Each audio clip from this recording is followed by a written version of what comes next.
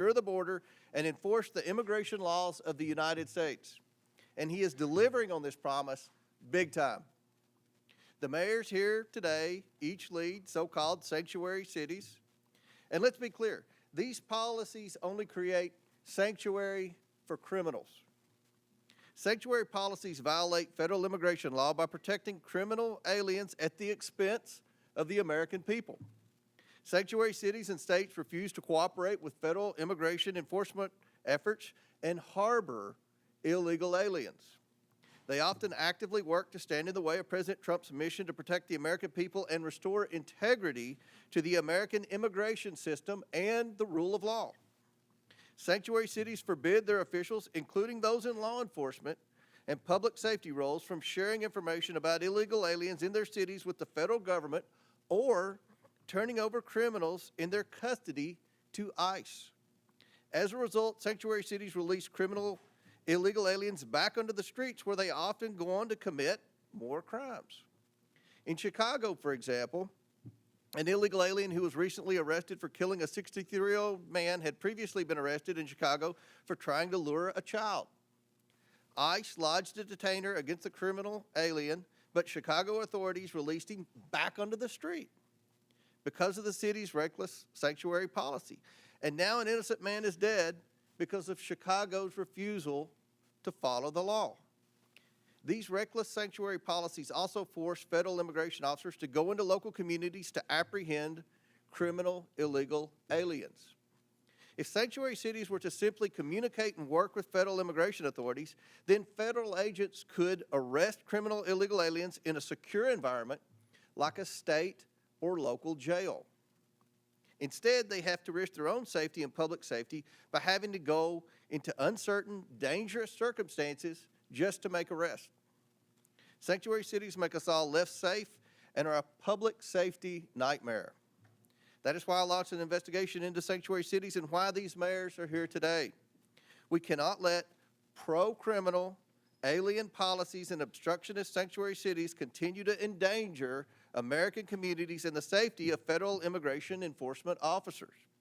Today, Mayors Wu, Johnston, and Adams will be publicly accountable for their failure to follow the law and protect the American people. President Trump and his administration are taking action against sanctuary cities, and Congress must follow, not by allowing a single penny of federal funding to go to cities and states that prioritize criminal aliens over the American people. I now yield to Ranking Member Conley for his opening statement. Thank you, Mr. Chairman. Every member here today, Democrats and Republicans alike, agrees that violent criminals don't belong in our communities. We all want our cities to be safe and have zero tolerance for violent crime, irrespective of the status of the perpetrator. Where we disagree is that my Republican colleagues prefer a selective application of the law to shield the President of the United States from accountability and this administration from the rule of law itself. In America, we uphold the rule of law, independent from partisan politics, without fear or favor. Betraying those convictions, President Trump's Department of Justice has tried to force the conditional dismissal of very serious charges against one of our witnesses here today, in exchange for that witness's total and complete submission to the radical immigration agenda being propounded by the administration. And the DOJ has done so over the objections of a Republican acting U.S. attorney whom President Trump appointed. Rather than enabling a flagrant corrupt and quid pro quo, 7 federal prosecutors, 7, including Republicans, resigned. One of them, a former clerk to Chief Justice John Roberts of the Supreme Court, said that anyone in his position, quote, would know that our laws and traditions do not allow using the prosecutorial power to influence other citizens, much less elected officials, in this way. History is calling on us now to stand up for those laws and traditions. Doing so also demands an affirmation of state and local sovereignty in determining the most effective ways to keep residents safe in compliance with federal law. To deny this sovereignty is an assault on the independence of every American city across the country. Today, Republicans have hauled before us the mayors of 4 major American cities to frame them as lawless because those cities have some limits on how intrusively and aggressively their own officials can conduct federal immigration operations and responsibilities. Let's be clear. The state and local laws that Republicans have issue with today are in full compliance with federal law. They do not obstruct ICE from carrying out its duties, and they are backed by evidence demonstrating that they keep people safe and safer in counties with laws that do not honor extrajudicial civil detainers and had significantly lower levels of violent crime than counties that have them. Mayors, police chiefs, sheriffs, and local leaders have made clear that the way to combat violent crime is allowing local police to do their local job of ensuring public safety in their own communities as they account for it. Commandeering them to spend limited time and resources as federal agents is a non-starter and can contribute to crime and non-cooperation in immigrant communities throughout the country. At this year's Conservative Political Action Conference, border czar Tom Homan said he is, quote, bringing hell to the city of Boston until it complies with his demands. I don't know what that means. Boston is my hometown, and I'm glad to welcome our mayor, Mayor Wu, and her 1-month-old baby here today. But I don't know that Boston welcomes Mr. Homan or anyone else bringing hell to the city. The Republican crusade against local independence doesn't just undermine public safety in our communities. It is blatantly cruel, and I say inhumane and un-American. Kenya Colindres, her husband Wilson Rogelio Velasquez Cruz, and their 3 children came to the United States in 2022 seeking asylum, a legal category of immigration, after escaping violence in Honduras. Wilson was granted a 5-year work permit, allowing him to work at a tire shop and to provide for his family here in the United States. Kenya said that her husband had never been in trouble and was, quote, a man of God. On January 26, the family of 5 was in church when Wilson was lured out by an ICE agent waiting to arrest him. Despite having valid work permits, the Trump administration refused to hear his appeal and is actively deporting him. Wilson was the sole breadwinner for his family. Now Kenya has to worry about how she's going to pay the bills and take care of her 3 children, on top of the fears that she and her children might be next. Last week in El Monte, California, Sitley, a woman who was battling bone cancer, tearfully watched as her mother, Yolanda, cried inconsolably as she was detained by ICE agents who refused to even present the detention order. Yolanda was Sitley's sole caretaker in her struggle against cancer and has no criminal record. And now Sitley is on her own.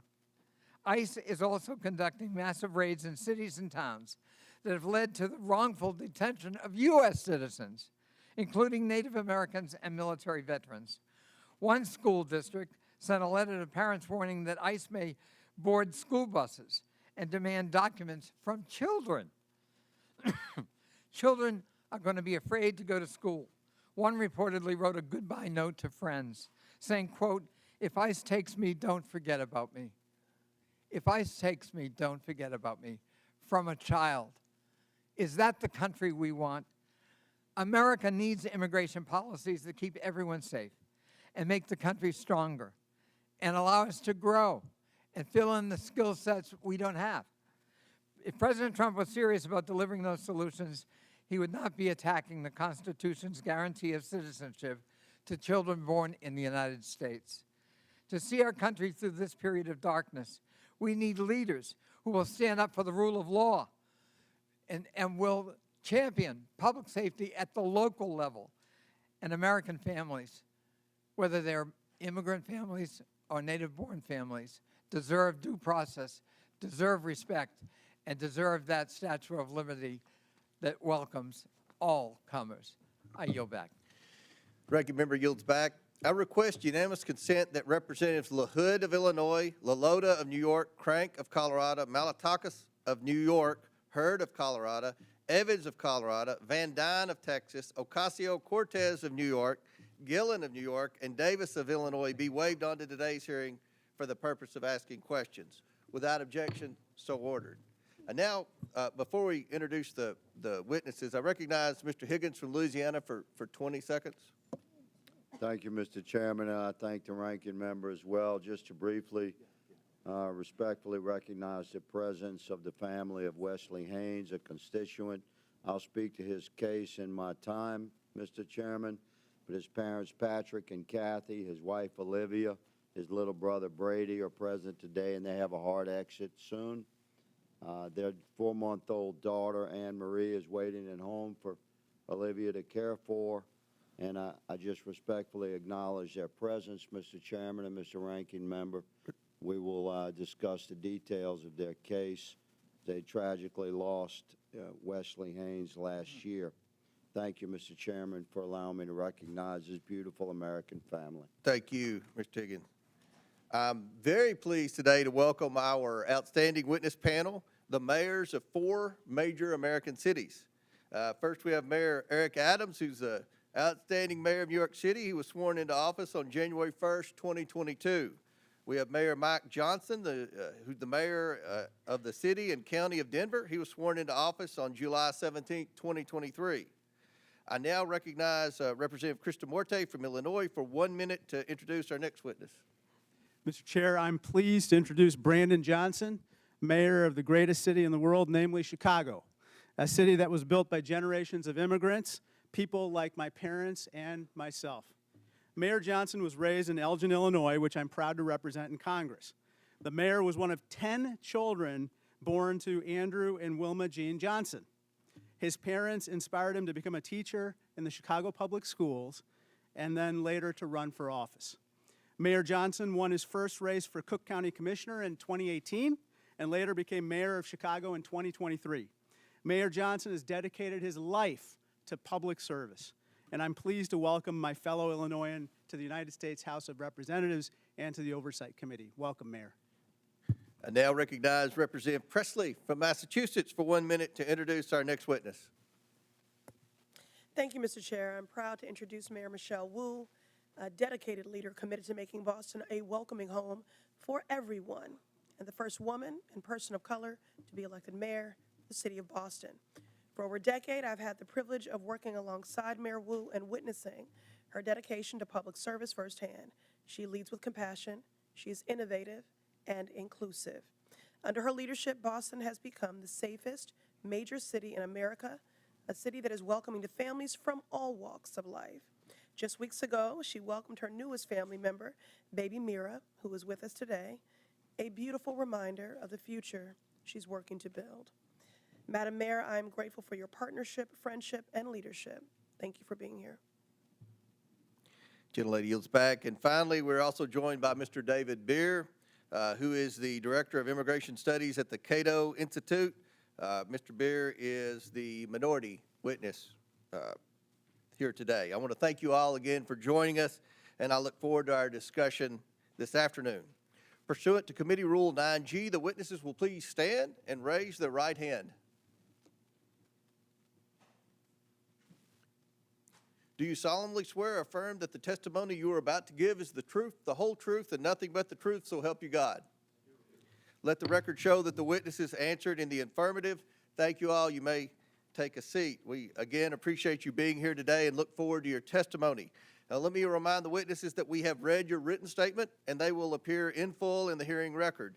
Please limit your oral statement to 5 minutes, and we're going to limit our questions to 5 minutes, and that's going to be enforced today, and that's for both sides, As a reminder, please press the button on the microphone in front of you so that it is on and the members can hear you.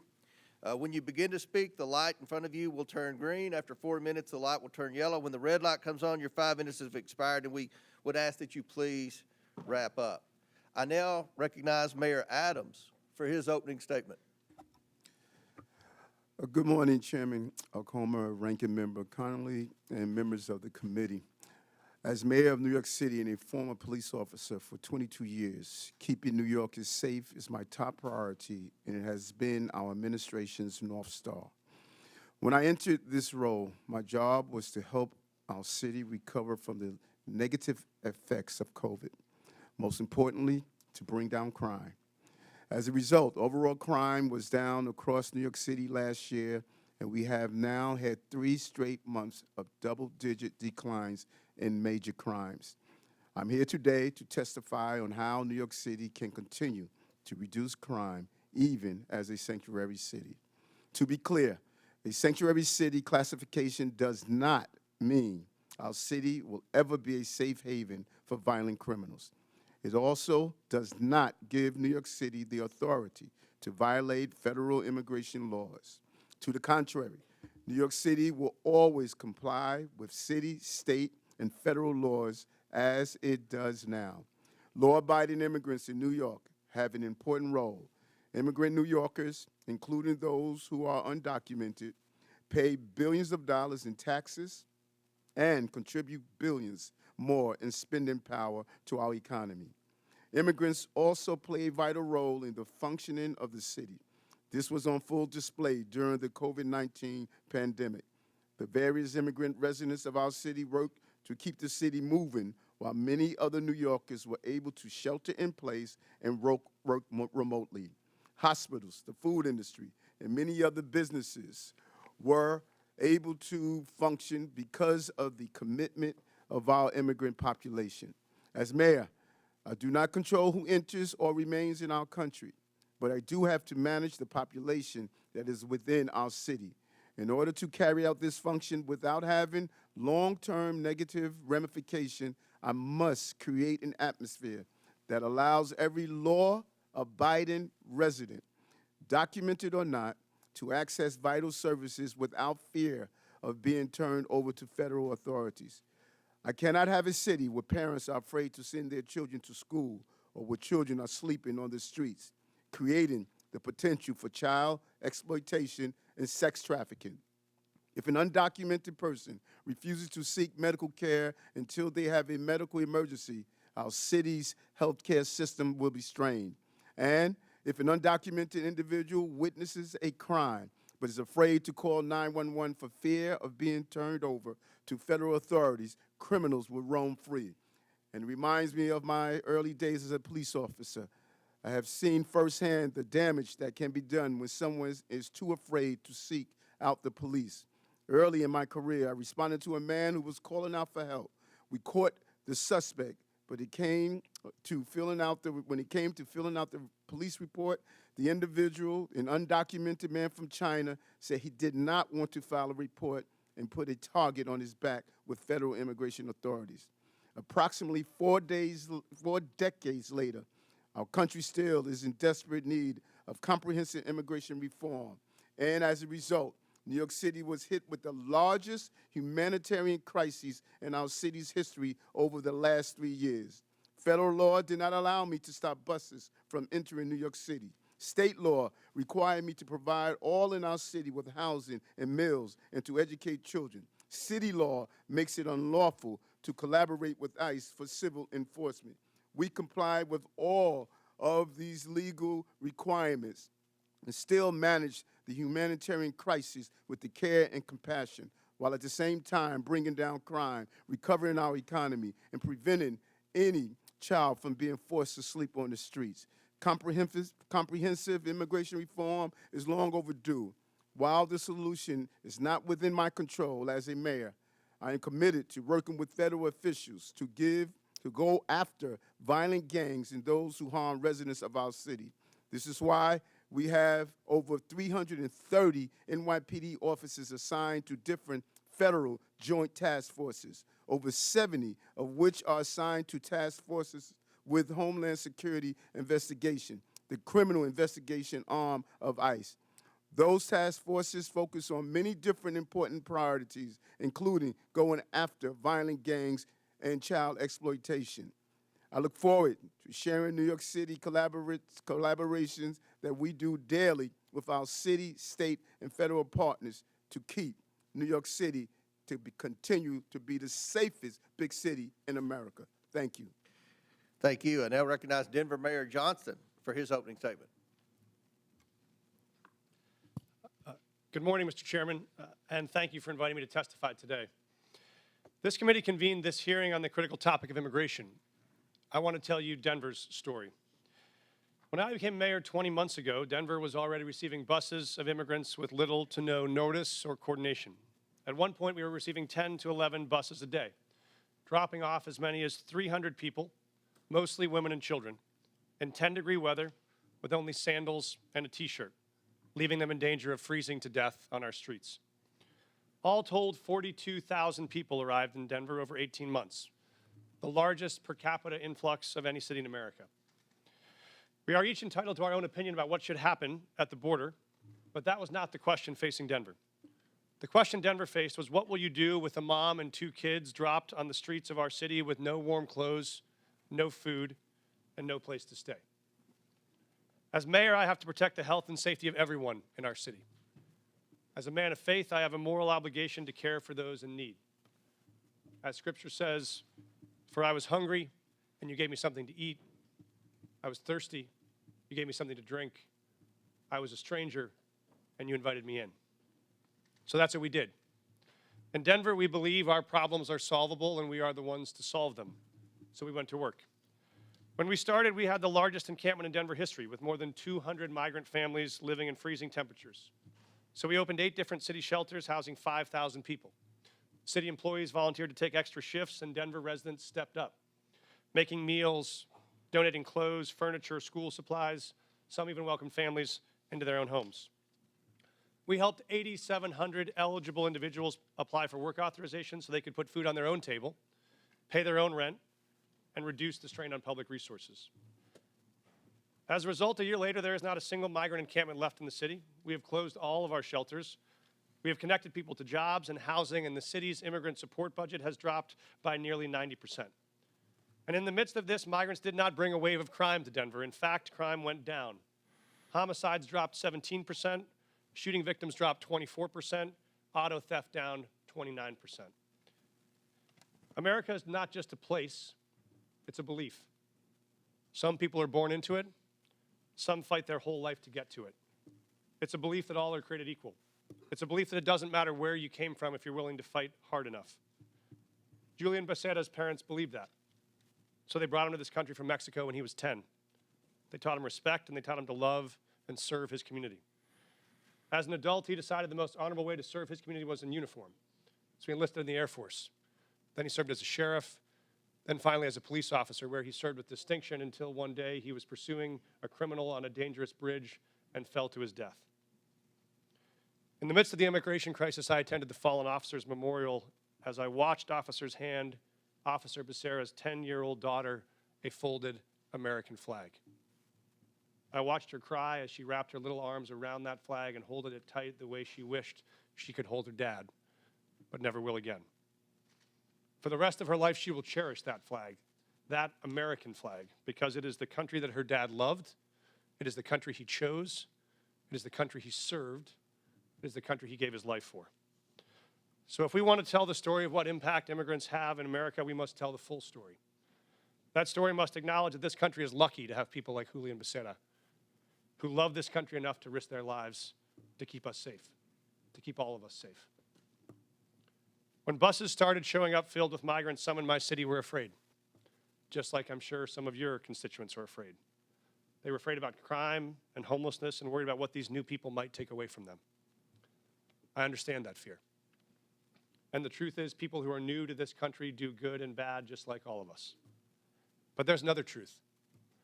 When those buses kept on coming, Denver made a choice as a city, not to hate each other, but to help each other. Not to turn on each other, but to turn to each other. And see if together we could solve a problem that felt bigger than any one of us. And that's what we did. It wasn't perfect, and it required sacrifice from all of us. But in the end, Denver came out stronger and closer than we were before.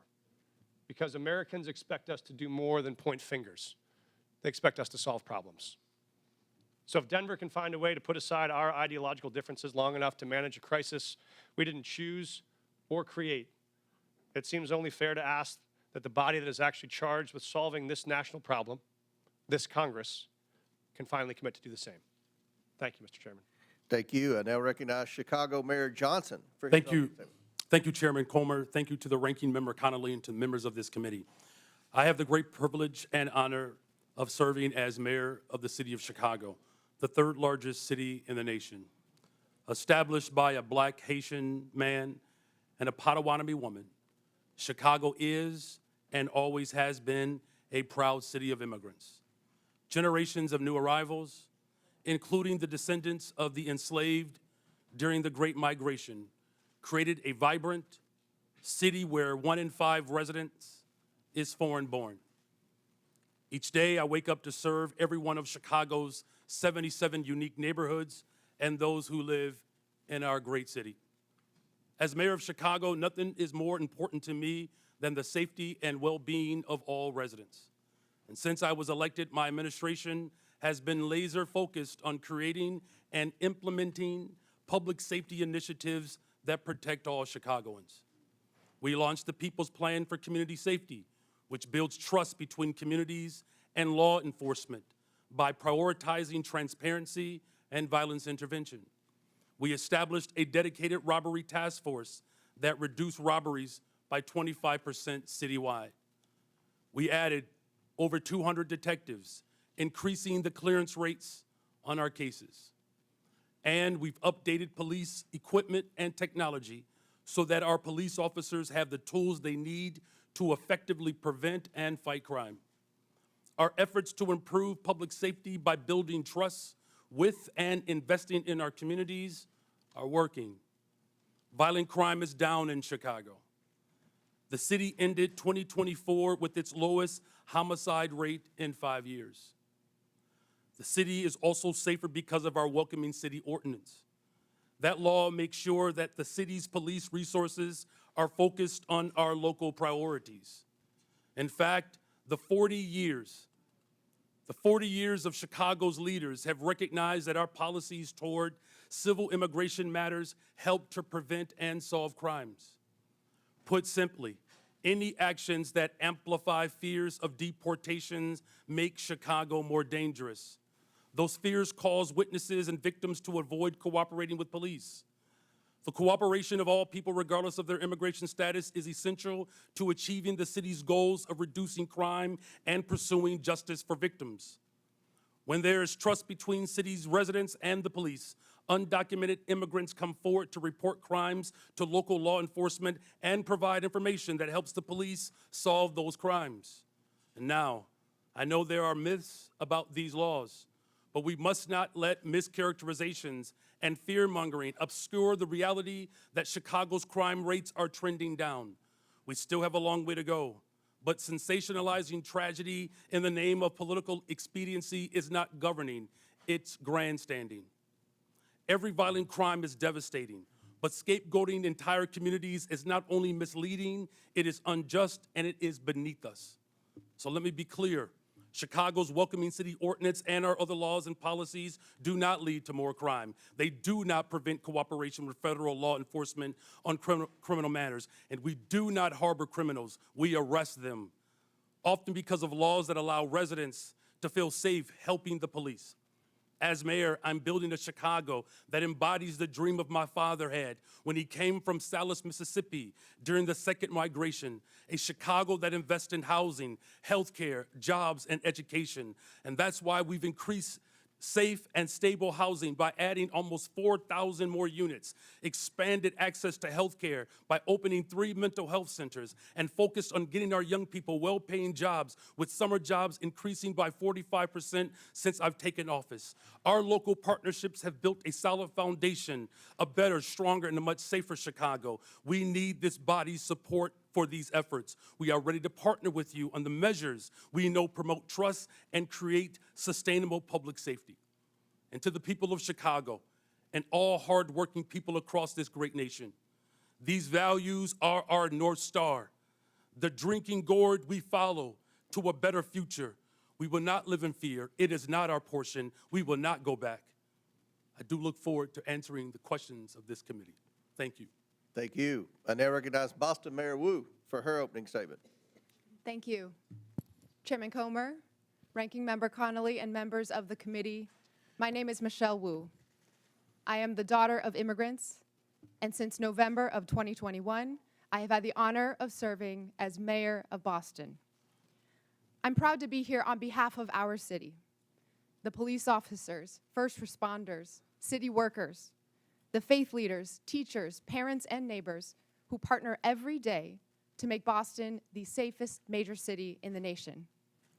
And I'm proud every day to work alongside the greatest police commissioner in the nation, Commissioner Michael Cox.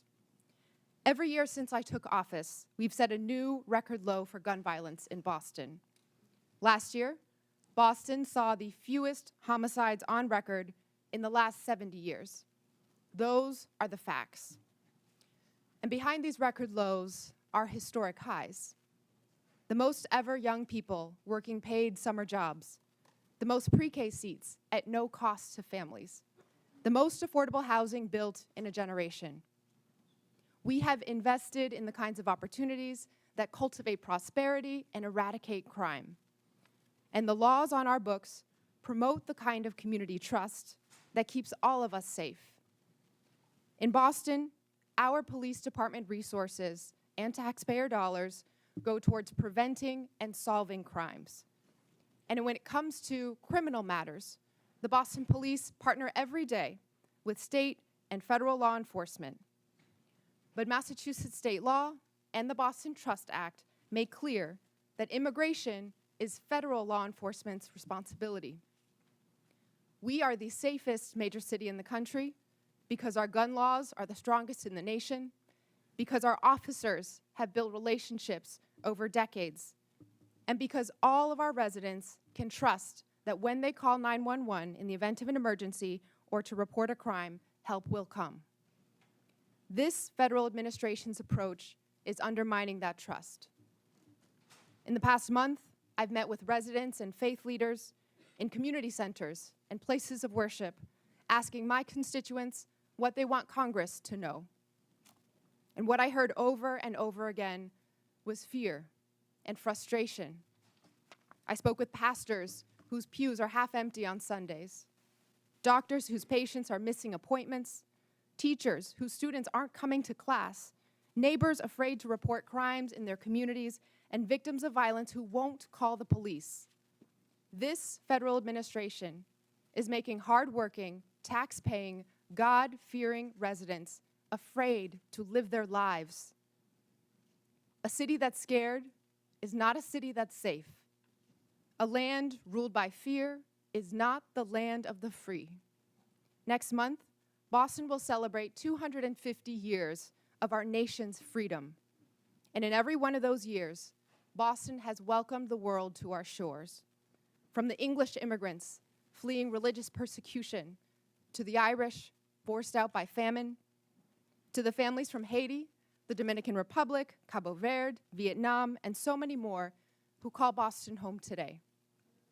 We are the safest major city in the nation. We are home to the greatest healthcare, the greatest colleges and universities, the most advanced innovators, and the 2024 world champion Boston Celtics. We are the cradle of democracy and the city of champions. We are all of these things not in spite of our immigrants, but because of them. 1 in 7 signers of the Declaration of Independence were immigrants. On the last 4 Red Sox rosters to win a World Series, 1 in 5 were immigrants.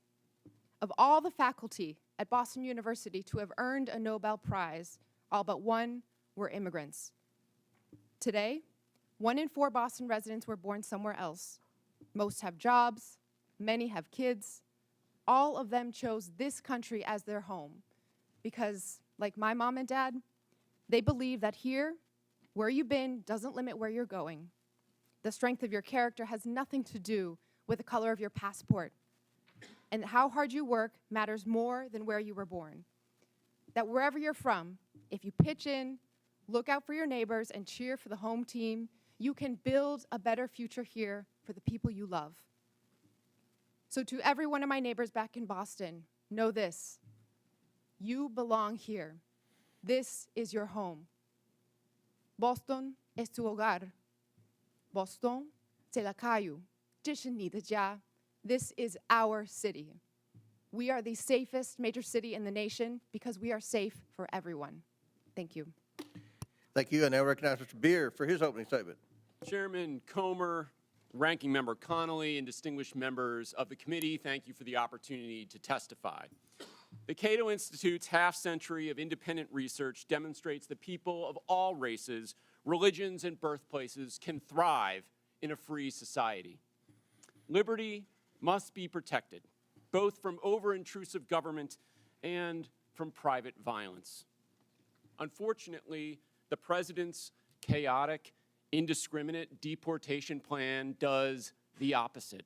It harms public safety, threatens Americans' rights, and undermines the successful integration of America's immigrants into its society and economy. The president's first action was to rescind the requirement that ICE target public safety threats first. He has ordered that millions of vetted immigrants be stripped of lawful status and deported. He is even attempting to deport the U.S.-born children of people without permanent status. This flagrantly unconstitutional act effectively orders a series of crimes, wrongful arrest and imprisonment, civil rights violations, and unlawful deprivation of voting rights. Never before in American history has a president sought the power to strip potentially tens of millions of Americans of their constitutional rights. The president is also explicitly asserting the authority to ignore any law passed by you, Congress, that provides due process for people accused of being in the country illegally. The administration has repeatedly misled you and the public about who it is targeting, stating it would focus on public safety threats, that only the worst of the worst would be sent to Guantanamo Bay, and that every person it had arrested had a criminal record. We now know that most ICE arrests since the inauguration have been of people without a criminal record. Indeed, he is arresting people who entered legally, never violated any law, and sending them to Guantanamo Bay prison. It is no surprise in this lawless environment that many people and many cities simply do not trust the federal government on immigration. That is a problem. But under our Constitution, states determine their policies. Congress cannot force them. It must reestablish trust. Unfortunately, some members of Congress want to force an indiscriminate policy of mass deportation on the entire country with no public safety focus. If Congress wants more cooperation, it should address the concerns of these cities. What Congress should do is reestablish trust. Indiscriminate mass deportation agenda is a far greater threat to public safety than any city policy. A mountain of empirical research shows that reasonable restrictions on ICE cooperation do not increase crime rates, and that immigrants lower crime rates. Immigrants, including illegal immigrants, commit crimes serious enough for them to be incarcerated at half the rate of U.S.-born Americans. Data from Texas shows that illegal immigrants are 36% less likely to commit and be convicted of murder. At least before this current mass deportation effort, immigrants were more likely to report crimes than U.S.-born Americans. Don't jeopardize that. Mass deportation is diverting law enforcement resources away from obtaining justice for victims. Indeed, it even targets the victims. Sabotaging local economies and obliterating communities will not restore public safety. It will make us poor while increasing the crime rate and victimization rate for Americans. There is a better approach. We don't need chaos and disorder of illegal immigration or of mass deportation. Why don't people come legally? Because Congress has provided so few options for them to do so, not updating its laws in the last 3.5 decades. Just 3% of those applying for permanent legal status in 2024 received it. That's the failed policy. Let peaceful immigrants pay to get vetted, work, and contribute legally, and let law enforcement at all levels focus on keeping Americans safe. Thank you. All right, our witnesses have concluded their opening statements. We're going to begin with questions from members, and I want to remind the members, we have 60 members today that are going to ask questions. So I'm going to strictly enforce the 5 minutes. I'll hit the gavel if anyone's still talking, and we'll allow the witnesses to answer the question. But let's please be mindful, we have a lot of questioners today for this very important hearing, and again, we thank the witnesses. I'll recognize myself to begin questions for 5 minutes, and I have limited time, so I want to start with a simple yes or no question, and I'm going to hold you all to that because after the first question, then we'll allow for a little more time. But Mayor Johnston, in 2017, Denver prohibited city officials, including corrections officers, from assisting and cooperating with any investigation, detention, or arrest procedures related to federal immigration laws. The city also stated that federal immigration authorities shall not be granted access or allowed to use the secure areas of any city or county jail. Mayor Johnston, is Denver a sanctuary city? A lot of folks use that term. Yes or no? Sorry, Mr. Chairman.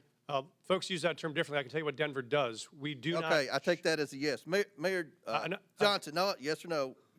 I take that as a yes. Mayor Johnson, on March 10th, 2023, you posted on X that Chicago must lead and live by the promise to be a sanctuary city. Is Chicago a sanctuary city? A 40-year policy of being a welcoming city. Yes. A 40-year I take policy that of a as welcoming yes. city. Mayor Wu, in November 2024, you gave an interview noting that you served on the city council a decade ago when the Boston Trust Act was first passed. You said in that interview that in terms of Boston's policy, there is a prohibition on resources and personnel going to enforce civil immigration detainers, meaning Boston police and other departments cannot cooperate with ICE when it comes to detaining on civil warrants. Mayor, is Boston a sanctuary city? Boston is a safe city. I take that as a yes. And Mayor Adams, on November 12, 2024, you said, quote, "This is a sanctuary city," but I must comment that you have, of the witnesses today of the major cities, you have publicly stated that you were willing to work with ICE on detaining the most criminal illegals, and I want to publicly thank you for that. But my question to you, sir, is New York City a sanctuary city? Based on our classification, yes. Okay. Last year, in a Boston suburb, an illegal alien raped and impregnated his 14-year-old daughter while living in a shelter for illegal aliens. Mayor Wu, under Boston law, would you turn this criminal over to ICE on a detainer? Whenever there's a criminal warrant, Boston police enforce that and hold people accountable. So would you turn that criminal over to ICE? This happened outside the city of Boston, but I can tell you in the city, whenever someone commits a crime, whenever there's a criminal warrant, we hold them accountable. If ICE deems that they are dangerous enough to obtain a criminal warrant, and the Boston police will enforce it. Will you turn that criminal over to ICE? We follow the laws, I and take we that make as a no. sure that everyone. In Chicago, an illegal alien who is a suspected member of a violent foreign gang who was brought into custody for his potential involvement in a murder. He was released when Cook County declined to press charges. This illegal alien is also facing charges for kidnapping and sexually assaulting his former girlfriend last year. Now he's on the streets. Mayor Johnson, under Chicago law, would you turn this criminal over to ICE on a detainer? Our local law enforcement works hard every day to get criminals off the streets of Chicago. Would you turn that criminal over to ICE? That's the problem. That's one of the topics of this conversation. That's one of the problems we've heard from Tom Hammond and from the Homeland Security is that in your cities, when someone's apprehended for a crime and ICE is now with this new federal policy wanting to come in and deport the criminal alien, that you will not cooperate with ICE. Will you turn that criminal over to ICE? And we do not harbor criminals. Our local police department works hard every single day to ensure that the city of Chicago is Yes safe. or no? Will you turn the criminal over to ICE? With a criminal warrant from the federal government, our local law enforcement repeatedly collaborates with federal agents. So you're saying publicly today, you will turn that alien over to ICE in a safe place like a jail and not turn him out on the street and say, here you go, ICE, good luck. You will turn that criminal over to ICE. With a criminal warrant, as we have done for 40 years. Should that criminal be turned over to ICE? With a Mayor? criminal warrant, they are subject to the federal laws, and that includes deportation. My time has expired, but again, the point that we've got to iron out today is that we have to have cooperation. It is federal law to turn over those illegal criminals to ICE. And we have heard reports, and many of you have said publicly, that you are going to obstruct that. That is against the law, and we're going to hear more about that today. Now, I recognize the ranking member, Conley, for his 5 minutes. Thank you. Mayor Wu, I quoted Tom Homan, the so-called border czar, saying that he wanted to bring hell. He was bringing hell to the city of Boston. What did you understand him to mean by that? Let's talk about Tom Homan. Shame on him for lying about my city, for having the nerve to insult our police commissioner who has overseen the safest Boston's been in anyone's lifetime. Bring him here under oath, and let's ask him some questions. I am here to make sure that the city of Boston is safe. Others may want to bring hell. We are here to bring peace to cities everywhere. Mayor Johnston of Denver, what would your reaction be if Tom Homan wants to bring hell to your city, Denver? We think that we have folks in Denver who are working hard, playing by the rules, paying taxes. There is no one that is seeking hell to come to Denver. What people are looking for is opportunity and hope. And for the It's not record, available. he can do whatever he wants to do, I guess. But the fact of the matter is you absorbed on a per capita basis the largest immigration a year or two ago, and you indicated that your crime rate actually fell. It didn't increase. Is that correct? That is correct. Crime is down in Denver. We have homicides down 17%. Violent shootings are down 24%. And in Auto thefts Boston, down. I'm sorry, I've got limited time. Mayor Wu, same thing in Boston. The Boston crime rate has been falling, correct? We had 24 homicides last year, 24 too many, but that represented a tremendous reduction, one of the biggest drops anywhere in the country. Thank you. So the correlation between immigration and crime is false, as you point out, Mr. Beer. Perhaps you can elaborate that. I find it ironic that you characterized correctly, in my view, President Trump and Tom Homan's approach to immigration as lawless when they're invoking law and order and crime as the rationale for their lawlessness. Could you expand on the lawlessness and the irony of the fact that, as you point out in your testimony, the crime rate among immigrants is half that of the native population? That's right. I have a table in my written testimony that you can look at. Top 20 cities for immigration court filings over the last 4 years. 19 of those cities saw a decline in their homicide rate. If you look at all of the major cities, there is a negative correlation between increasing numbers of immigrants and the homicide rate. So that means more immigrants, lower homicide rates. That holds true across the United States. So I think the correlation that's trying to be made is more immigrants, more illegal immigrants, more chaos, more crime. That does not hold. What we do see under this administration is an increasing willingness to ignore the laws. He has, as I mentioned, signed an executive order that says he can ignore due process rights for people who are accused of being in the country illegally. This is an incredibly dangerous assertion of authority and should be investigated by Congress. And is it a reasonable proposition for a local leader? I know I was chairman of my county, which is like being mayor of a large county, and you know, we focused on local law enforcement. You know, we tried to help the feds when we could. We were cooperative where we could be. But our job was local law enforcement. And there is a clash when ICE behaves this way, and I described some horrible incidents. It instills fear in the immigrant community, and it fosters non-cooperation rather than cooperation, which is the mandate of each of these leaders, is it not? Absolutely. We want cooperation. Many of these cities are the reason why immigrants are more likely to cooperate and report crimes to the police than the U.S.-born population is. So there are good reasons to limit this mass deportation of people in their communities. I would just argue that the premise of this hearing is false. We have local law enforcement cooperating with the local political leadership, and it's working. It's bringing down crime rates.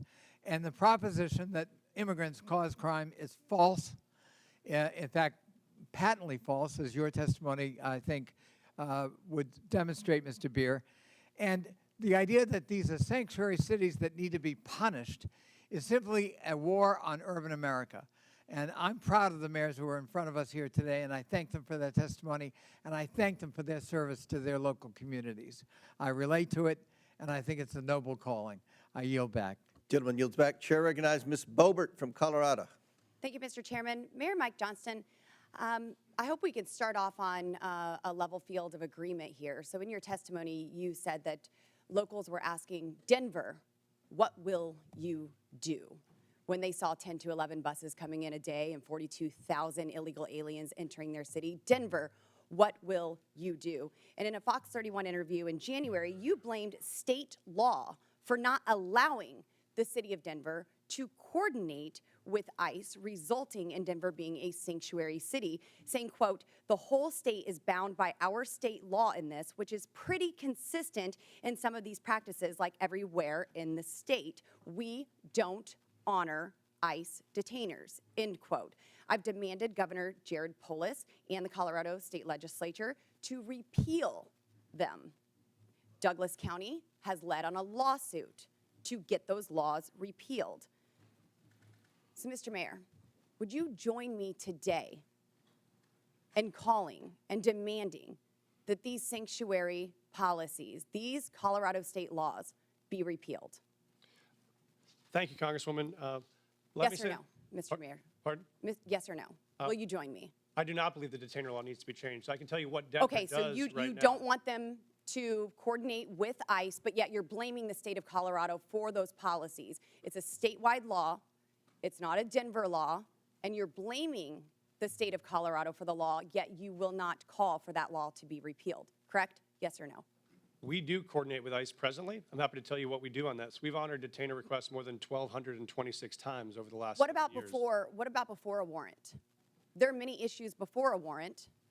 So if what happens is if ICE has sends us a detainer request, Well, you it's have called local law enforcement officers, Mr. Mayor, who are unable to coordinate with ICE to even get the initial warrant. They aren't allowed to tell them that they are illegal aliens. So unfortunately, you won't join me in asking for this law, demanding that this law be repealed. So let's keep going.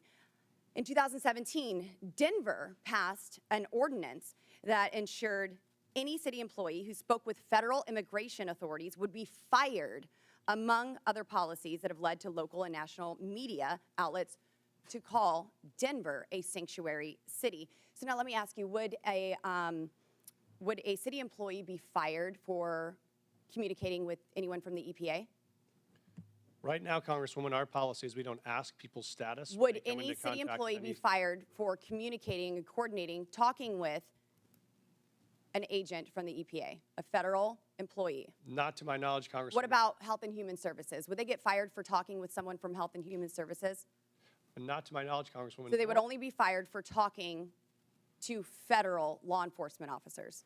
No, that's incorrect, Congresswoman. This is Our an ordinance city employees do, Denver in fact, passed in 2017, Mr. Mayor. our city employees do, in fact, communicate with ICE. We do coordinate on multiple things with ICE. For instance, if there is a violent criminal warrant in the city, we No, pursue that we're warrant talking together. before the warrants, Mr. Mayor. There are issues happening before warrants are issued, and local law enforcement officers are unable to coordinate because there is no warrant. And your ordinance says that a city employee would be fired for communicating with federal law enforcement. So you've been mayor for 600 days. Have you ever called for that ordinance to be repealed? We are not unable to coordinate with ICE right now. We're in communication with ICE right now. Only if about- there is a warrant, but I'm talking prior to the warrant.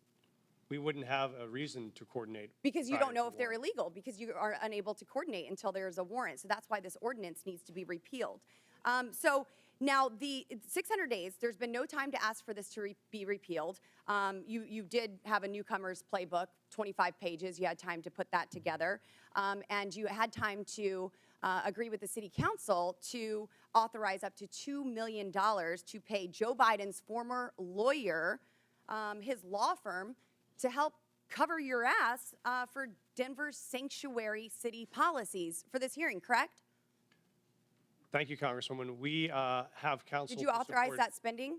We have counsel to support this committee's investigation into any documents you may have. That is a year-long contract for the 13,000 city employees. And your budget you may is request documents from. seriously declining. Denver Magazine reported that Denver has spent $7.5 million on shipping illegal aliens to other destinations.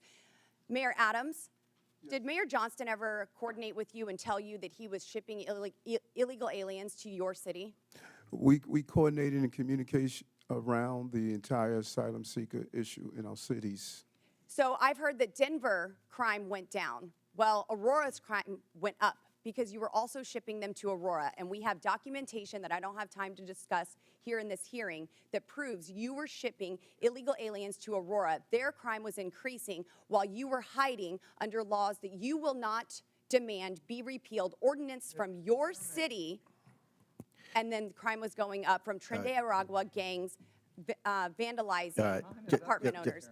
Thank you, Mr. Chairman, and I hope that we can get this We have a resolved in 5-minute Colorado. rule, Mr. Chairman. Chair, gentlelady's time's expired. Chair recognizes Ms. Norton from Washington, D.C.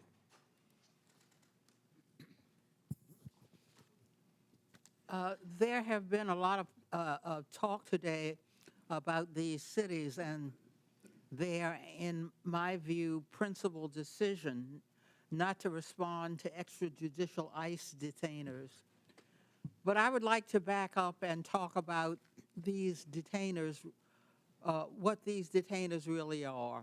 Requests from ICE to unconstitutionally hold someone without due process or probable cause. Enforcing ICE detainers is also expensive, often results in mistakenly holding U.S. citizens and undermines public safety. It diverts resources from protecting the local community to carry out the federal government's job of immigrant enforcement. Mayor Johnston, what challenges do ICE detainers represent to your law enforcement and city resources? Thank you, Congresswoman. I think that was to me, right? Sometimes I That's get correct. confused. Okay. Thank you, Congresswoman.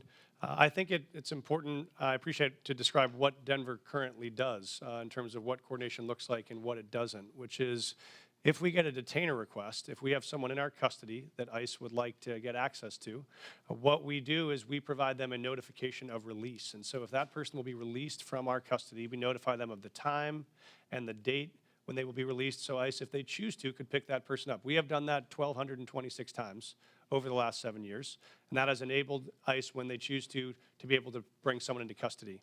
What we do not do is hold someone beyond their release date, because there are multiple courts who have found that to be unconstitutional. If someone is serving a sentence and that sentence expires this Friday, we can't hold them another 7 days without an additional charge. And so that is what state law does, and sheriffs around the state would say it is a strain on local resources to hold them for a civil issue that is not linked to a criminal charge that we have in our city or another jurisdiction. That's why we don't honor those types of detainers.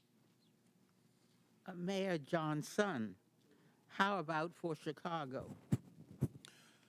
So thank you for that question. And for Chicago, again, our top priority with the Welcoming City Ordinance is to ensure maximum safety. The type of coordination that happens between our local law enforcement and our communities is paramount to building trust and keeping our communities safe. The ordinance, as well as the state law, the Illinois Trust Act, which was passed with bipartisan support and signed by the Republican Governor, Bruce Rauner, we do not permit our local law enforcement from engaging in any federal matters. With a criminal warrant, our city and our state will cooperate with the federal government, but without a criminal warrant, our local law enforcement focuses in on local issues to keep the people of Chicago safe. Mayor Wu, how would fulfilling ICE detainers detract from public safety in your city? Thank you, Congresswoman, for hosting us, first of all, in your district.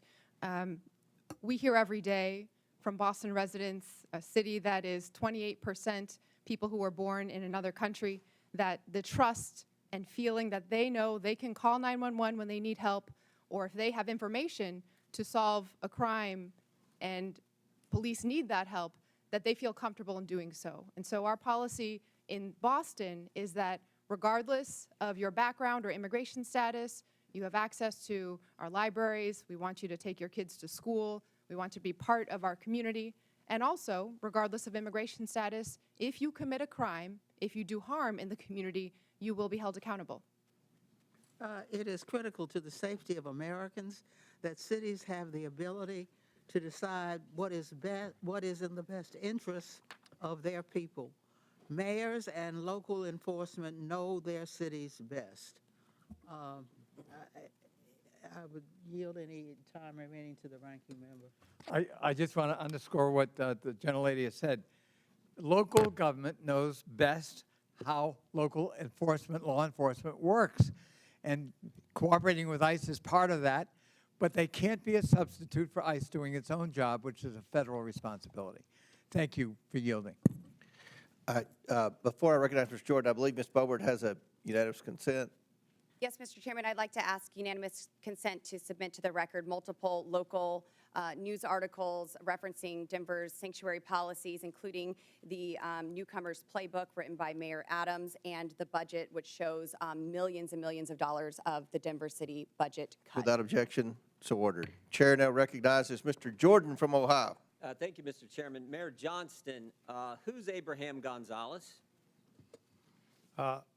Thank you, Congressman. He is a individual that was released from the county jail on Friday in the city and county of Denver. That's all you know about him? I do know that he was facing charges that the Venezuelan gang member arrested by Border Patrol on September 20th, 2023, released into the country by the Biden administration. A few months later, he's arrested in your city, charged with aggravated assault. On March 11th, 2024, he's charged with motor vehicle theft, stole a car, and then on March 20th, 2024, Mr. Gonzalez is charged with felony menacing. 6 days after that last charge, I send you a detainer, which includes an administrative warrant. Basically, it says if you're going to release this bad guy, this gang member who allegedly stole a car, menaced people, and assaulted people, give us a 48-hour heads up. Is that right? Does that refresh your memory? I do know about the detainer request. I do know that we provided a notification of release. What kind of notice did you give ICE when you released him? We gave him notification. I'm not sure how long in advance it 1 hour. was. I do know 1 that. hour. I do know that there were a 1 hour notice, and you released him 5 days ago, right? Why not give him more heads up? Actually, let's put the slide up. Let's see what it says here. Let's put the slide up. This is what the Denver Sheriff's Department, it's kind of hard to see, so I'll read it. It says, Denver Sheriff Department, ICE notification being released to the streets. I simply said, just release him to us. You release him to the streets. Why not release him to ICE? Thank you. What we've done, and we do this regularly, we've done 1,226 of these, is we notify I'm ICE. asking about one. I'm not asking about the 1,200. I'm asking about Mr. Abraham Gonzalez, who's a gang member from Venezuela, stole a car, assaulted someone. You had him in your custody for how long? I know that we released him. 345 days you had him in custody. And I said, hey, can you give us 48 hours heads up? I don't know. You gave him 1 hour notice. Mr. Congressman, we notified them of release. There were 6 ICE agents present when he was released, so they had enough time to respond and to be present. Respond where? To the jail where we released him from. So we released him we notified them of the release time. When we notify them of release, they come to the jail facility to pick them up. Why didn't you say that's not what you said. You said you released him to the streets. Did you release him to the streets? You release him to ICE? What we do, sir, is we release him from our county jail, and we coordinate with ICE on that release time and release date so that ICE can come and pick them up from that location. Pick them up where? In the parking lot? Yes, sir. They're on the facility Guess property. what happened in the parking lot? I know, sir. I've reviewed the video. So I looked at it. I've talked to the sheriff last night. One of the ICE officers got assaulted, didn't he? I've reviewed the video, They had sir. to tase the guy, didn't they? Would you like me to answer, sir? No, I'd like you to answer, did they tase him? I know that there were 6 officers that had multiple tasers. I saw the So they detention had on 6 video. officers. If you keep him in the facility and they come in the facility and get him, does it take 6 officers? Probably takes 2, doesn't it? So we've been doing these, as I mentioned, 1,224 times, 1,226 times. This is the first time I've been made aware of there's been an incident like this. So I reached out to ICE after I saw the video. I've coordinated with their team and offered to sit down and see if there are procedures we can change It's a simple to make sure this question. works smoothly. It's a simple question. You can release him in the parking lot, give ICE 1 hour notice, and they got to send 6 officers to arrest this guy. Or you can say, hey, what? Here's what we're going to do. We're going to hold him. You come in and bring 2 officers in, and you turn him over there. Why not do it that way? We have a city You ordinance. know why you don't do it that way? We have a city ordinance that Because you're a governs. sanctuary city. This is the whole point. No, sir, I disagree with you.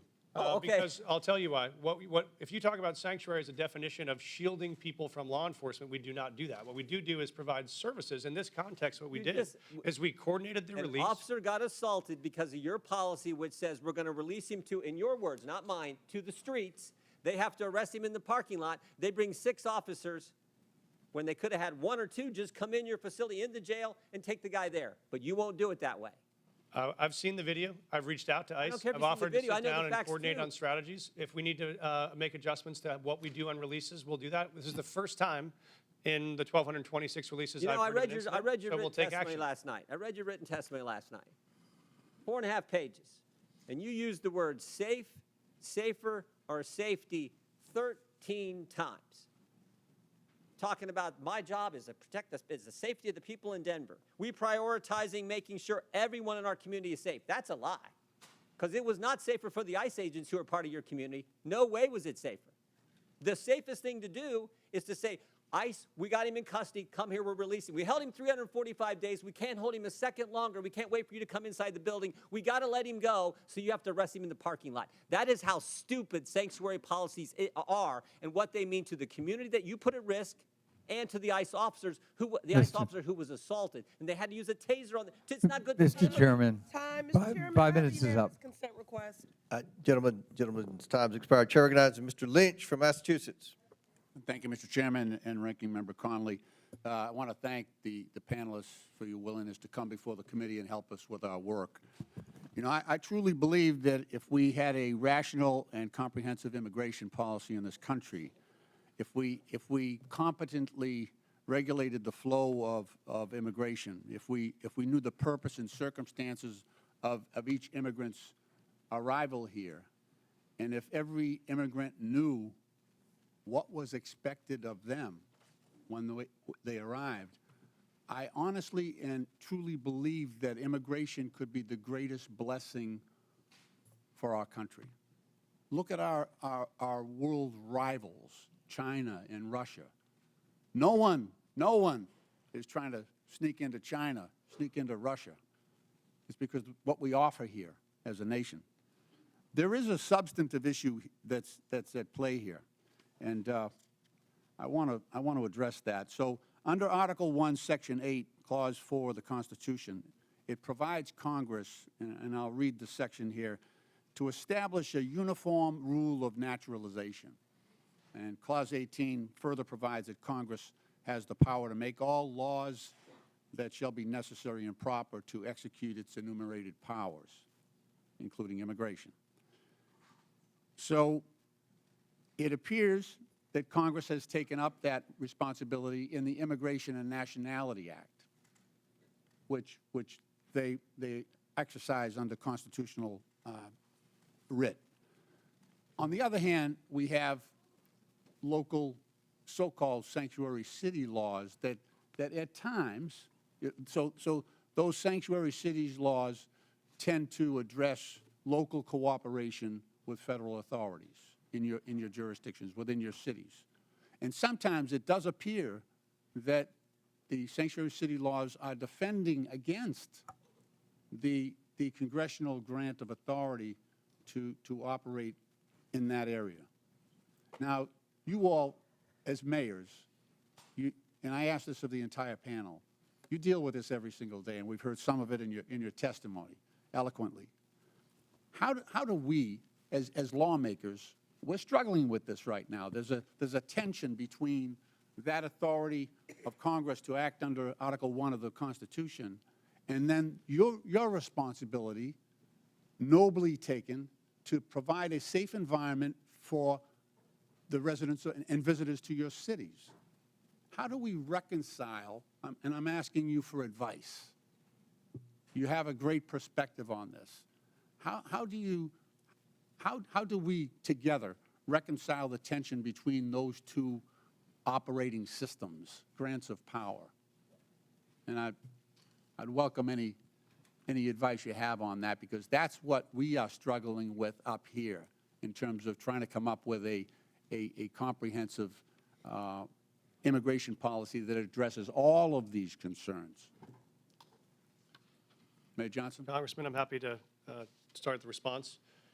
We obviously believe there is a federal system that has federal obligations and state and local obligations. We think, as Mayor Wu said, that our officers are uniquely prepared, trained, and ready to enforce local law and to keep our city safe. We want to focus on that. We do not have the capacity for our law enforcement to be doing federal immigration enforcement, but we want to be partners in making sure we're pulling violent criminals off the street. We do that now. We've done it in the past. We'll keep doing it. But we think the capacity for the federal government to focus on. But what I'm trying to point at is this. So the current president of the United States, Donald Trump, rode into office on this issue. On this issue. He put people in fear. I'm in a state that's 2,400 miles from the border. We're going to spend $1.5 billion on providing services and housing and everything to people who are in our state unlawfully. He got into office on that issue. So the costs to democracy are massive. It is now threatening our democracy because we have mishandled this issue. So we need to get together on this and turn immigration, like I say, into the greatest blessing that this country has, and not something that people are afraid of. That's the challenge. May I, Congressman? Please. This may be the last my blue. friend. This Thank may be the last blue dress I'm wearing this month. It's going to be green from here on out as we celebrate I understand. Irish American heritage back at home. Please pass comprehensive immigration law that is consistent and compassionate. That will make our jobs possible, and we would so appreciate that partnership. I hear you. Thank you. I yield back. Gentleman yields back. Chair recognizes. Chair, I have a unanimous consent request. I didn't. I'm sorry. I have a unanimous consent request. All right. Proceed.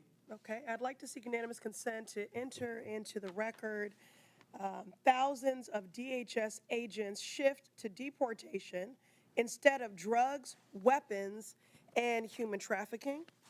That is February 2025 USA Today. Without Also, objection, so ordered. Parents pull kids from childcare as immigration fears hit U.S. youngest. Without objection, so ordered. Chair. Finally, an 11-year-old girl in Texas died by suicide after she was bullied about her family's immigration status, her mother says. Without objection, so ordered. Chair recognizes Dr. Gosar from Arizona. Thank you, Mr. Chairman. Mayor Wu, I'll be showing up at your house tomorrow with my bags at 5 o'clock. Leave your doors unlocked, please. What are you making for dinner? Because I expect a warm meal and a balanced diet. Now, I'm going to need a car, and please leave me some cash because I'm going to need to go to my doctor's appointment on Friday. That would be to Mr. Mayor Johnson. Now, I don't want to sleep on the couch, so put me up at a luxury hotel. You're the Mayor Johnson. Obviously, you wouldn't like this because you don't know me, right? You know nothing about me. You might not like that. Sanctuary cities offer this kind of hope, this false hope, to illegal aliens by saying that very thing. Stay with me. We don't tell anybody that you break our laws. Now, thank you. You've made the United States complicit and one of the largest purveyors of human trafficking in the world. Thank you. You're disgracing the legal immigration system that came here, and the immigrants that came here the right way, through Ellis Island at the time, now through our going through our process. And I want to talk about that process because I've always been told, and it's never been really challenged, is that good process builds good policy, builds good politics. I think that works really, really good because you can always fall back to the process. If the process isn't good, you always get a good process.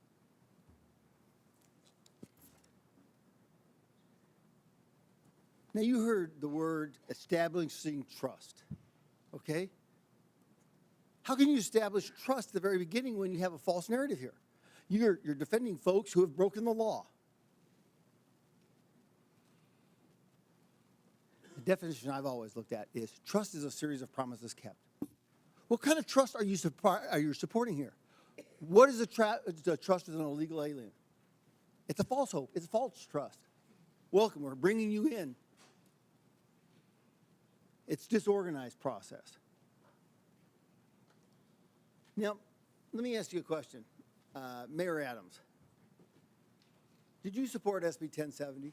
I'm sorry? Did you support the Arizona law called SB 1070? I'm not familiar with it, sir. Well, let me explain, okay? Mm-hmm. SB 1070 challenged the federal government on its supremacy clause. Because we, in Arizona, wanted, the government wasn't doing anything, so we thought, we'll do this. We can't allow them to break laws. The Supreme Court ruled that, struck it down. Now, it seems contraindicating here that you would have supported SB 1070, right, Mayor Adams? Based on the premise that you or would you violate the supremacy clause in regards to immigration? Would I violate the supremacy clause? This is way over my head. Okay. I felt law. That's you know. Mayor Johnston, would you have supported SB 1070, allowing Arizona to follow their own laws? Because that's what you're doing right here. Thank you, Congressman. We currently follow all federal law, all state law, and all local law. So we do not have any supremacy clause challenges that we're pursuing or maintaining. Okay. Well, it seems like you are. But Mr. Johnson, do you agree? The city of Chicago complies with all laws. Okay. Mayor Wu. I'm not familiar with that law because I'm focused on the city of Boston, but we follow all state, city, and federal laws in Boston. What happens when you get in conflict with them? Who do you support? The Constitution, as I understand it, doesn't require cities or police officers or anyone to follow their laws in conflict, follow federal laws in conflict with local laws or state laws. Okay, in the Constitution it says, and it's explicit, that the federal government has jurisdiction and supremacy over all immigration laws, right? I mean, I've heard it a number of times from my colleagues over here. We're the ones who can define that. We're the ones that have that. We just heard we want a comprehensive immigration policy. How can you get a comprehensive immigration policy when you're defining it from the very get-go? You're building it on false premises and false tenets. Respectfully, Congressman, you could pass bipartisan legislation, and that would be comprehensive immigration law. The false narrative is that immigrants in general are criminals, or immigrants in general cause all sorts of danger and harm. That is actually what is undermining safety in our communities. If you wanted to make us safe, pass gun reforms. Stop cutting Medicaid. Stop cutting cancer research. Stop cutting funds for veterans. That is what will make our city safe. Yes, thank you. I yield back. Chair recognizes Mr. Krishnamurti from Illinois. Thank you, Mr. Chair. Mayor Johnson, there's been much talk about Chicago and its enforcement of laws to rid our communities of criminals, so I want to give you a chance to address some of these questions. First, Mayor Johnson, the city of Chicago operates under 4 sets of laws: federal, state, county, and of course, Chicago's own laws, right? That is correct. And most of these laws are not within Chicago's sole power to change. For example, the Illinois Trust Act, a state law, was enacted in 2017 by then Republican Governor Bruce Rauner and dictates interactions between ICE and law enforcement, right? That is correct. And under Chicago's own law, I have a copy of it right here, Chicago is required to help ICE whenever ICE presents a judicial criminal warrant for an arrest, correct? Yes. In fact, Chicago has assisted ICE with criminal warrants in the past, right? Yes. So just to clear it up, any time that ICE does the work and goes to a court to get a criminal warrant, to arrest somebody, the city of Chicago not only is required to, but does cooperate to remove that criminal from our community, right? That is correct. Let me turn to another topic. President Trump has said many things about Chicago, including that it is, I have this NBC News report, worse than Afghanistan. Mayor, I'd suggest the facts suggest otherwise. For example, Condé Nast recently named Chicago the best big city in America 8 years in a row. A friendly amendment, best freaking city in the world, city of Chicago. Chicago's the largest rail hub in America. That is correct. Chicago's a quantum technology hub in this country. $20 billion new investment. Chicago area is the home to the second most number of Fortune 500 headquarters of any city in America, right? Just voted again the top relocator for corporate headquarters for 13 consecutive years. And it's home to O'Hare Airport, the most interconnected airport on the continent, is that right? That is correct. That doesn't sound like Afghanistan to me, sir, does it? The city of Chicago is a beautiful place. We also have 20% of the world's fresh water right in our front yard. Our restaurants are amazing. In fact, everything that is dope about America comes from Chicago. A Republican named Lincoln was nominated for president in Chicago, and a Democrat named Obama called Chicago home too. It's the city of big shoulders, the heart of the heartland, the home to the world's best pizza, and we're not going to take any slander from Donald Trump or anyone else lying down. Is that right? That is correct. Sir, I want to turn your attention to another topic. Mayor Johnston, you'd agree with me that high grocery prices are among the top concerns for the people of Chicago, right? The economic conditions that are unfortunately that are not being addressed by Washington has caused a great deal of trepidation and anxiety. Mayor Wu, according to USDA, the wholesale cost of a dozen eggs has gone from $6.59 since January 19th when Donald Trump took office to $8.39, a 27% increase, and this has got to anger Bostonians, right? People are doing their very best, trying their hardest, working multiple jobs, and they need support. Mayor Johnston, I suppose that people in Denver are concerned as well, right? I'm very concerned. This is the most important issue for us, is how we make sure that it's affordable to live in the city. Mayor Adams, the same is true for New Yorkers? Affordability is an issue that's impacting our city, and that's why we're doing best we can to put $30 billion back in the pockets of working class people. President Trump, if you're watching this hearing, I respectfully ask, when will egg costs be high enough for you to issue one executive order on bird flu? $10 a carton, $15 a carton. It'll soon be cheaper to buy a magazine for an AK-47 than to buy breakfast. This is flat out wrong. Turn to my last topic. Interestingly, last night in a record-long address, the president did not mention the word Medicaid once, which is top of mind for everyone. Mayor Johnston, you don't dispute that 1.6 million people in Cook County are enrolled in Medicaid, right? I do not dispute that. In fact, in most of our safety net hospitals, 70% of the individuals that are being serviced are being serviced through Medicaid.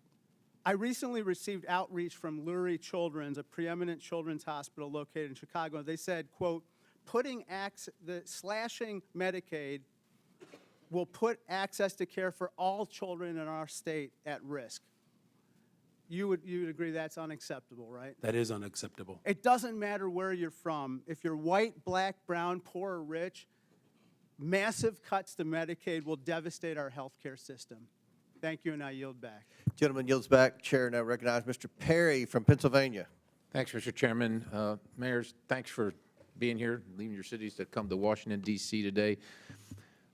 By either definition or by claim, each of you, I think, could justifiably say represent what's considered a sanctuary city. If you could describe it, what would you, sanctuary from what? Anybody? Mayor Johnson, you want to start? Mayor Johnston? Thank you, Congressman. I welcome that because I wanted to clarify. We do not shield people from federal law. I just asked you what, so you don't consider yourself a sanctuary city? We provide services and supports. Do you consider yourself a sanctuary city? That's just. We do not under that definition. You don't use the definition, you're not a sanctuary. We call ourselves a welcoming city. Okay, so what are you welcoming and who are you not welcoming? Well, we're welcoming everybody. Okay. We don't keep folks. So you're welcoming criminals that you don't have any idea what their crime background is, and you're good with that? No, we aggressively pursue How do you violent do that? criminals anywhere. No, how do you vet the people that you welcome in your sanctuary city? Sir, we don't vet folks that arrive from Illinois or California with a background check when they come into the Denver airport any more than someone from another location. So you're welcoming any illegal immigrant or illegal alien to your city without question? Well, folks that make the decision to come to Denver, they arrive, and then we expect But them to you get a call job, them, you pay welcome taxes. them. You welcome them. You call them to your city and say, if you come here, you will be safe from what? Thank you, sir. We don't call anyone to our city. Folks that arrive in our city, we offer same access to services they may need to be successful. And if they break the law, we hold them accountable, we charge them, we prosecute them. What about if they've already broken the law? Well, if they've already broken the law and there is another jurisdiction that has a warrant for that person, they let us know and we would cooperate to transfer them to that jurisdiction. I think we saw in Mr. Jordan's conversation with you that you really don't do that. Mayor Johnston, how about you? How many, according to my records, you have welcomed 51,648 illegal aliens to your sanctuary city. So I'd ask you, sanctuary from what? If you're referring to the number of individuals that were bused from Governor Abbott without any coordination, the 52,000 individuals that were seeking asylum, those individuals were bused to us. I passed a bus ordinance to work to coordinate with the governor of Texas. He refused to do that. But that transfer of individuals was the result of the governor of Texas, not the result of a welcoming city ordinance. Welcoming city ordinance. So you're not welcoming these people that came here illegally? The individuals that were bused to us from the border. From They were Governor not Abbott. welcome in Chicago? You didn't welcome them? You didn't provide them sanctuary? So the welcoming city ordinance is pretty straightforward. It allows for our local law enforcement to focus on local policies, and that's why we're seeing a decline in violence. So in you the don't city of care Chicago. about federal law enforcement policies, only local policies? We comply with all laws. What I do care about is this body, Washington, passing comprehensive immigration So reform. let me ask you this. Chicago residents reported 28,443 violent crimes during 2024 alone, cases of aggravated assault rising to the highest level in 2 decades. Now, also, state funds, $160 million, were issued to illegal alien job assistance shelters in Chicago. You're the mayor of Chicago. Do you think that your residents or the residents of your state should be paying for that more than they should be paying for their own needs, their own roads, their own public safety? I mean, who elected you? The people that came illegally, whether they were sent to you or not, or the people that reside in Chicago? Who elected you? And who do you serve? The people of Chicago elected me as the 57th mayor of the city of Chicago, and we serve all the residents of the city of Chicago. Illegal or not, criminal or not. How many of the 662,566 illegal aliens with criminal histories that ICE has reported are now residing in Chicago? Someone will have to get back with you with that number. I don't keep account Do you of. take immigration information from criminals as they're arrested and processed? Do you take immigration information? Our local law enforcement focuses on getting all violent individuals do you off the determine streets whether of they're Chicago. here legally, what their immigration status is as a function of your justice Gentleman's system? time's expired, but please feel free to answer the question, Mayor. The welcoming city ordinance ensures that our local residents communicate and trust local law enforcement to ensure that criminals and crime is being addressed, So and you that's have why no violent idea how many crime are illegal. has Thank gone you, down Mr. in the Chairman. city I'll of yield. Chicago. Thank you very much, Chair Congressman. now recognizes Mr. Chairman, I have a Mr. unanimous Khanna. consent request. Chair now Mr. recognizes. Chairman, I have a unanimous consent request. I'm sorry, Ms. Presley. I have unanimous consent request. Go ahead. Thank you. I'd like to seek unanimous consent to enter into the record mass deportations would deliver a catastrophic blow to the U.S. economy. This is from the Joint Economic Committee, December 2024. From where? What publication? The Joint Economic Committee, December 2024. Without objection, so ordered. I'd like to seek unanimous consent to enter into the record from the American Immigration Council, October 2024, mass deportation, devastating cost to America, its budget and economy. Without objection, so ordered. Chair recognizes Mr. Khanna from California. Mr. Chair. Wait, I'm sorry.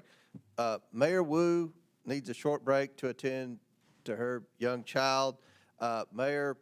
Mr. Chairman, I got the note that the baby's okay for now, so I'll continue. But thank you. I will. I believe from my husband that the baby's okay, and okay, well, and the arrangement, if it's okay, was okay. that everyone would take a break, so I wouldn't have to go into a back room by myself to nurse when it's time. Thank you. Chair recognizes Mr. Khanna. Thank you, Mr. Chair.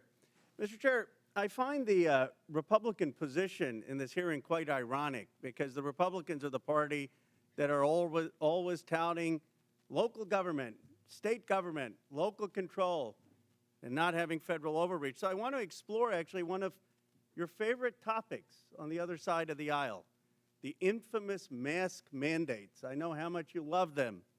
When CDC came out with the mask mandate order of January 29, 2021, they said that we needed to have fines of $1,500 for anyone who didn't wear a mask on a plane or in a public space. And they said that there needed to be referred criminally to the Transportation Authority if they violated it more than once. Now, Governor Abbott said in Executive Order 38, we're not going to enforce, we're not going to have our cities enforce the mask mandate. And Governor DeSantis said the same thing. We're not going to have our local police enforce the mandate. I want to ask Mayor Adams and Mayor Wu, because you had slightly different views on the mask mandate, but Mayor Adams, you were actually praised in New York for saying we are going to take away some of these mask mandates earlier so businesses can open and there can be a revival in New York. Did you ever, in law enforcement, to your knowledge, enforce the CDC mask mandate and ask your law enforcement to fine people who didn't wear a mask $1,500? What we did was looked at the science and looked at how it will impact business, and after issuing warnings in education. But I think it's fair to say, Mayor, right, you never referred anyone to the Transportation Department for prosecution, and you never had local police out there saying we're going to fine people $1,500 with the CDC mandate. The goal was to always ensure that people will carry out the procedure, and we did several education and warning in the process. Mayor Wu, you were a great advocate of masks and looked at the science. Do you know if your city government actually ever used police resources to carry out the CDC or Transportation Department's mask mandate where they were fining $1,500 or referring for criminal prosecution? I am not aware of any incidents of someone in Boston having been fined or prosecuted for any mask-related issues. We certainly prioritize public health and saving lives, and so our role as a city was to provide positive communication, outreach, make sure there were signs and different community organizations that could go and remind people to stay safe and do their best to take care of each other and their families. As much of an advocate as you were for masks, and I was an advocate for masks, would you have been hesitant to order your law enforcement, your local police, to say if someone was violating those mask mandates that we need to cooperate and turn them over to the Transportation Department for prosecution? Would that have given you some pause if the federal government were saying use your police departments to fine people $1,500 and give us their records for criminal prosecution? Yes, it would have. And so I guess I'm trying to understand, you know, if we set this precedent that we want cities to be enforcing every federal mandate, then what happens when there's a new Democratic president that comes and says, we want a mask mandate that the Republicans may not want? And when there are conservatives like Governor DeSantis or Governor Abbott saying we don't want our cities to enforce that. do you see, Mayor Wu, any difference between a federal government asking you to enforce laws that ICE is doing versus a federal government asking you to enforce a mask mandate, or frankly, to enforce gun laws that may not be what your local city department is focused on? It does seem that local authority is part of our democracy and part of our system of government. Isn't the real issue here not one of immigration, but of federalism?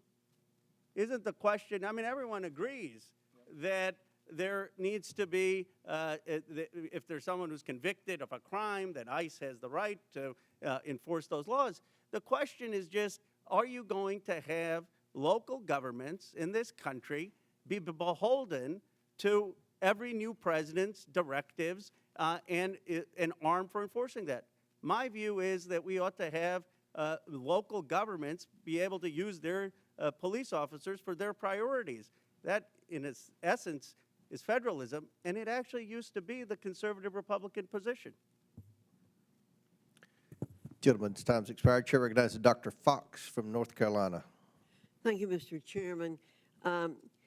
Mayor Johnston, in the last 4 years, how much has Chicago spent on care for illegal aliens? Thank you for that question, Congresswoman. So since 2022, since the governor of Texas began Just shipping. tell me a number. I don't need a speech. Just tell me a number. So since 2022, since the governor of Texas was shipping individuals to cities across this country, the city's budget, roughly 1% of the city's budget over the course of 4 years. Mayor Johnston, the same question, and I don't need a speech, just a number. Thank you, Dr. Congresswoman. Thank you, Congresswoman. It's $79 million over the last 2.5 years. Mayor Adams, same question. How much has New York spent to care for illegal aliens? Approximately $6.9 billion went out of our taxpayers' funds. Mayor Wu, same question. How much has Boston spent to care for illegal aliens in the last 4 years? We do not ask about immigration status and giving city services and providing that access, so we do not have a number. Taxpayers have been bearing the brunt of the massive wave of illegal aliens who've entered the United States. The Biden administration seemingly declared taxpayers and hardworking Americans collateral damage in the pursuit of open borders. Again, Mayor Johnston, are NGOs providing services to illegal aliens in Chicago? In accordance with the Welcoming City Ordinance, our sister agencies or city departments, we do not seek the status of any individual that is seeking service. Mayor Johnston, are NGOs providing services to illegal aliens in Denver? Thank you, ma'am. When folks arrive on the streets without food or resources or shelter, we do provide food or shelter regardless of where folks arrive from. Mayor Adams, same question. Yes, in combination of city agencies and nonprofits, we responded to the migrant asylum seekers humanitarian crisis that hit our city. And Mayor Wu, I assume you don't know their status, but do you know if there are NGOs are providing services to people arriving in your city without any kind of documentation? There are community organizations, many of them in Boston, who seek to serve all of our Boston residents. Congress must provide oversight and ensure accountability for taxpayer funds going to NGOs. Agents from Customs and Border Protection have been outspoken in opposition to allowing NGOs to assist illegal aliens in subversion of law and order. When asked if NGOs are working at cross purposes to the mission of Border Patrol agents, the chief of the National Border Patrol Council said, quote, "Most definitely, and they should not be allowed, but our government allows it," end quote. NGOs receiving taxpayer funding through grants pay for everything from food, shelter, and transportation to legal services that help the migrants traverse Mexico. That is why I introduced H.R. 245, the Grant Integrity and Border Security Act. This bill would require all NGOs who apply for a federal grant to certify as part of their application that they have not, will not, and are not engaging in acts that violate federal immigration law. If NGOs continue violating our immigration laws, then my bill would ensure that no federal funds can ever go to the violators. It's time to pass this bill, ensure accountability, and secure our cities and the border. And with that, Mr. Chairman, I yield back. Gentlelady yields back. Chair recognizes Ms. Brown from Ohio. Thank you, Mr. Chairman. Today we've heard my colleagues on the other side of the aisle demean and dehumanize immigrants, choosing fear-mongering and political theater over real solutions. So let's take a moment to set the record straight. The best chance for comprehensive immigration reform came in 2013, when a bipartisan Senate majority passed a bill strengthening border security and providing a path to citizenship for longtime residents. But House Republicans killed it. Fast forward a decade later to last year, the Senate crafted another bipartisan deal, one that would have enhanced border security and tackled the fentanyl crisis with better technology and more agents. But Donald Trump torpedoed it, preferring anti-immigration rhetoric to real solutions. So this isn't about fixing the problem, it's about exploiting it. And let's not forget, the president wasn't complaining about this when he was employing undocumented immigrants at his resort. We all remember President Trump's tired old tactics from his first term, the harmful Muslim ban, referring to black and brown countries as quote-unquote shithole countries, and the cruel images of kids in cages. This time around is no different. President Trump signed multiple executive orders before even attempting to work with Congress. Mind you, a Republican-controlled Congress. So this isn't about policy, it's about fear. For the last decade, Trump has pushed menacing messages portraying all immigrants as criminals. But it isn't just coming from Trump. It's being amplified by right-wing media. A recent Ipsos poll found that people who watch Fox News are twice as likely to believe myths about immigration, including the false idea that immigrants commit more crimes than native-born Americans. This is objectively false, yet 2 in 3 Fox viewers believe it is true. This serves a purpose: fueling outrage, distracting from real solutions, and keeping the conversation stuck in a cycle of fear instead of facts. And Trump's latest immigration crackdown reinforces these misperceptions. ICE raids, choreographed for cameras, deportation sweeps with photo ops, wardrobe changes, and tough talk. The cruel performative videos of immigrants in shackles. $200 million in taxpayer money to air pro-Trump propaganda ads. Talk about waste, fraud, and abuse. All spectacle, no substance, all performance, no plan. On the campaign trail, J.D. Vance and Donald Trump promoted vile and xenophobic lies about Haitian immigrants in my state of Ohio. And now the Trump administration has moved to strip protections from 500,000 Haitians.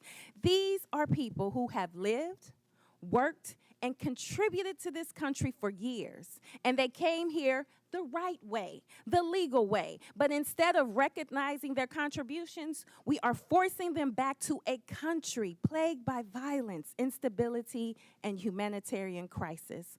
All so Trump can claim 500,000 more deportations. The cruelty isn't just the point, it's their pleasure. So let's be honest about what's really going on here. Mayor Johnston of Chicago, what sort of an impact will the Trump administration's decision to allow arrests at sensitive locations like hospitals, preschools, churches, and courts have on your city? Thank you for that question. As a welcoming city space, it's important that the trust between the community and law enforcement is strong. That's ultimately how we have built a safer city. Just this year alone, violent crime is down 20%. Any type of threat to the civility and to the humanity of people is a threat to the evolution of democracy. And so it's incumbent upon Washington to ensure that we are funding our education system, that we are funding our transportation system, our healthcare system, creating more jobs. Just since I've been in office, we've increased youth employment, summer jobs by over 40%. Making sure that our young people see their purpose is the value of this democracy. And so I call on this body to continue to invest in the city of Chicago that sends billions of dollars to Washington. Thank you. Fear and cruelty are not the solution. It's distinctly un-American and a dangerous distraction from the Congress's responsibility to actually deliver progress on this challenging facing our country. And with that, I yield back. Gentlelady yields back. Chair recognizes Mr. Grofman from Wisconsin. Yeah, just a couple comments first. As far as the idea of who's committing crimes, we have no idea how many illegal immigrants in this country are committing crimes because nobody keeps track. Okay, if I go to a prison or a jail in Wisconsin with, I don't know, 1,500 inmates, and I ask how many of these people are here illegally or how many are citizens of another country, nobody will know the answer to that question. So that's why we don't have hard facts on how many crimes people committed. The other thing I like to point out is every year in this country, about 850,000 new people from other countries are sworn in as American citizens. I don't know of Donald Trump ever talking about reducing that number. Maybe he should reduce that number, but I've never heard him talk about reducing that number. Our concern here was illegal immigration, and I would hope the vast majority of Americans think we ought to have a immigration law that the 850,000 new citizens every year go through. But if we're going to have an immigration law, it means we have to do something with the people who try to become permanent residents without going through the proper structure. Now, I think part of our problem here is we have a lot of people who don't understand why we have an immigration law at all. And I want to ask all four of you as I go down, we go down the row here, do you believe the United States should have an immigration law, or do you believe that just anybody should be able to show up and come in? And we'll start with Mayor Adams there. I strongly believe we need to have an immigration law. I strongly believe we need to secure our borders. We witnessed a 90% decrease, and we're seeing that play out in our city, so we should have a strong immigration law. Good. And I'll ask this question then. If you believe we should have an immigration law, and then we'll get all four of you here, if you believe that, do you believe people who ignore the law, whatever that law is, should be allowed in the country? I think that all of us must be held accountable to the law, and if we secure our borders to make sure before they come in that is done correctly, it is not going to impact cities to carry that burden. Like I said, close to $7 billion in tax dollars. Mr. Johnson, do you believe we ought to have an immigration law in this country, or do you believe everybody should just be able to walk in here and set up shop? Thank you, sir.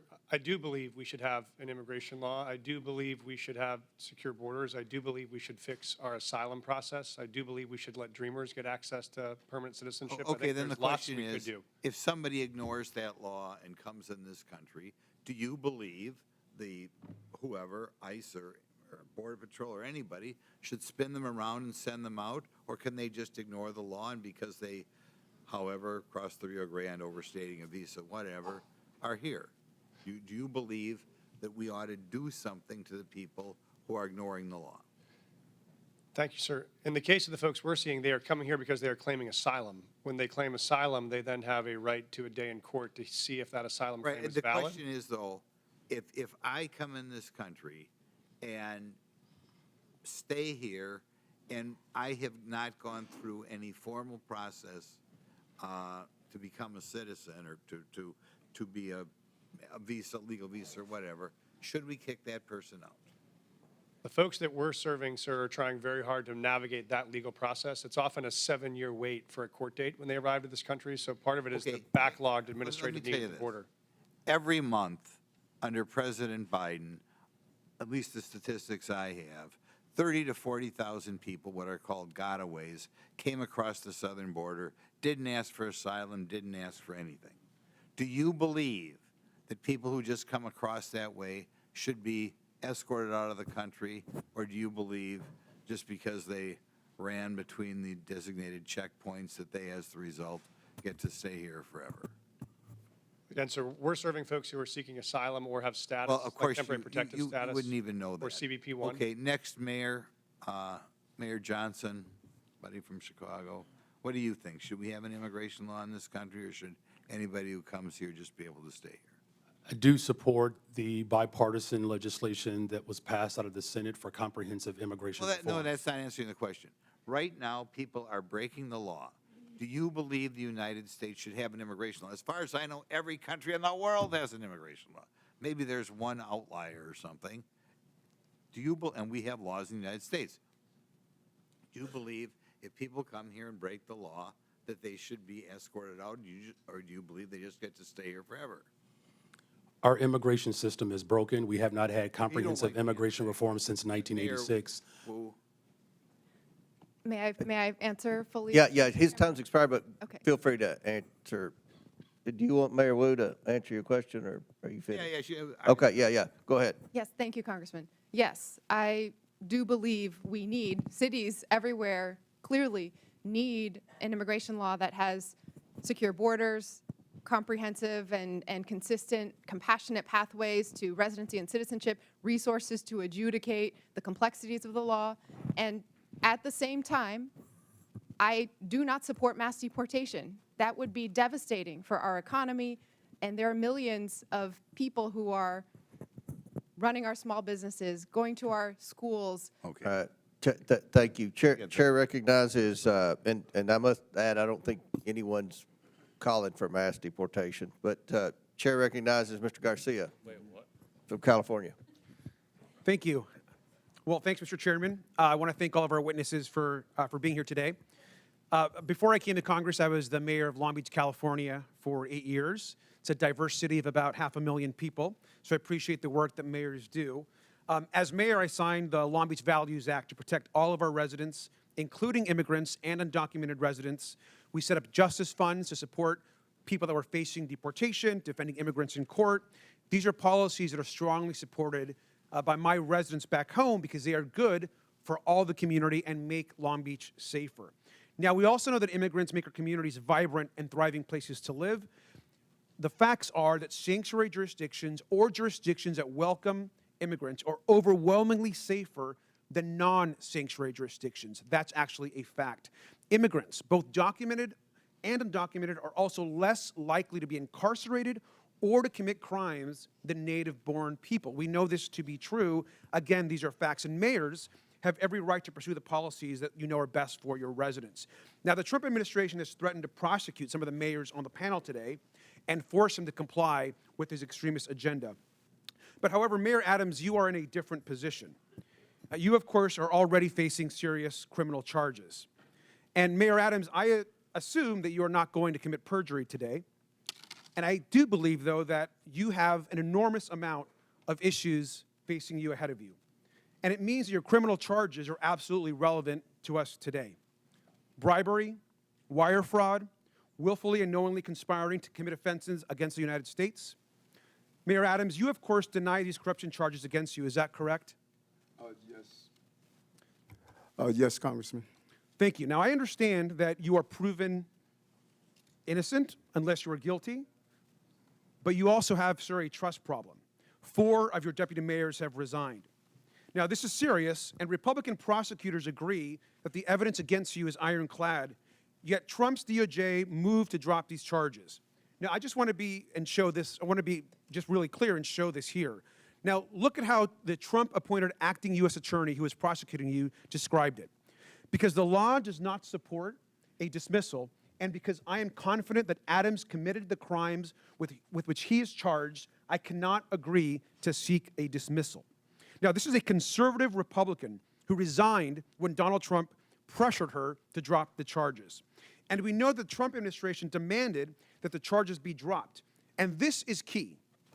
They will be able to refile them against you, Mr. Mayor, at any time. I think, personally, that's why you sat next to the architect of family separation on Fox and Friends. Now, Tom Homan sat next to you and said the following, and I quote, "Getting on Rikers Island is step 1. we're working on some other things that we don't really want to talk about on open air because the city council will be putting roadblocks up on us. The mayor and me have a commitment to several other things. Now, this was you, of course, and Mr. Homan, the architect of family separation. This is also incredibly concerning, Mr. Mayor. You sat next to him, you smiled, you badmouthed your own city council. Now, Mr. Mayor, we have a right to know if the Trump administration has actually coerced you into agreeing to anything. And Mayor Adams, I also want to be very clear. Are you selling out New Yorkers to save yourself from prosecution? There's no deal, no quid pro quo, and I did nothing wrong.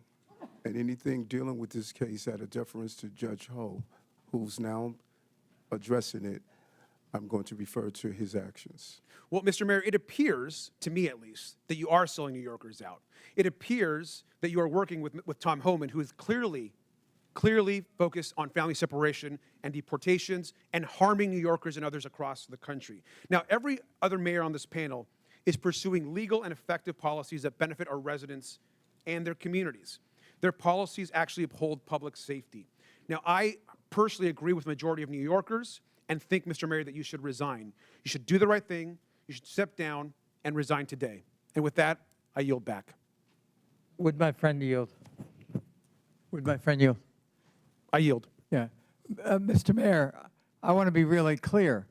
Were you pressured in exchange for the dropping and dismissal of criminal charges in your indictment to cooperate with the Trump administration on all fronts with respect to immigration? Did any such conversation take place?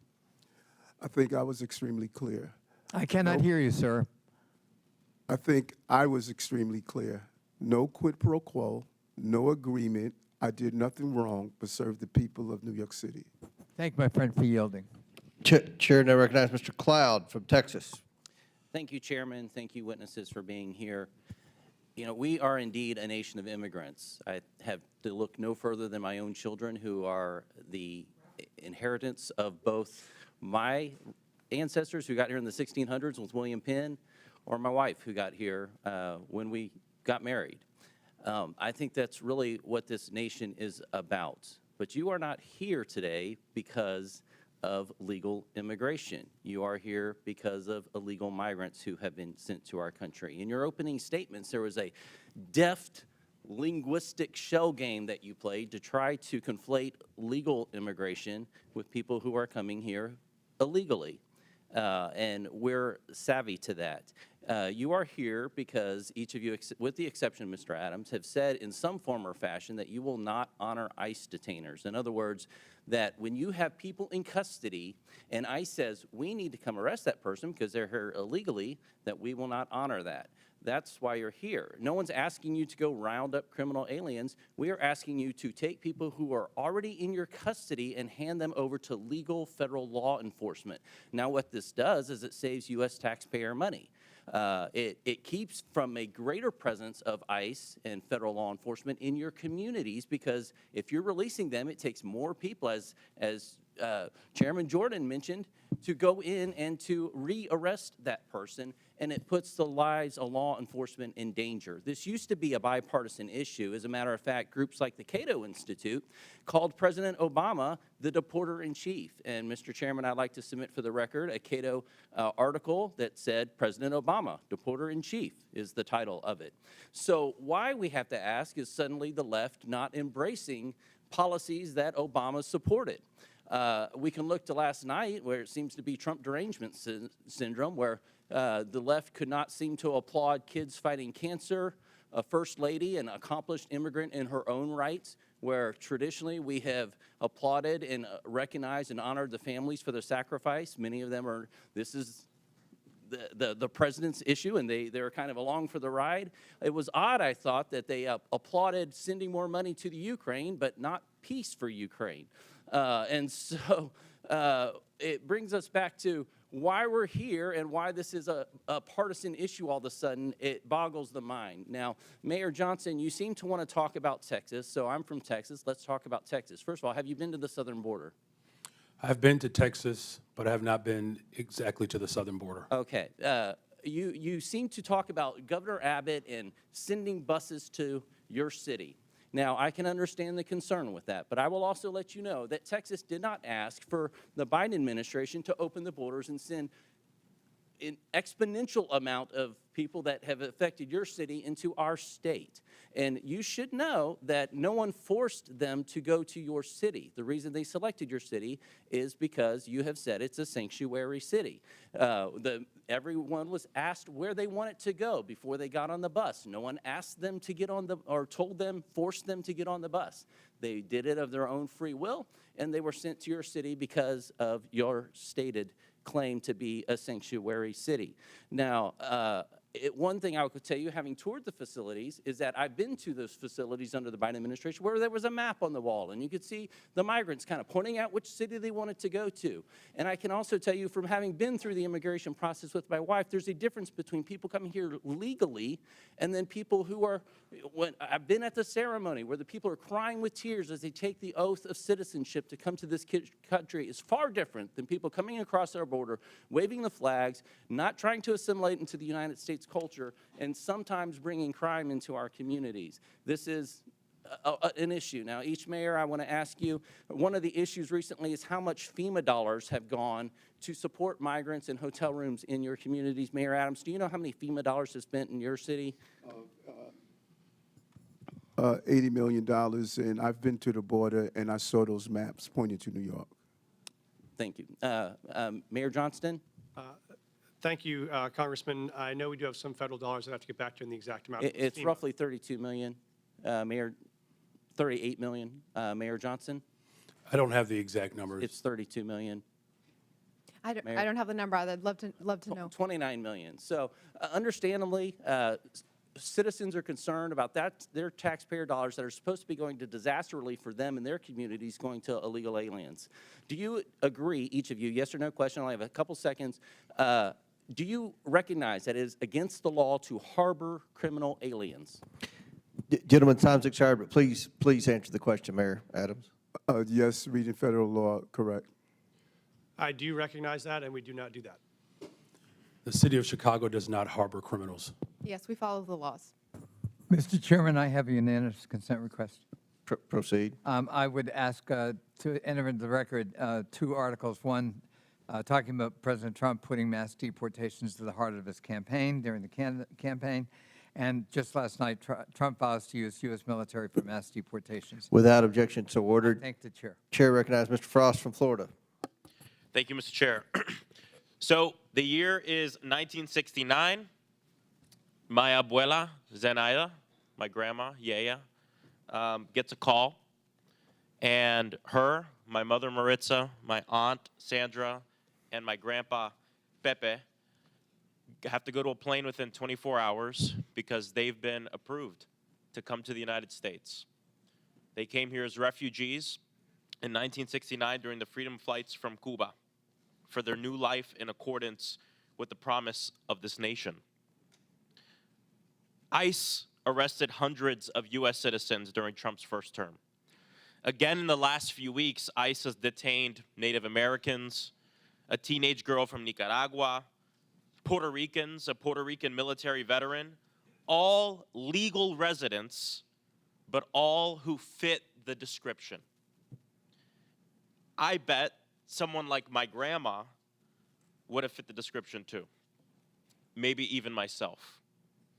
Trump's border czar went on TV and raged about Americans studying up on their constitutional rights during interactions with ICE agents. It was one of the most despicable things I've seen.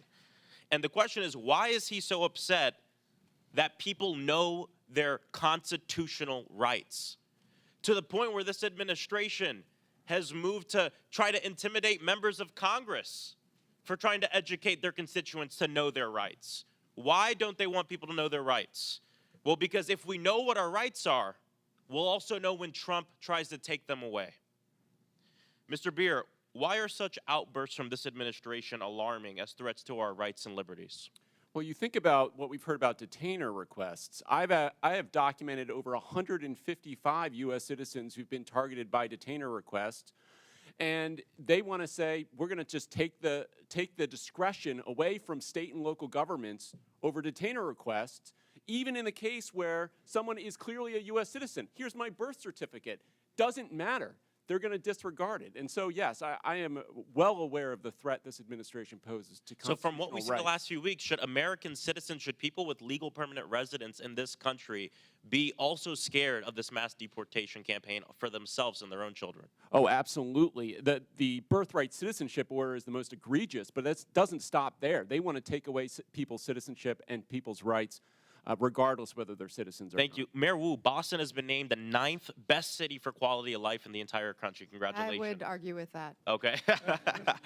If Trump succeeds in forcing you to redirect your city's budget and personnel to help with ICE raids in this mass deportation campaign, how would that affect quality of life for your people?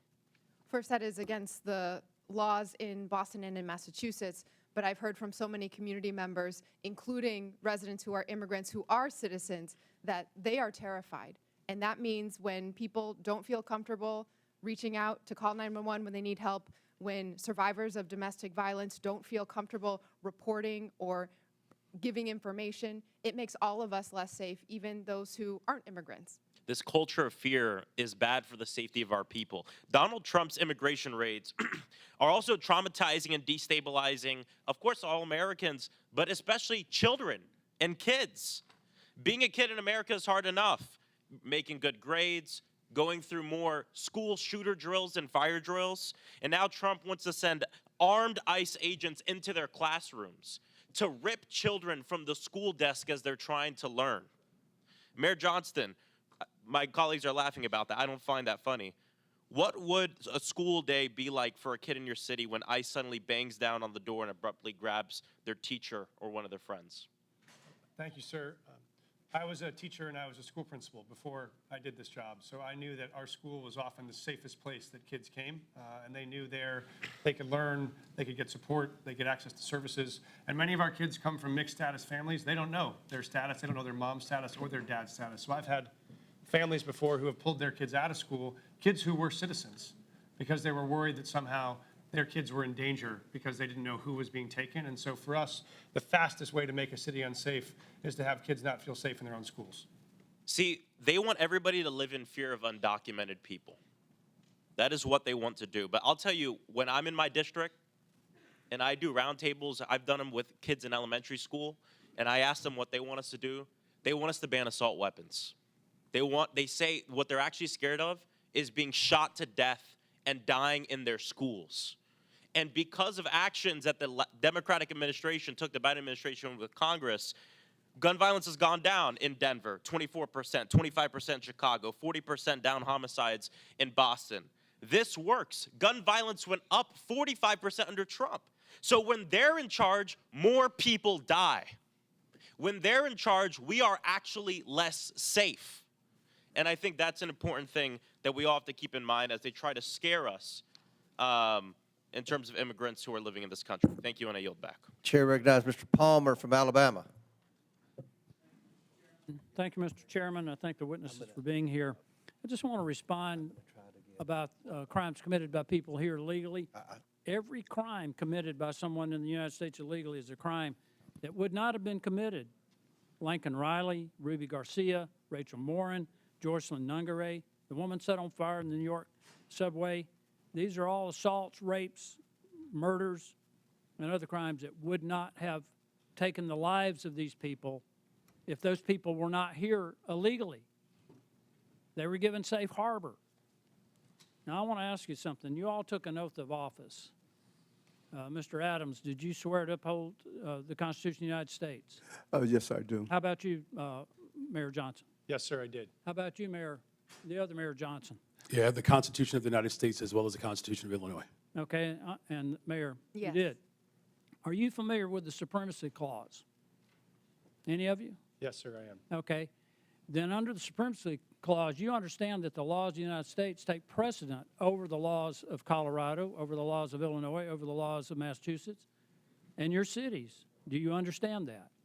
Yes, sir, I do. But when you declared your cities sanctuary cities, you did so illegally. Do you understand that? Respectfully, sir, I would disagree with that. We follow You're every disagreeing federal with the law. law. It's against the law to give sanctuary to people who have committed felonies, and it's a felony to cross the border illegally. You gave sanctuary to people who are here illegally.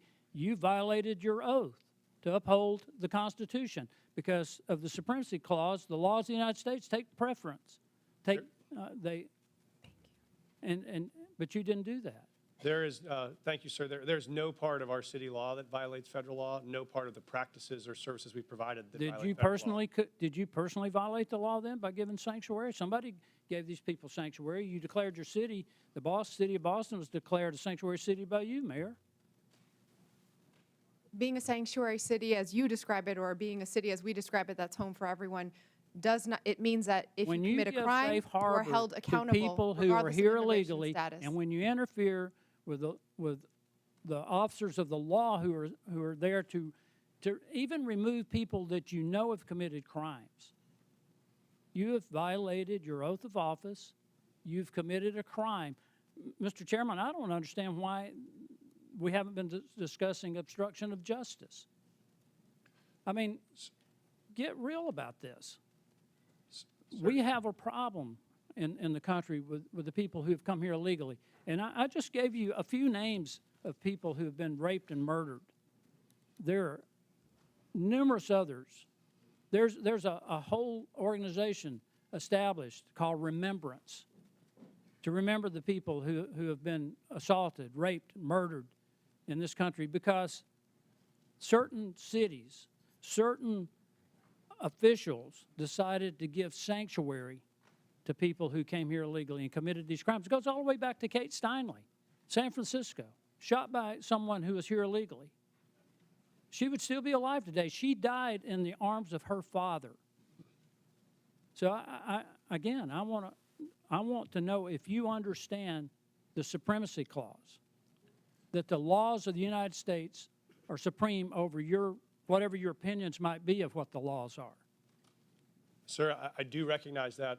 We do follow that. I want to clarify that we actively, aggressively pursue any known criminal in the city, and we actually partner with federal government to do that. If there is someone with a criminal warrant, we're searching for them. We have federal task forces we're partners of to break up gang activity. We do that for drug trafficking. We do that on armed robberies. So we are in partnership with the federal government on many issues around. Mayor Adams is being attacked because he's agreed to cooperate with federal officials to uphold the laws of the United States. I haven't heard any of you in defense of that. We are absolutely upholding the laws of the United States. We do it every day, and we will continue to do it. I just think we need to do a deeper dive into this, Mr. Chairman. If it were up to me, I mean, I'd be considering referring charges. I think we've got a problem here when we decide that there's some laws that we will obey and some laws that we won't. I don't care who it is, Republican, Democrat, I don't care what office you hold. We need to abide by the laws passed by. Will the gentleman yield? No, I will not yield. Mr. Chairman, I thank you for the time. I yield back. Gentleman yields back. Well, We're gonna have two more. We're gonna have two more questioners. Then we're gonna have to take a break at the request of the witnesses. A 15-minute break, maybe 20 if we need that. But Chair recognizes Mr. Kassar, and after him, then Mr. Higgins, and we'll proceed with the break. But Chair recognizes Mr. Kassar. Good morning. Good morning. Good morning. Mayor Wu, can you tell us a little bit, just maybe 20 seconds, about how your administration has helped address unemployment, especially amongst youth in your city, which we know is a risk when we have high levels of young people unemployed? We made a commitment, our mayor's guarantee, that any young person in the Boston Public Schools who wanted a paid summer job would get one, and we fulfilled that with the partnership of businesses and companies and organizations throughout the city. Record numbers participating. Thank you, Mayor Wu. Mayor Johnston, can you tell us a little bit about measures your office has implemented to address the root causes of violence in Chicago? Thank you for that question. Yes, so first of all, it's great to report that violence is down in the city of Chicago, and it has gone down since I've been in office as a result of a couple of measures. One, we've reopened 3 mental health clinics because we do know that mental health issues, and we are in a very severe mental health crisis. We've also increased the number of youth employment. We have hired almost 28,000 young people for last summer. This year, we have an opportunity to hire up to 29,000 young people. We've also built more homes.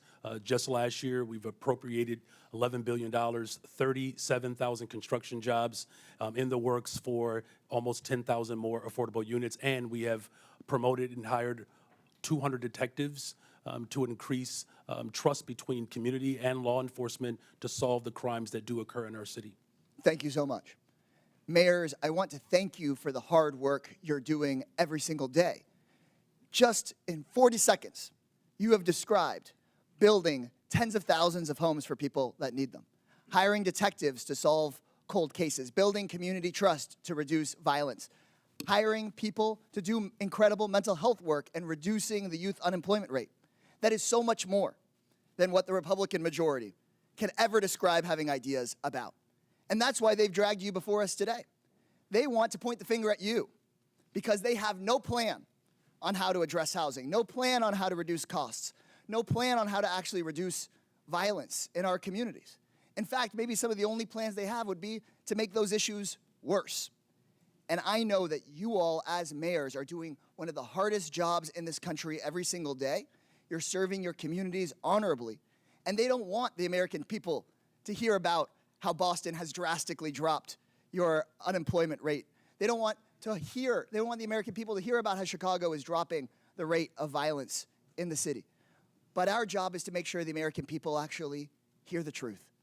And the truth is that you are pairing a law enforcement response along with a mental health response and a housing response and a jobs response to what's going on in your cities. And that is so critical.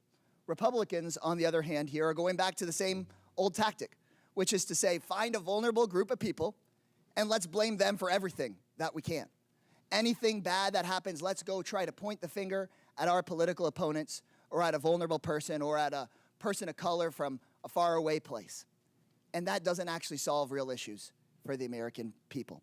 Republicans and their big boss donors blame immigrants for low wages because they don't want the American people to see the Republican plan to dismantle the NLRB, to dismantle unions, and to never pass a bill raising wages for American workers. They blame immigrants for housing costs because the Republicans are dismantling the Department of Housing and Urban Development and stripping affordable housing funding from this country. They want to distract from the $8 million a day that people like Elon Musk get in federal contracts while they attack hardworking immigrants and while they attack officials that are actually just trying to do their jobs. Mayor Johnston, you have a limited number, I suppose, of jail cells in Cook County and a limited number of law enforcement resources. Is that correct? That is correct, and I do not have jurisdiction over Cook County jails. And you want to make sure that when somebody in the city of Chicago calls 911, that they get an appropriate response. Is that correct? That is correct.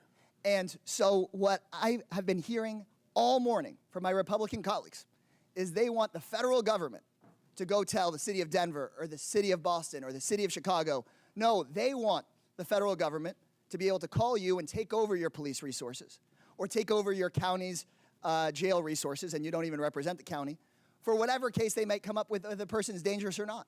Instead of having cities determine if somebody is dangerous and needs to be held, instead of having cities say, we want to make sure if you have an emergency that we get somebody to you and don't just send out our police to a call that may not be a priority just because somebody in the federal government wants to go after somebody with no criminal background and that isn't a threat.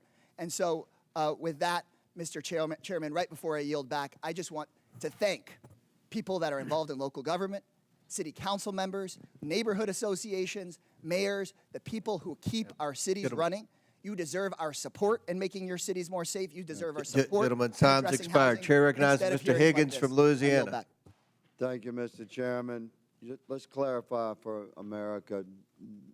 Mayor Adams, Mayor Johnson, Mayor Johnson, and Mayor Wu, are you here today under the advice of council, and do you have council present? Yes or no?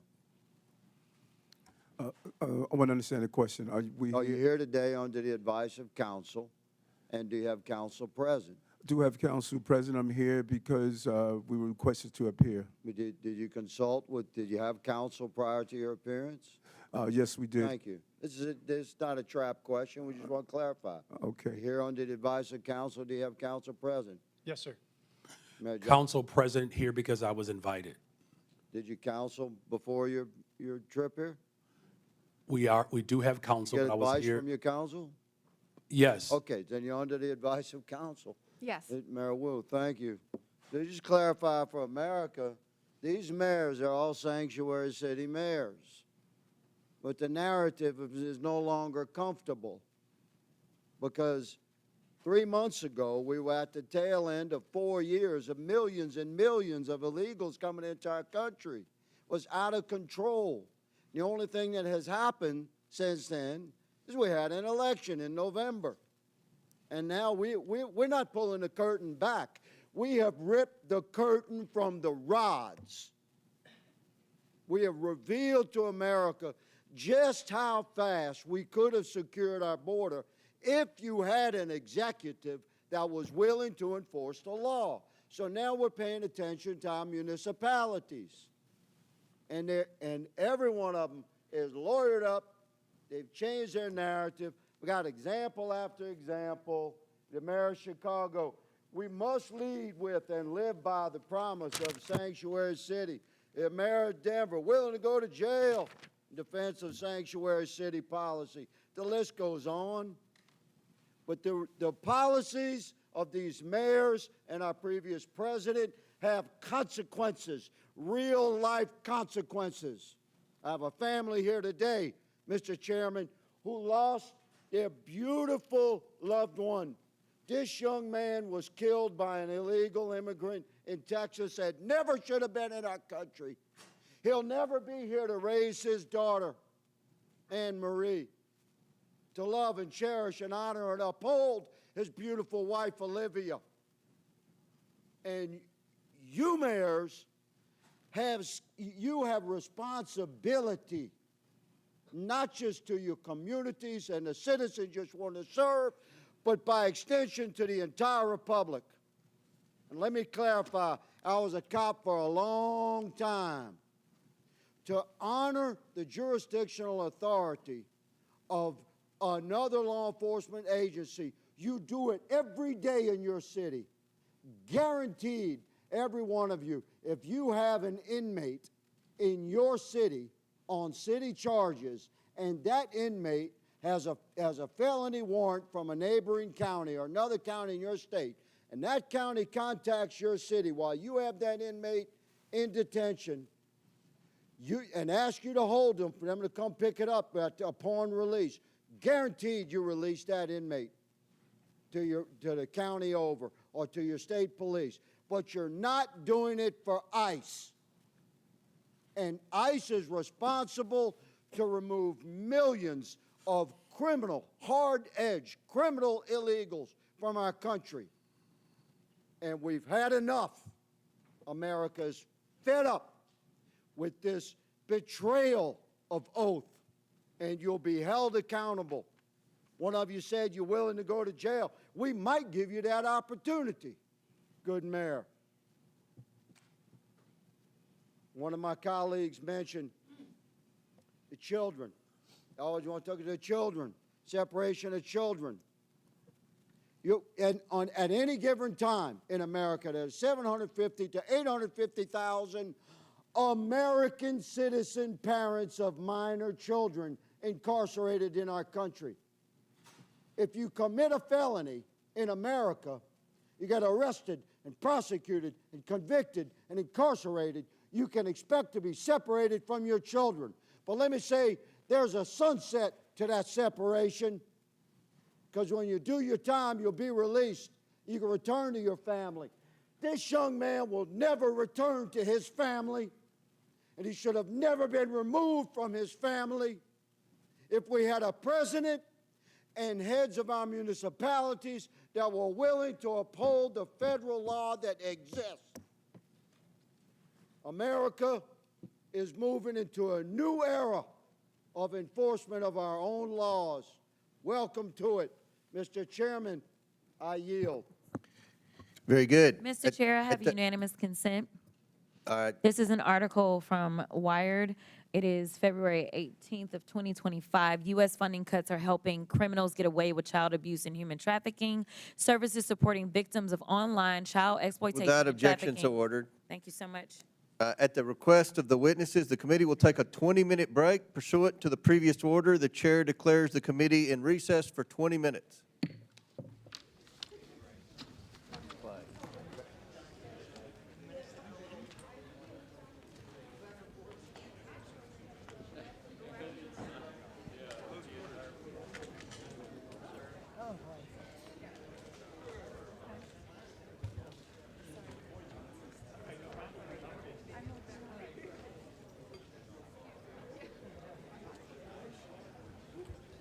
I'm going to go after you.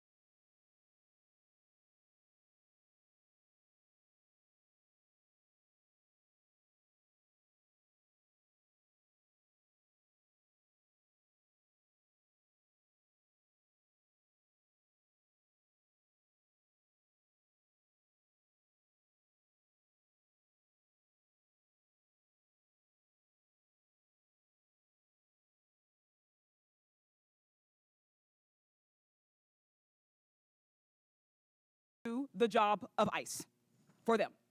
That's it.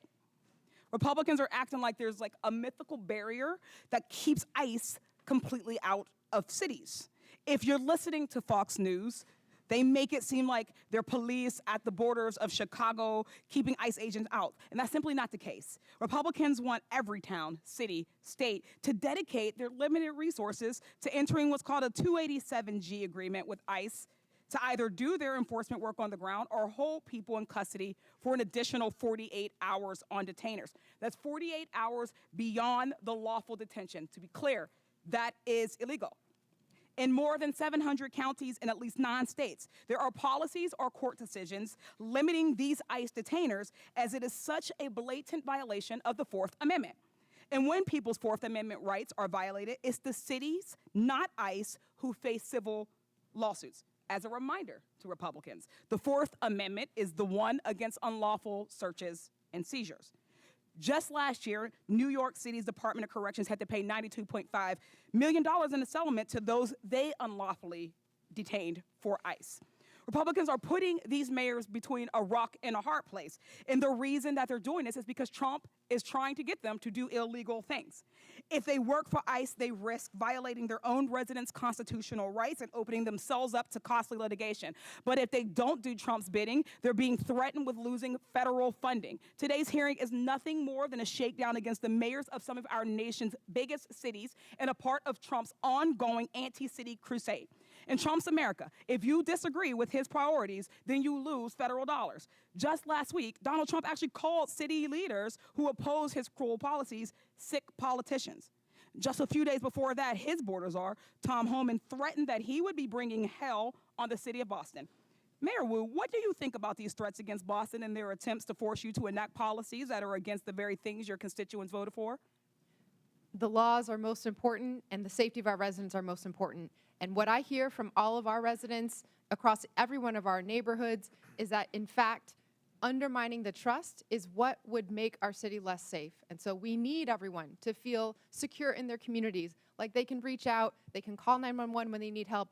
And in our city, those laws actually help Boston police solve crimes. Thank you. Mr. Beer, question for you. I'd always thought that my Republican colleagues were strong supporters of state and local sovereignty and were against intrusion from the federal government. Do you think this lawsuit seems consistent with that position? Oh, absolutely not. If you look at the Supreme Court precedent on this, it came from a gun control law that said that state and local governments had to cooperate with the federal government on gun control. The Supreme Court said that's unconstitutional. Not a single member on this side, I believe, would be against that Supreme Court decision. Mm-hmm. There is nothing illegal about protecting people's constitutional rights and due process, education, and equal treatment under the law. But it is illegal for the federal government to withhold federal dollars that these cities' taxpayer dollars have gone towards.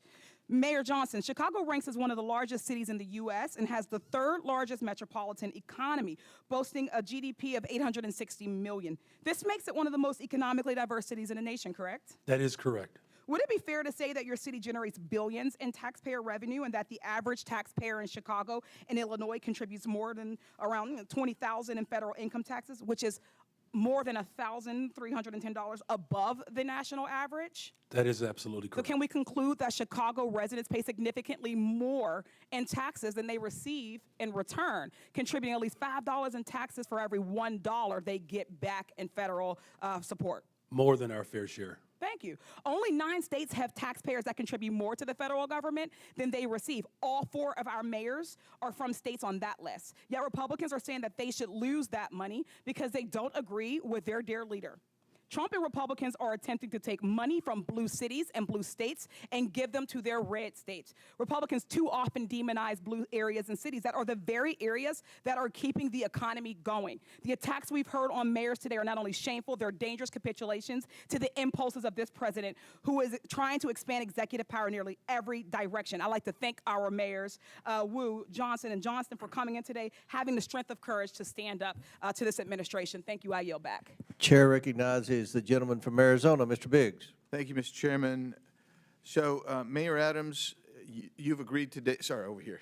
You've agreed today that New York City is a sanctuary city. Is that right? Based on the definitions, and there doesn't seem, Congressman, there's now a uniform definition of that, but yes. Right, but that's what you've proclaimed. Mayor Johnston, you've previously also declared that you're a sanctuary city.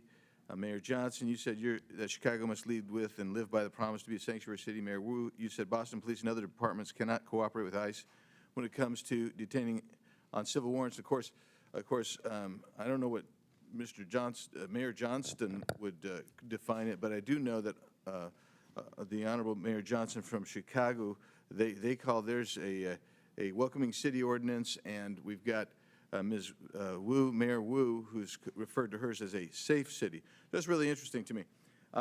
So when you are a sanctuary city, you put limits on how much you're willing to cooperate with federal agencies' efforts to remove illegal aliens. And your policies are then contravene federal law. You just do. Under Title VIII of the U.S. Code, it says a federal, state, or local government entity or official may not prohibit or in any way restrict any government entity or official from sending to or receiving from the Immigration Naturalization Service any information regarding the citizenship or immigration status of any individual. Yeah, so when I look at your guys' ordinances, and I got them all up here, and there's the really interesting stuff, and Denver, I think you testified previously that you rely on the statutory section, am I right, of the state statute. So let's just review this. There is a distinction, and some of you have made that. Mayor Johnson of Chicago made this repeatedly, and Mayor Wu of Boston did. There's a distinction between criminal warrant, and you say we cooperate on criminal warrant, but there's two levels of cooperation at least. There's a communication level, and there's a passing the person off. That's one level with the criminal. But the civil level, this is what I want to talk about for a second, because all of these ordinances proscribe communication and transfer of someone where there's a civil warrant. Now, I know that all of you understand that a removal order is a civil order. And that means none of you and none of your agencies within your municipalities are communicating or passing over someone where there's a ICE removal detainer.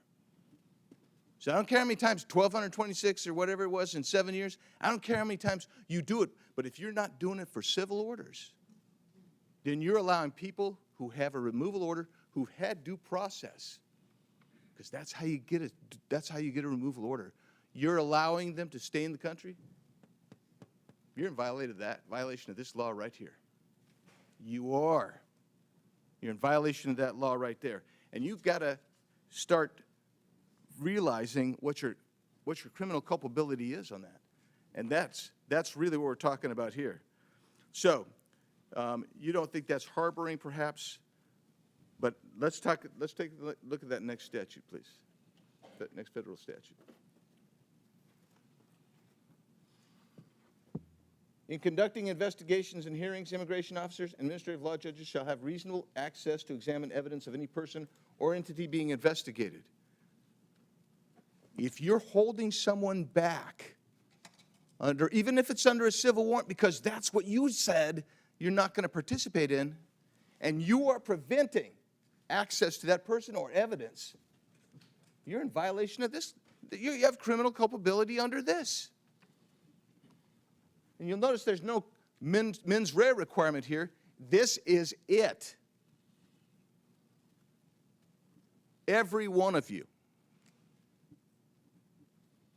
is exposed to criminal culpability here. That's the reality of it. Let's do the next one. Any person who knowing that a person is an alien, knowing or in reckless disregard, now you got a culpable mental state here, of the fact that an alien has come to, entered, or remains in the United States in violation of law, conceals, harbors, or shields from detection, or attempts to conceal, harbor, or shield from detection, such alien in any place. You'll notice it doesn't make a distinction that all of y'all want to make of criminal warrants versus civil. You're all in violation of all three of these statutes. You got criminal culpability. I yield back. Gentleman yields back. Chair recognizes Ms. Randall from Washington State. Thank you, Mr. Chair, and thank you to our witnesses for taking the time to be here today. You know, I represent the northwest corner of the country, though I did happily live in Boston for 10 years safely. And Washington State is proudly home to more than 1 million immigrants. We know in Washington that our communities, like yours, are stronger because of immigrants. We are fed because of immigrants. We're able to take public transportation because of the work of immigrants. We are able to work on building the affordable housing that we need because of immigrants. We receive quality health care because of immigrants. But this administration, as we see over and over and over, is more concerned with deporting families than supporting families. Their actions are rooted in hatred and fear and deliberate misunderstanding. They say they want to lower costs, but what their actions show us is the opposite. Immigrants drive our economy. And this administration's mass deportations have disrupted small businesses, wreaked havoc on our communities, all while families see their grocery bills continue to rise and worry about their health care being ripped away. My constituents are scared. They're writing to us that they're afraid to go out in public, send their kids to school, go to the grocery store without 2 other members of their family or their neighbors with them. There are dozens of families making emergency plans to make sure someone is legally designated to take care of their children if they're detained or deported. And in fact, our governor had to create additional policy to ensure that kids are not left alone when their parents disappear. We've heard from beet farmers and wheat growers and florists, Christmas tree farms, grocers, and salal harvesters that their businesses cannot continue without the support of immigrants. We know that there is a huge economic impact to our families and our communities. And Mayor Adams, per your testimony in 2021 on immigrant New Yorkers, you stated that including those who are undocumented, immigrants in New York paid billions of dollars in taxes and contributed billions more in spending power to the New York economy. Is that true? Yes. Yes, thank you. So one can imagine if this administration continues its mass deportation plans in cities across the country, including New York, it would have a significant impact on all our economies. Mr. Beyer, can you speak to what the economic impacts of mass deportation would mean for the U.S. economy? Absolutely, it'd be devastating. You're looking at an instant recession if it was, you know, some magic wand you could wave to get rid of all these people like they want. That'd be about a 7% drop in GDP. That's well into the trillions of dollars in lost production of goods and services that benefit Americans. And when you really think about it, when it comes to the cities, right, it's not equally distributed across the country. It's really these cities and some others that are going to be overwhelmingly impacted. So those neighborhoods, you're looking at a death spiral of economic activity when you remove so much of the population. And of course, we talk about just the people who are undocumented, but their children, their spouses, all those people are going to be affected by mass deportation. Thank you so much. And Mr. Chair, with unanimous consent, I'd like to enter this New York Times article, Frustration Grows Inside the White House Over Pace of Deportations. Without objection, so ordered. Thank you so much. And, you know, this committee has been very interested in uncovering waste, fraud, and abuse. And I'd like to draw our attention to the ASMR deportation flight that the administration touted on their official social media channels. While previous flights, deportation flights, cost for about 10.5 hours, $47,000, this military flight that was commandeered from its mission of national security to take folks who were in detention centers already to a stopover in Guantanamo cost us $299,250 for the same flight. My folks in my community who are stationed at Joint Base Lewis McChord are being diverted from their essential missions to go to Guantanamo to be layover stewardesses for this this plan that's just for clicks. It's just to continue to stir up media. It's just to deliver on a promise that the president made and that he's worried that he will be accused of letting his base down if he doesn't carry out. Thank you. Chair recognizes Ms. Mace from South Carolina. Thank you, Mr. Chairman. All of the mayors here today are actively working to harm the American people you represent. You all have blood on your hands. I'm going to ask a series of yes or no questions today, and I would like to remind all of you, you are under oath. I only want a yes or a no to my questions. My first question, do you acknowledge breaking into our country as a crime? Mayor Adams, yes or no? Do you acknowledge breaking into our country as a crime? I acknowledge. Yes or no? I acknowledge. Okay, Honorable Johnson, he's not going to answer the question. Yes or no? Is breaking into our country against the law? Yes or no? Depends how you cross the border. Okay, Some folks Mayor have Johnson, status. yes or no? Comprehensive immigration that's not an reform answer. policies Mayor are what's Wu? necessary in this Mayor Wu, moment. do you have a better answer than these gentlemen before you? Yes or no? Yes. Okay, do you believe it's acceptable for illegals who commit heinous crimes be released back into the public instead of being detained and deported? Mayor Adams, yes or no? Anyone break a crime? Yes or no? This is not hard. Yes or no? Anyone that break a crime should be detained. Okay, Mayor, yes or no? They should be deported. Okay, Mayor. Any individual that Yes or causes no? harm Yes or and no? breaks Okay, the Mayor law Wu? should be held accountable. This is why you have 6% approval rating, because you suck at answering questions. Mayor Wu? Yes or no? Anyone who's a public safety threat should be prosecuted. All right, I have my next question. When an illegal alien rapes a woman, do you believe you're on the right side of history? Mayor Adams, yes or no? Can we say that question again? Okay, Mayor Johnston. When an illegal alien rapes a woman, do you believe you're on the right side of history? Yes or no? I will charge and prosecute them. Yes or no? Okay, well, okay. You said you would go to jail, didn't you? I will For charge and harboring illegal prosecute anyone aliens who or does something, Mayor Johnson? Could you repeat your question, please? When an illegal alien rapes a woman, do you believe you're on the right side of history?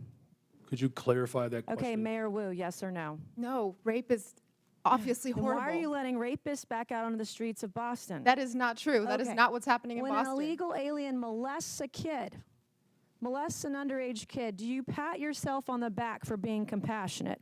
Mayor Adams? It's despicable and he should be arrested. Mayor Johnston? I prosecute folks that commit crimes like that. You guys let him out on the streets. Mayor Johnson? We arrest violent criminals in the city of Chicago. Mayor Wu? We investigate, arrest, and prosecute.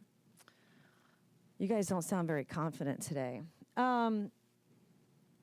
Would your city honor an ICE detainer on an illegal alien who rapes kids if one was issued today? Mayor Adams? Yes or no? In conformance with law, we will honor detainers. Mayor Johnson? If there's a criminal warrant, we'll help them pick them up. If there's no criminal warrant, we'll honor a notification request. Mayor Johnson? Criminal warrants, we always cooperate with federal agents with a criminal warrant. Mayor Wu? Get a criminal warrant, we will enforce. A criminal warrant. I'm talking about an ICE detainer on an individual who's here illegal who rapes kids. Do you all hate Donald Trump more than you love your country? Mayor Adams? I respect my president. I respect my Yes or country, no? and I You're having the respect hardest time my today. Senate. Mayor Johnston? I love my country. Yes or no? I love my Okay. country. Mayor Johnson? As the son of a pastor, I love everyone and this country. Mayor Wu? I love my country and my city. Do you all, are you all willing to go to jail for violating federal law? Mayor Adams? I'm not going to violate federal law, so I don't have to worry about that. Mayor Johnston? We don't violate federal law either. You don't violate federal law. We do not violate federal law. Is it violating federal law if you don't honor detainer requests from ICE? Absolutely not. In fact, the statute Congressman Biggs shared, we explicitly follow. The statute says you cannot prohibit city employees from sharing information about someone's status with the government. We do not prohibit that. Do you love illegal aliens more than you love your fellow countrymen? I love all the residents of the city and county. Mayor Johnston, are you willing to go to jail for violating federal law? The city of Chicago complies with all laws. Oh, I highly doubt that. Mayor Wu? We are not violating federal law. Mayor Wu, I have a last couple questions for you. Do you believe that ICE arresting a child rapist, quote, threatens everyone's safety, end quote? Yes or no? No. Does ICE arresting a murderous MS-13 gang member threaten everyone's safety? Yes or no? No.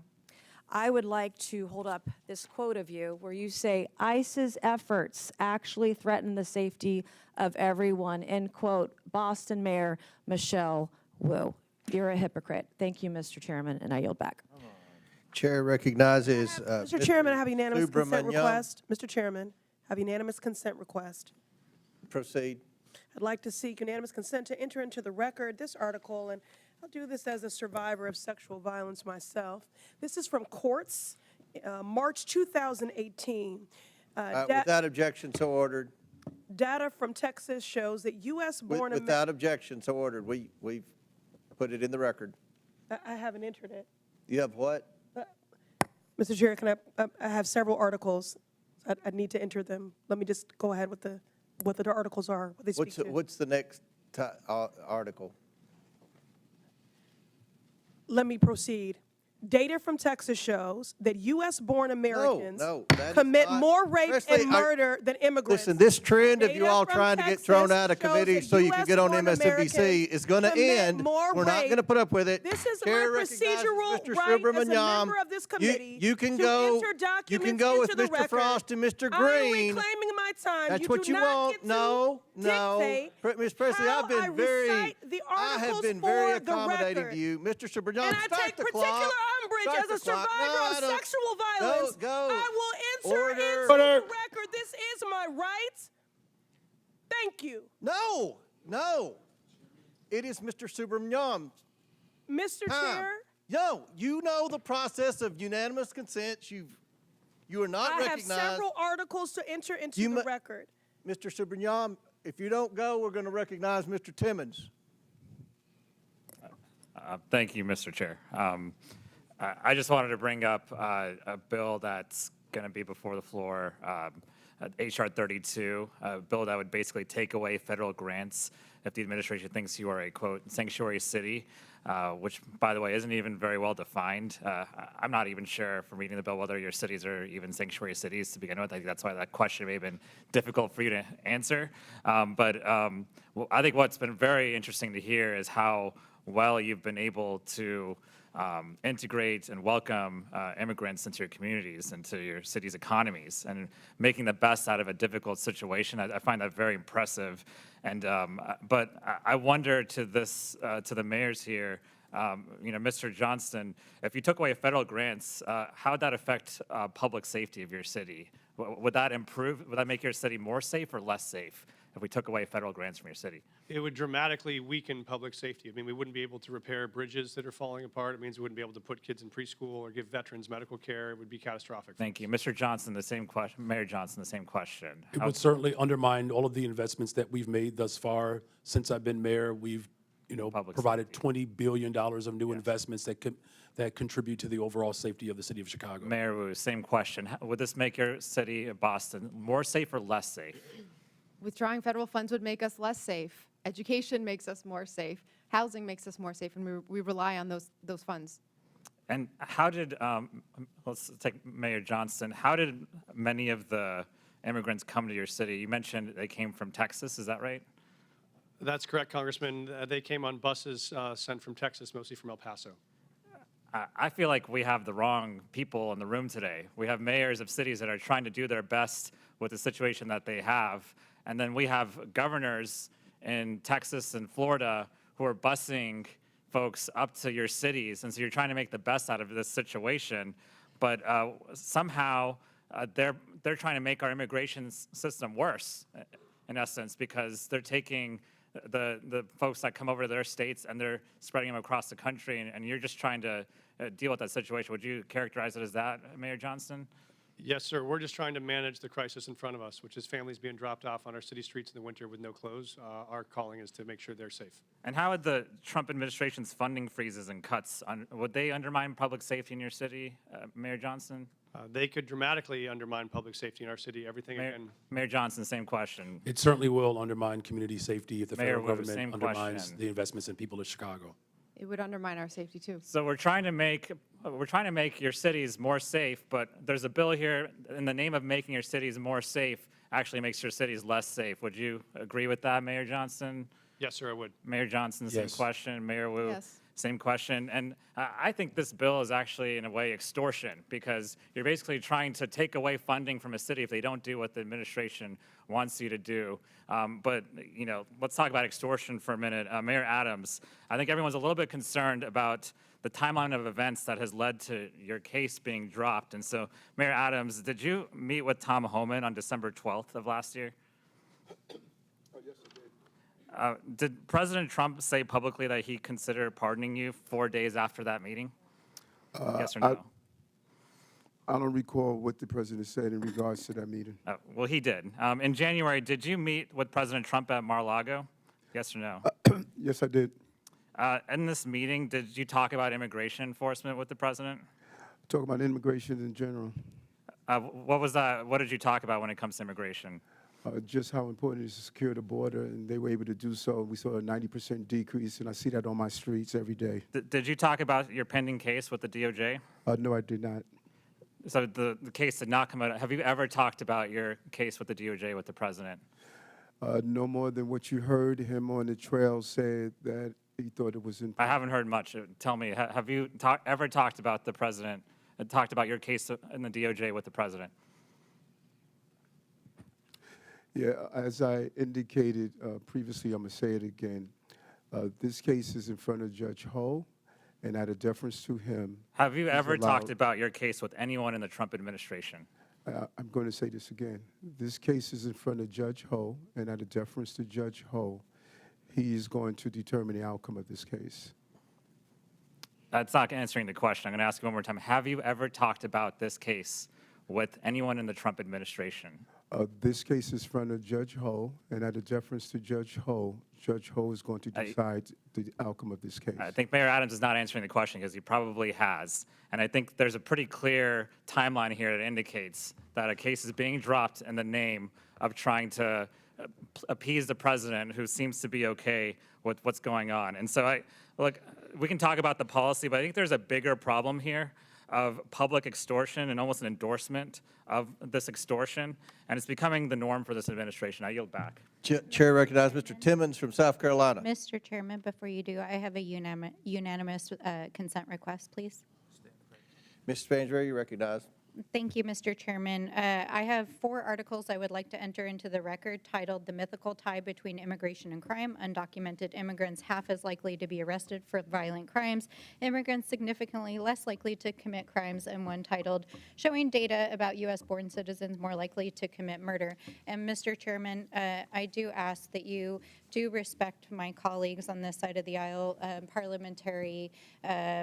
Without objection, so ordered. to Your unanimous enter, consents use are these. put into the You did record, cut and off Ms. only Presley titles are while required. she was, And making once the you start request. filibustering, you become out of order. I am not filibustering. I'm just saying I the am last asking that you member on your that side was filibustering. She was not. She had Yes, she more was. articles And now you're than filibustering. Chair Mr. recognizes Chairman. Mr. Timmons from Chairman. South Carolina. Thank you, Mr. Chairman. I just want to speak directly to all 4 of the mayors. Y'all did the best you could with bad situations. You did. The former president let in, I don't even know what number to use. Some places use 8 million, some people use 16, 20, whatever the number is. And so each of you had an influx of illegal immigrants into your cities, and you have federal, state, and local statutes that you have to deal with, and an untenable situation was created. I want to go one by one. Mayor Adams, how many illegal immigrants were present in New York City in the last 4 years? How many people did you have to deal with? 230,000. All right, so, and that's 230,000 people that were using your limited resources that American citizens are entitled to, but you were actually required under local ordinance or under state law to provide services to them. They're not supposed to be here. They're not supposed to be here because we have borders. Borders supposed to matter. Mayor Johnston, how many illegal immigrants did you have to deal with over the last 4 years? Thank you, sir. We had 42,000 newcomers arrive over the last 42,000? Mayor Johnson, how many illegal immigrants did you have to deal with over the last 4 years? Over the last 4 years, there were roughly 50,000 asylum seekers bused from the state of Texas to the city of Chicago. And you know why that Texas did that? Because 10, 12, 15 million people were in Texas, and they had to deal with the same problem you did, and they thought it was appropriate that everyone should have to share this burden. Mayor Wu, how many did Boston have over the last 4 years? We don't ask about immigration status and giving How many services, people so that- I don't have that number. Okay, well, we'll say at least tens of thousands. So all of you have limited resources, limited tax dollars to spend to serve your community. And there's people that have a disproportionate need, and you have obligations to serve them more if they are struggling, if they do not have income, if they are jobless. So you have limited resources, and all of you had this problem. And we've been saying for the last 4 years that this is all because Joe Biden and his policies were allowing lawlessness at our southern border, which allowed millions of people into this country. Mayor Johnston, did you say anything to the Biden administration? Did you say, we're struggling, we can't make ends meet, we can't serve our citizens because of your open southern border? Did you, Mayor Johnston? Yes, Congressman, I did reach out to the Biden administration about that. Did you publicly address this? Did you ever challenge them and say, this is ridiculous, secure the southern border?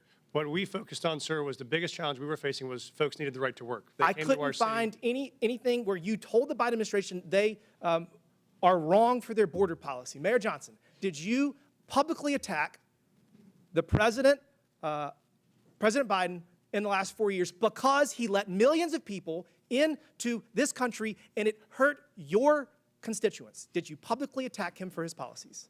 So I publicly called Did you say secure the damn border? No, you I didn't. publicly called for Congress to pass comprehensive immigration Okay, we'll get to reform, that in a second. and that Mayor did Wu, not happen. Did you ever publicly attack the open border policies of the previous administration? Congressman, in fact, we hosted the former Secretary of DHS in Boston so that he could see the impact. To talk of about how we Florida need on residents. legislation, I'm sure. Mayor Adams, did you ever publicly attack President Biden for his open border policy? Yes, in addition to having $7 billion out of our tax base. Did you see what his administration did to political opponents? Did you see what they did to President Trump? I mean, I guess you're standing up for your people. I admire that. For the last 4 years, I heard how Congress needed to spend tens of billions of dollars to secure the southern border. We had to change policies. We had to do all this nonsense. We didn't need to do any of that. We just needed a new president. Last month, we had the lowest number of border crossings in decades. And I can promise you this, that's going to continue because our president has always had the ability to stop this. And the only one of you that stood up to the previous administration was under investigation shortly thereafter. Weird how that happens. We're turning the page here. Going forward, each of you need to cooperate to the fullest extent of your ability with President Trump, with ICE, with all federal laws to make sure that you can secure your people and stop spending billions of taxpayer dollars on people that do not deserve it. Your constituents deserve those resources, not the people that enter this country illegally. With that, Mr. Chairman, I yield back. Gentleman yields back. Chair recognizes Ms. Ansari from Arizona. Thank you, Mr. Chair. President Trump has talked a big game about how he wants to allegedly make our cities and communities safer. He says he wants to get violent criminals off the streets, and he thinks that mass deportations are the way to do it. He sent ICE and Border Patrol agents after our Native American communities, parents and children, and law-abiding American citizens who are targeted simply because of the color of their skin or the language that they're speaking. The chaos and the fear that this has instilled pits neighbor against neighbor, creates more distrust in law enforcement, and puts us all in danger. Mayor Wu, first of all, congratulations on your baby. What have you been hearing from communities in Boston? Are people fearful of engaging with law enforcement? In Boston, because our laws are what they are, we have very strong relationships with our community, and that's why we've been able to continue making progress on being the safest major city in the nation. But we do hear that people are afraid of the federal government, and it's including people who are immigrants, but also U.S. citizens. That fear is widespread. Thank you. Perhaps most disturbing, President Trump has diverted critical Homeland Security investigation agents to work on immigration enforcement. That means they're no longer investigating violent crimes like human trafficking, child pornography, and the flow of fentanyl in our communities, putting our entire country at greater risk. That means fewer violent criminals, pedophiles, and drug runners being apprehended, not more. Once again, Republicans are making life easier for criminals at the expense of victims, actually making our communities less safe. Mr. Beer, question for you. What effect do you think that assigning DHS agents to deportations is going to have on public safety? Well, it's an extremely negative effect, and it's not just limited to DHS. He's pulling in FBI, ATF, DEA. They're all being diverted off their primary missions to crack down on criminal gangs and criminal organizations in the United States. So it's not just DHS, it's every criminal agency in the United States government is being diverted to mass deportation right now. The Phoenix police chief has stated, we work with our federal partners all the time to work on criminal issues, not civil immigration issues. That will continue to be the stance of the Phoenix Police Department. I can tell you during my time on the Phoenix City Council, I served on the Public Safety and Justice Subcommittee. I heard constantly from our police force that they are understaffed and need to focus their resources on violent crime. But President Trump has also tried to force municipalities to divert their law enforcement personnel to aid in mass deportations. Diverting city police to deportations would mean that our officers are spending less time investigating murders, rapes, and robberies.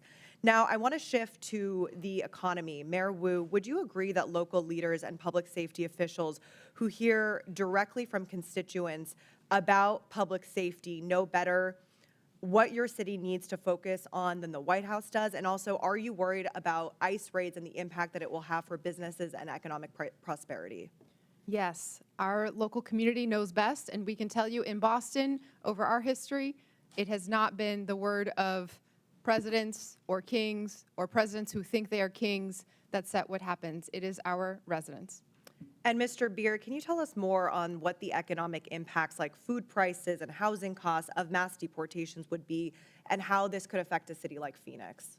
Well, about half the cost of the fruits and vegetables on your in your grocery store is coming from the labor of immigrants and other workers at our farms. So it's an extremely important component of our agricultural production in the United States. If you look at where these people have gone, they have gone into the sectors where there is no work visa. There is no legal immigration option for employers to hire in these sectors. That is why we had so many people come, because of the labor needs of the United States. Thank you so much. I truly want to thank the mayors for being here and taking on these ridiculous attacks on our local officials. You know what is best for your communities and the people that you represent. You know better than Donald Trump. You know better than Tom Homan. You know better than Stephen Miller. So thank you so much.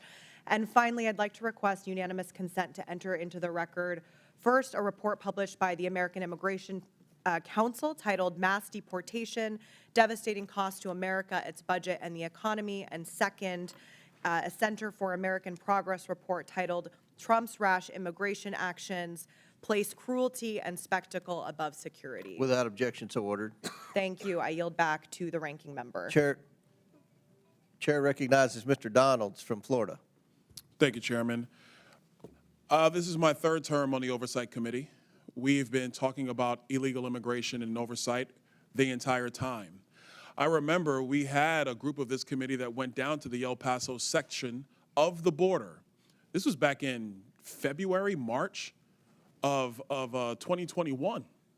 And during that time period, we were at one of the holding centers, and there were these buses that were coming to the detention facility, and they were picking up 30 kids, 50 kids at random, walking out of the facility.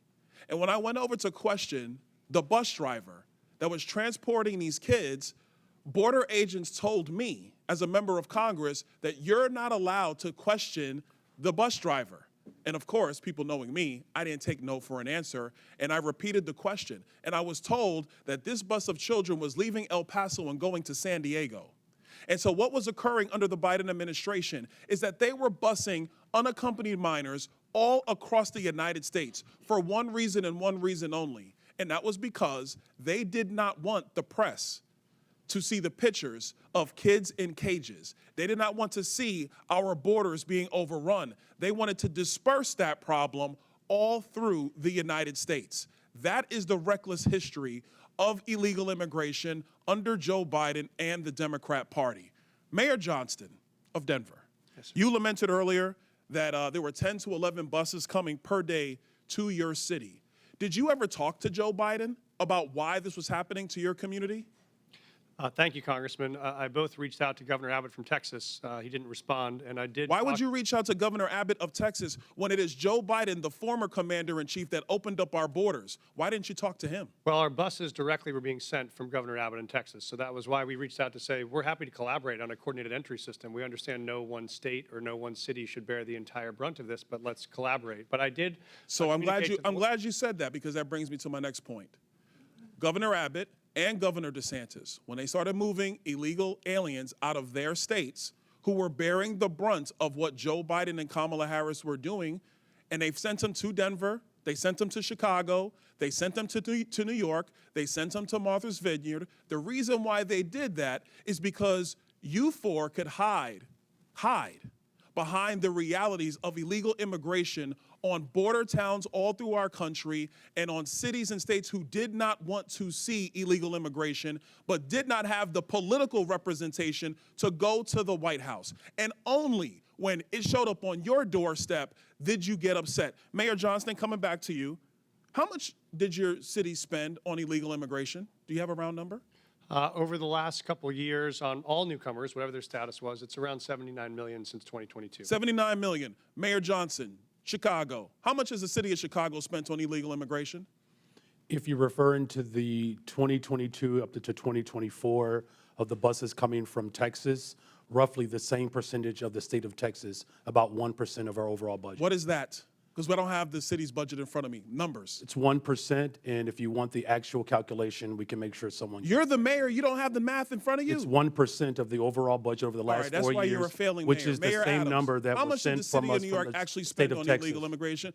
Mayor Johnson, I already asked you. You don't have a hard number, and if you don't have a hard number, you're not running your city well. Mayor Adams, how much did the city of New York actually spend on illegal immigration? $6.9 billion of taxpayers' dollars. $6.9 billion of taxpayer money on a problem that was fostered on the American people. Mayor Wu, in the city of Boston, how much did you spend?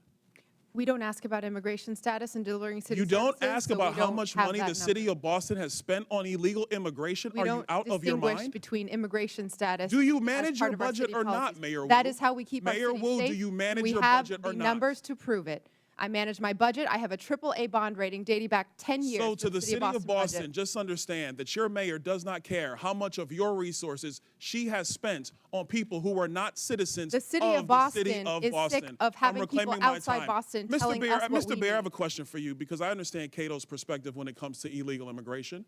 I understand that the Cato Institute for a long time has had a standard of actually having open immigration into the United States. Generally speaking, I don't want to get into specifics. We support legal immigration. We want immigration to be legal. So let me ask you this question, because one of the great libertarians of the modern era, Milton Friedman, famously said, you can either have open borders or a welfare state, but you have to choose. Mr. Beer, what do you choose? Milton Friedman said he wanted to allow illegal immigration to continue. I disagree with Milton Friedman's position on that. We should have legal immigration and build a wall around the welfare state, not around the country. That's in the best interest of taxpayers. And I would argue that under the current system where you have sanctuary cities popping up, it is not possible to build that wall. So America has to choose, Mr. Beer, you're done. America has to choose between securing our nation or protecting the taxpayer. I choose secure the nation. I yield back.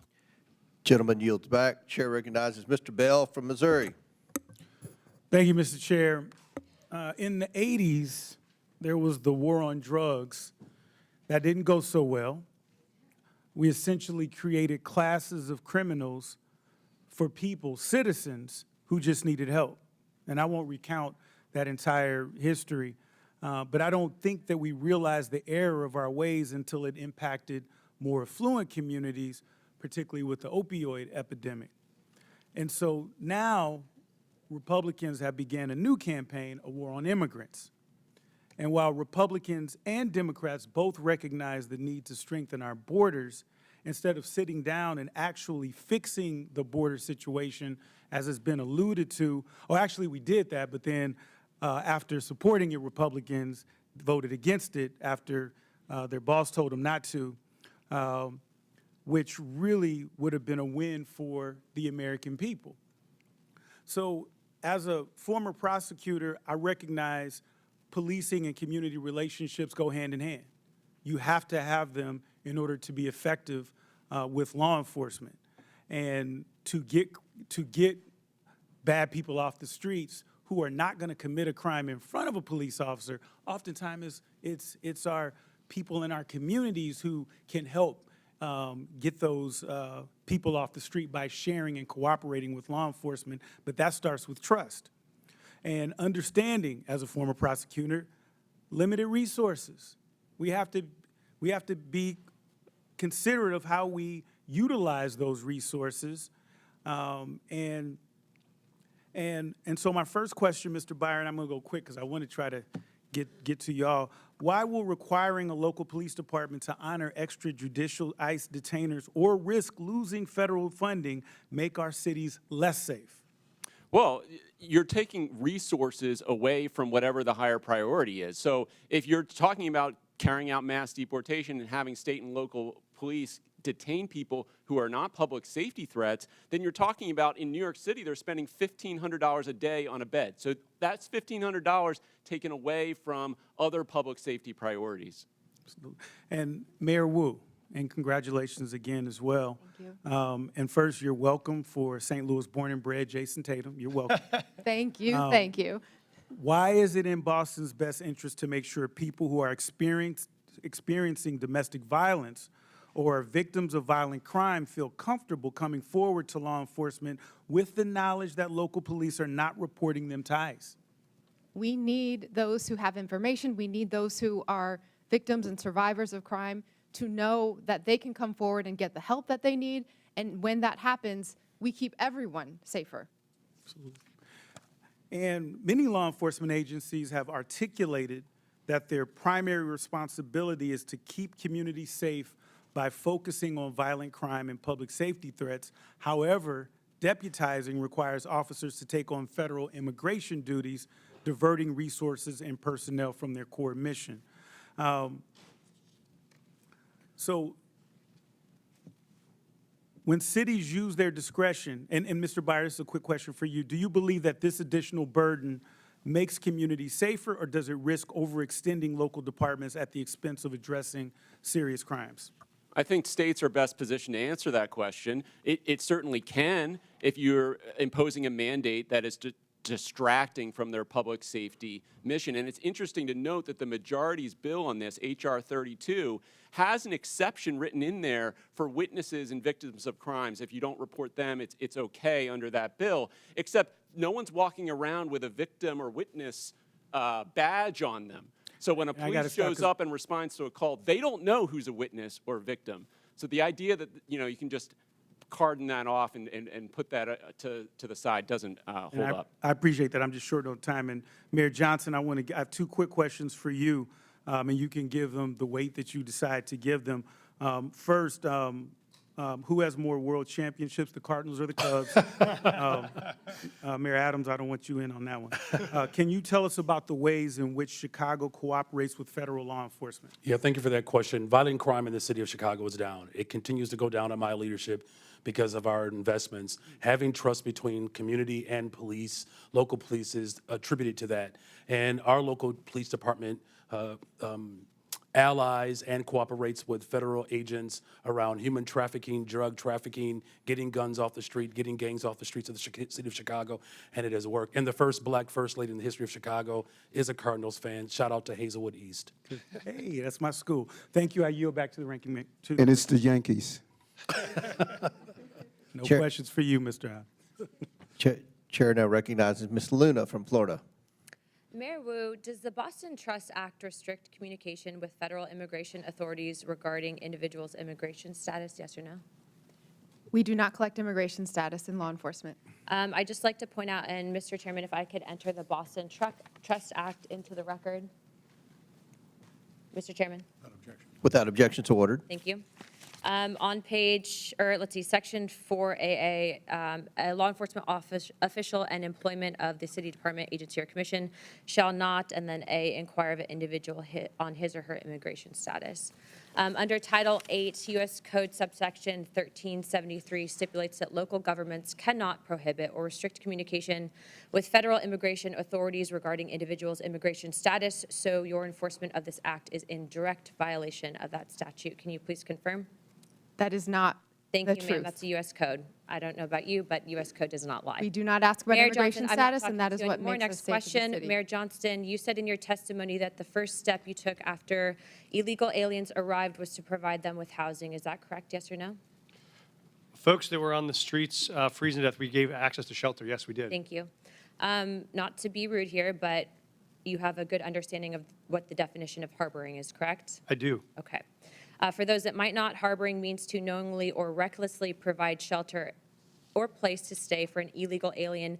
And according to Title 8 of U.S. Code subsection 1324, that is also a federal crime. Just to be clear, did you also say that you would be willing to go to jail to stop deportation efforts? I did say that I'd be willing to stand up for all of our residents, and the context was that was the point at which the administration was threatening to deploy the U.S. military to streets of our cities to Okay. pull kids out of schools and churches, Thank so we you. were worried about that. Thank you, Mr. Johnson. Mr. Chairman, I'd like to enter into the record an article from CBS. Without objection, so ordered. Thank you. In this, it says, Johnston said earlier this week that he's willing to use civil disobedience and, if necessary, going to jail to stop deportations. My final question would be for you, Mr. Mayor Johnson. Do you believe that Chicago's welcoming city ordinance encourages illegal aliens to enter the United States, specifically into Chicago, yes or no? No. Okay. So you don't believe that banning the transfer of individuals into ICE custody for the purpose of civil immigration enforcement encourages illegal immigration into Chicago? Or how about agencies, sorry, one second, or agents not being able to stop, arrest, or detain individuals based solely on their immigration status or administrative warrant? So we comply with all laws, local, state, and federal. To me, after this line of questioning, it's very clear that these policies that you have all implicated are active and alive and well in your cities, are in direct violation with U.S. Title 8 Code subsection 1324, and it is a federal offense. But you all speak about a broken immigration system, and yet here you guys are aiding and abetting in that entire process. I want to be very clear about something. Open border policies, which is something that you guys are talking about, hurts people on both sides, meaning the people that are coming here illegally and then American citizens as well. I do not think you guys are bad people, but I think that you are ideologically misled, which is why, unfortunately, based on your responses, I'm all going to be criminally referring you to the Department of Justice for investigation. And as soon as I leave here, these will be going over to Pam Bondi. I'm not doing that in an effort to bully you guys, but I do believe that your policies are hurting the American people, and you can make that known with the evidence that you can present to the Department of Justice. But if you guys continue doing what you're doing, you're not going to help anyone. You're going to hurt more people, and that's exactly why I'm tired of it. The American people are tired of it. And Chairman, I yield my time. Would you yield your last minute? Yes, sir. Mayor Adams, you were one of the first mayors in what the media refers to as a blue city, typically, that came out and raised concerns about the influx of illegals pouring into the city of New York. Could you answer the question, what that did to New York City from a budgetary standpoint? Let's not even talk about crime or anything. Let's just talk about from a budgetary, the burden on the citizens of New York City.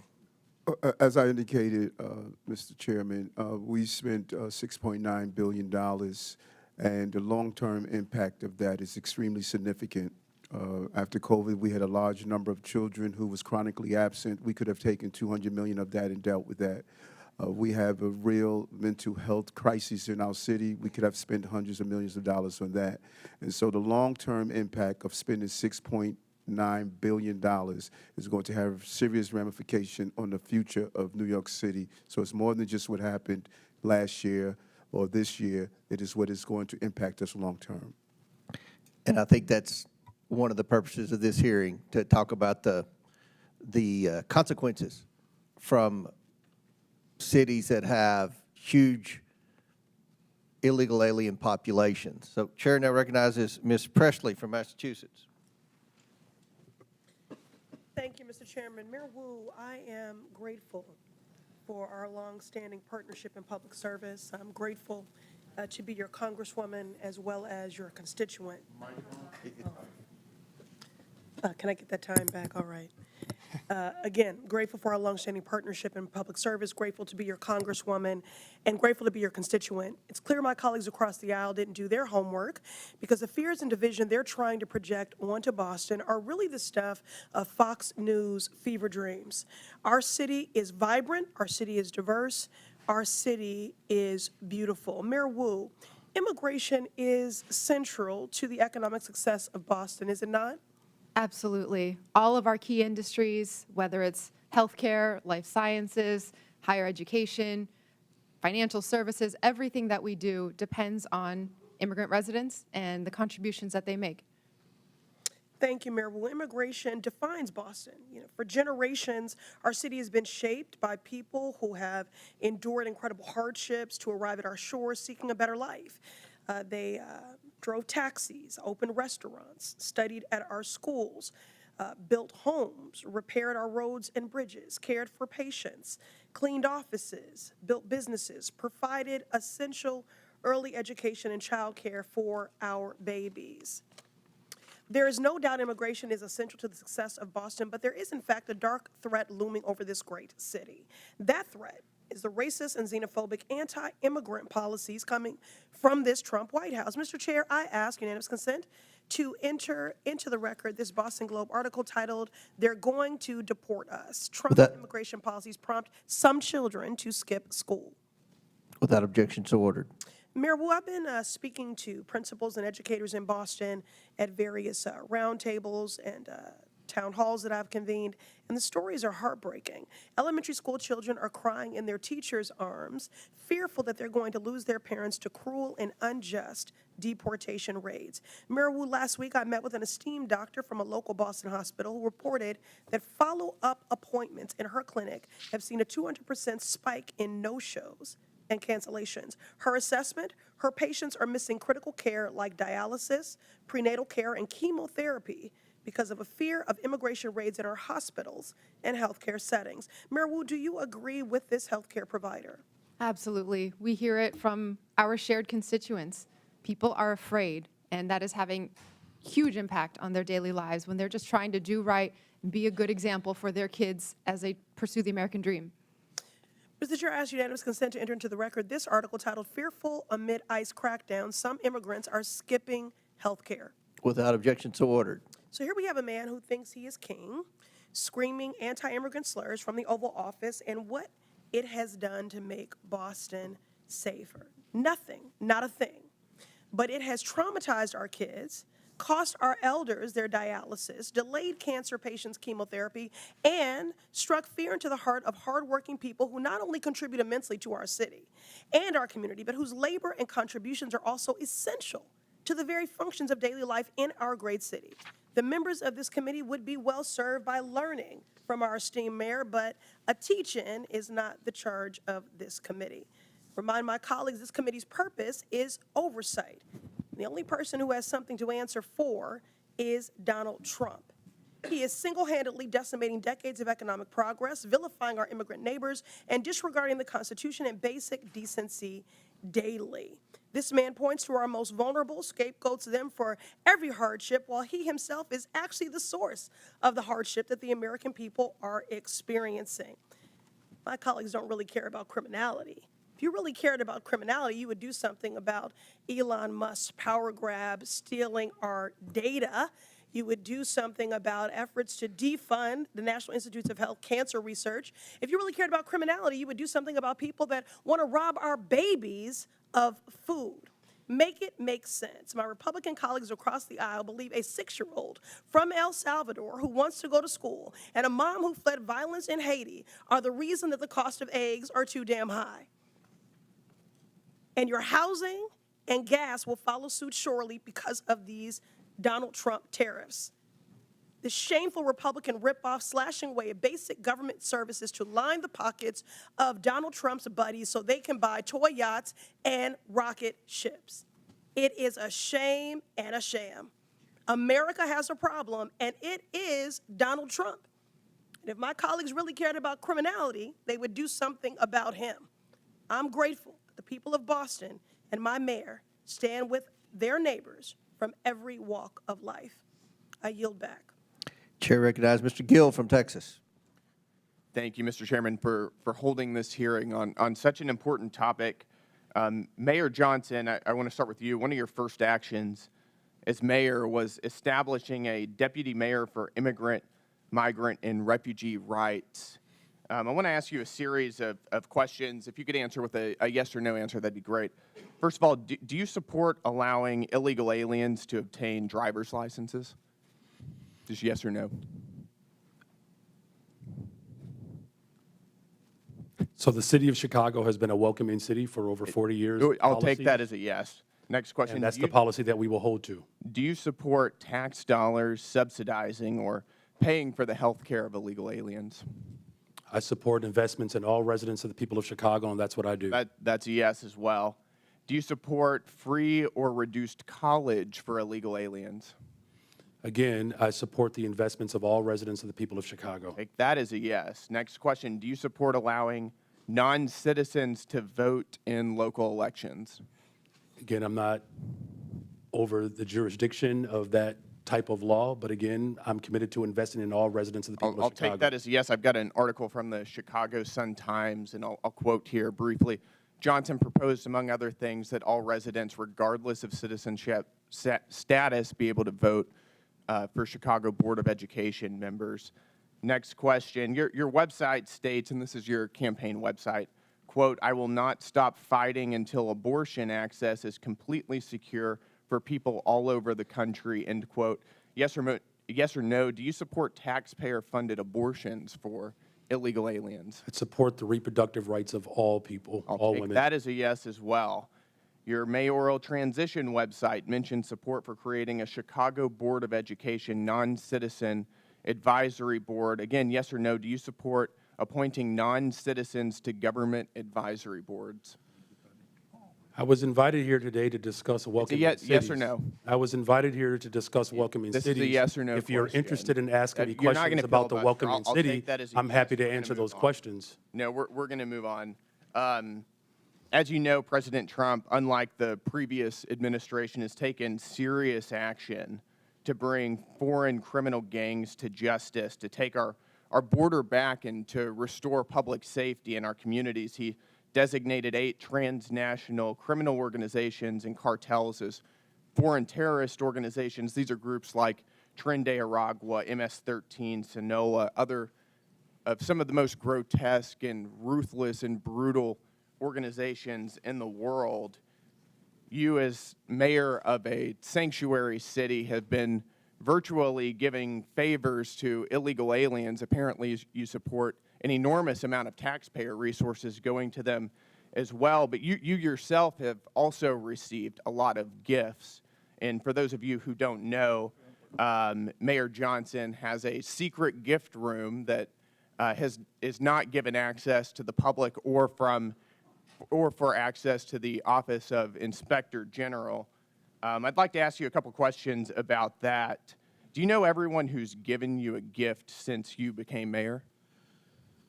The city of Chicago has had a policy for 40 years. That's a yes or no question. Where there are individuals that would like to give gifts to I'm the city of reclaiming my time. Chicago, I'm going to take that as a and we no. do not accept When those did gifts. you We become receive mayor? them on No, I'm going behalf to reclaim my of time the city here. of Chicago. You're not going to filibuster here. When did you become mayor? I was elected mayor of the city of Chicago in April of 2023, and I was sworn in May That's good. 15th on June of 12th, 2023. On June 12th, 2023, you received Hugo Boss cufflinks and a personalized Mont Blanc pin. Do you know who gave you those? So I did not receive those personally. The city of Chicago You received those them. on behalf And of the that's city of right, on behalf of the Chicago. city of Chicago, I as every understand the mayor difference. in the Do you know history of who- Chicago who has Do you know who provided gave those gifts to the city of Chicago? Do you know who gave those to the city of Chicago? So again, on behalf of the city of Chicago, there are It's a yes gifts or no that are question. received, Do but I you? do not Do you- accept, those are not So you my don't- personal so you gifts. don't know. Those are the gifts of the city of On March Chicago, 18th, and that's why you are aware 2024, that they exist, because they're reclaim within the law. my time here, sir. On March 18th, 2024, you received a Gucci tote bag. Do you know who gave you that? Gave the city of Chicago that? Again, I was here and I was invited I'll also to take that as respond no. to the On March questions 19th, around 2024, welcoming the city, and I'm city of happy to answer Chicago any of those received questions. A Givenchy bag, a Kate Spade purse, and Carucci shoes. Do you know who gave the city of Chicago those? Again, I was brought. I'll I take brought that as my a no. energy I'm here reclaiming my to time respond here, sir. I am on behalf of the reclaiming city my of Chicago time. of This what a welcoming raises city serious ordinance is. ethical concerns. You are providing an enormous amount of aid to illegal aliens, aiding and abetting criminals who have come into our country illegally. And you yourself are receiving an enormous amount of gifts, and you won't even tell us who they're coming from. That Chairman, raises time is up. serious ethical We have concerns. a 5-minute rule. Gentleman's Mr. time's Chairman, I'd like to ask for unanimous consent to enter into the record the City of Chicago Office of Inspector General advisory concerning gifts accepted on behalf of the city. Without objection, so ordered. Thank you. Chair now recognizes Ms. Tlaib for 5 minutes. Thank you, Mr. Chair. Mayor Adams, since we're on the this conversation around oversight and some misclaims here about corruption, I mean, do you agree, Mr. Mayor Adams? Yes, I hear you. I hear you, Congresswoman. Oh, okay, you weren't looking at me, that's why. It's okay, I'll speak louder if you want. Do you agree to a quid pro quo deal to enforce the Trump administration's cruel immigration policy in exchange for protection from the federal corruption charges against you? And you are under oath, just as a reminder. Congresswoman, there was no agreement. There was no quid pro quo, and I've done nothing wrong. So help me out here, though. So the Trump official, Tom Homan, we all know who he is, he said, quote, I'm quoting him, "If he doesn't come through, I'll be in his office, up his butt," sorry, Chairman, saying where the hell is the agreement we came to, end of quote. You're accusing the Trump administration for lying? Or, did they lie? What agreement did they're lying then? Mr. Homeland and I both agree we will fight dangerous criminals, and we've never had any conversation about my case. Okay. So Mayor Johnson and Johnson and who, I'm sorry, I can't get that. You can just call it Chicago and Denver. There you go. This is really important, you know, as a child of immigrants, and I think many of my colleagues on that side of the aisle have beautiful, diverse communities as well.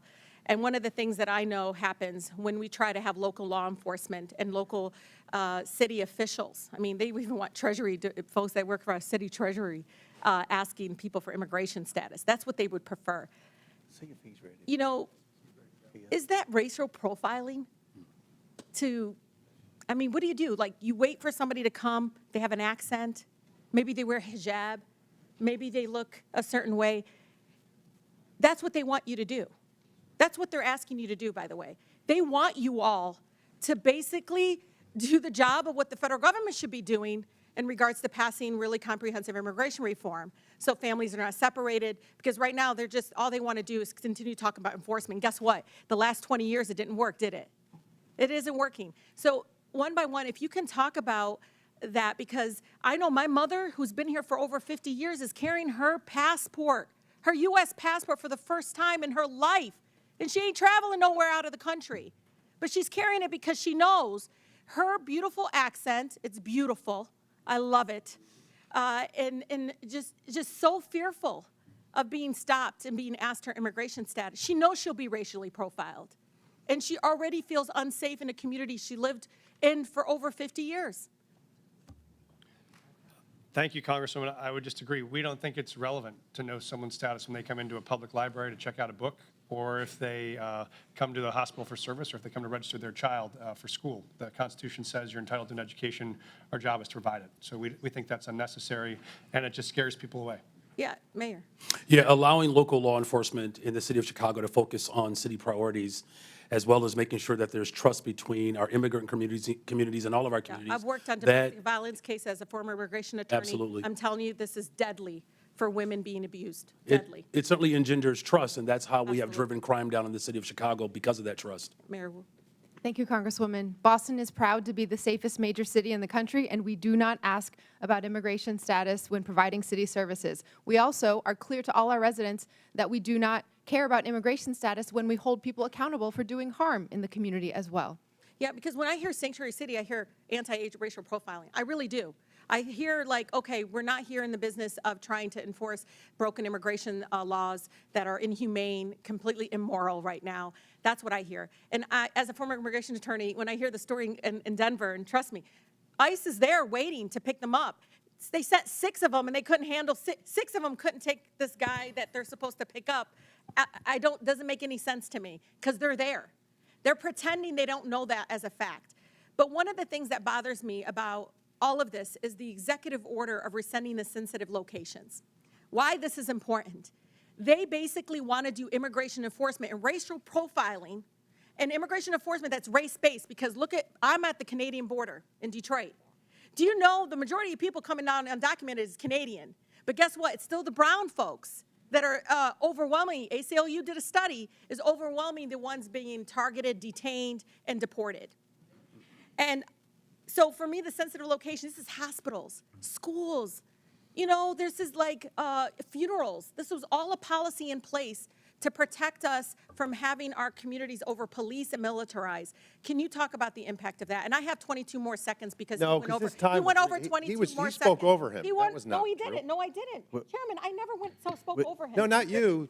The mayor spoke over Brandon. Oh, well, I didn't. It doesn't matter. He went over 22 seconds. But go ahead I and just ask your want them question. to answer the question about the sensitive locations because this is something we all should be scared of because pastors are calling me because they're talking about churches being possibly having ICE agents show up at churches. I can just say, Congresswoman, our fastest growing church in Denver went from 700 folks in the parishion to 5 after that announcement. All right. Very good. Thank you. Thank you. Yep. Chair recognizes Mr. Fallon from Texas. All right, 43 seconds. That's a deal. All right. Mr. Chairman, thank you. Coming into this very important hearing, I suspected that Democrats would claim illegal immigrants pose no danger and would frame them as a sympathetic victim class completely glaze over the tremendous financial burden that mass unlawful migration places on the shoulders of the American taxpayers. And furthermore, they would completely ignore the grave dangers that violent criminal illegals pose to all Americans. It would be, Democrats would use spin and deflection and woke wonderment and delusion, and some would even blatantly lie. And as they so often do, the left did not disappoint. The first claim that we heard was there were ICE agents ripping adorable children off adorable school buses. There was a myth and it never happened. And what was the source of this Democratic claim? One letter written by one superintendent in a country of 13,000 school districts. And that letter said that this may happen. Well, I may start a business with flying monkeys delivering you fruit salads. I may. But it never happened. And the case in point, it was Alice ISD.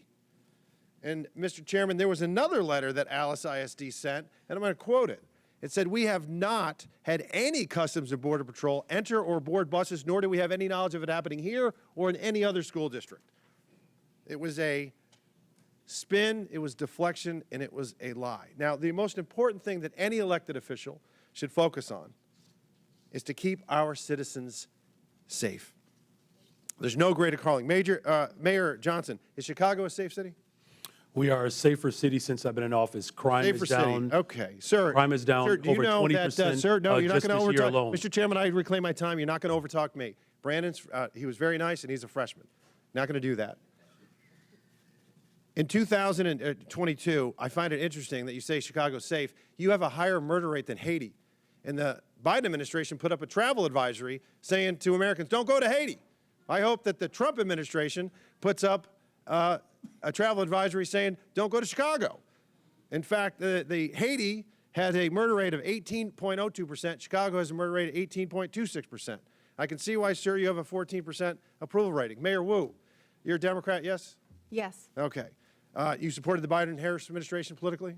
I did. Yeah, okay. Do you think that they took border security seriously? I think Washington failed on immigration and continues to do so. So let me ask that again. Did you think the Biden administration took border security seriously? I think Washington It's a failed. yes or no. It's not a trick question, Mayor. I think there's responsibility across this entire. Come on, we can eke it out of you. Yes or no?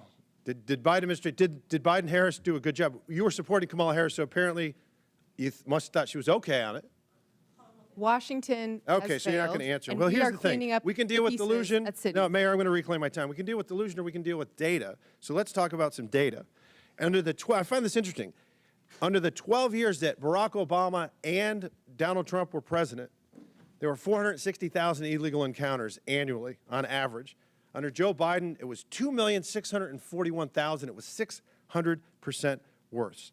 Mayor Wu, you would agree with me, I hope, on this. Vladimir Putin's a bad hombre, and he rules over an authoritarian regime, yeah? Yes. Bipartisan agreement. Wonderful. There were, under President Trump's first administration, 98 Russian nationals that were apprehended on the southern border entering the country illegally. Under Joe Biden, it was 127,415, 130,000% worse. Terror watch list went from 11 under President Trump to 382. That might be one of them calling right now.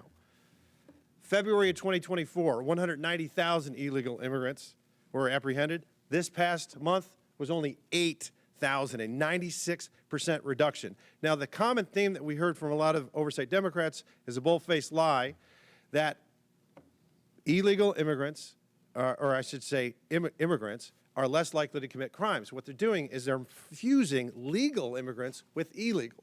When you bifurcate, when you separate them, yes, legal immigrants are less likely to commit crimes, but illegal immigrants are more likely to. Non-U.S. citizens account for 7% of the U.S. population, yet account for 15% of the federal arrests and prosecutions, according to the Justice Department. The Federation for American Immigration Reform found that if you were an illegal immigrant, you were 2 times more likely to be incarcerated in California and New York, and 5 times more likely in Arizona. And in my home state, in June of 2011 to June of 2024, or January 2024, Mr. Chairman, there were 428,000 criminal aliens booked in Texas jails. 299,000 of them were illegal immigrants charged with murder, rape, sexual assault, kidnapping, assault et al. 187,000 convictions. So it is an outrageous claim to say that when we secure the border, Mr. Chairman, no, 42 seconds left. No, you don't.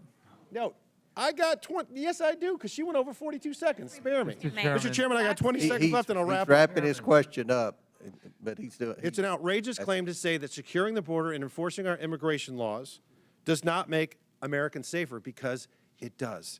And if you don't agree with that, I would encourage you to talk to Laken Riley's family or Jocelyn Nerngray's family. Mr. Chairman, I yield back. Gentlemen, thank you. Chair recognizes Ms. Stansberry from New Mexico.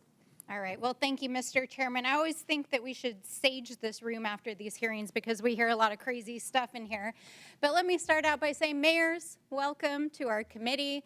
Thank you for serving your cities and your people. I have to say, as also an elected official, you have the hardest job in America. There is no job harder than being a mayor of a major city. So thank you for serving your constituents. And I want to take this opportunity to especially acknowledge Mayor Wu, because not only are you the first woman to ever serve the city of Boston, if y'all haven't been watching, she is also the mother of a newborn who is here with her. She has a 7-week-old baby, and she showed up to testify and be yelled at by our colleagues for 4 hours. So I say to you, Mayor Wu, may your daughter grow up to be a fierce leader like you. Thank you. Now, I want to reject the fundamental premise of this hearing, because what this entire effort is about is intimidating state and local officials, attacking law-abiding immigrant families, and spending millions of dollars of taxpayer dollars, both in the administration and in Congress, to make ads that are complete smoke and mirrors, trying to say that Donald Trump has somehow secured America's safety. what they are doing is not making America safer. In fact, it's a total and complete lie, because Donald Trump has failed to actually even secure the border. He's failed to stop illicit drugs like fentanyl from crossing the border. He's failed to secure sufficient staffing and technology to stop human trafficking and illicit drugs from crossing the border. He's failed to support local law enforcement and behavioral health programs to address the issues that are affecting our communities. And he's failed to even execute on the most basic thing that he said he would do, which was to pass immigration reform when he got into office. Here we are, Donald Trump. Where's your immigration bill? Oh, wait, you don't have one. That's right. Because none of this is actually about making America safer. In fact, all of this is making America weaker. He's dismantling our federal law enforcement that would actually go after cartels and drug traffickers. Over the last 6 weeks, Donald Trump has taken out the most senior FBI officials and the officials in our U.S. attorney's offices that were actually prosecuting the cases against the drug cartels. Donald Trump took out the law enforcement that were prosecuting those cases. So let's be real about that. He froze federal law enforcement funds all across the country. I have tribes in my district that still haven't had their DOJ grants reinstated. Let's be real about what's going on here. He's frozen funds to refugee resettlement and other immigrants groups permanently who have outstanding receipts. There are refugees and asylees that had waited decades to get to this country from war-torn parts of the world, and they literally had their flights canceled the last 2 weeks, while Donald Trump is sitting in the Oval Office and offering millionaire oligarchs a free ride into America with his gold visa program. Is this really about making America safe again? Is that really what he's about? Is that really what my colleagues across the aisle are about? Because what I can tell you, as a representative from a great city, the city of Albuquerque, a border state, is that we know what makes our communities safer. It means we stop drugs from coming into our country and our communities. It means that we support and we fund our law enforcement. It means that we fund our behavioral health system. It means that we support our mayors, our tribal leaders, and our state officials. It means that we invest in them. It does not mean that we drag them in front of Congress for 4 hours. We yell at them. We tell them we're going to give them criminal referrals. The DOJ is intimidating our mayors, and my colleagues across the aisle are producing TV ads to try to pretend that they're making this country safe again. It's total bullshit. Absolute bullshit. They are not making America safer again, and what they are doing is terrorizing immigrant families.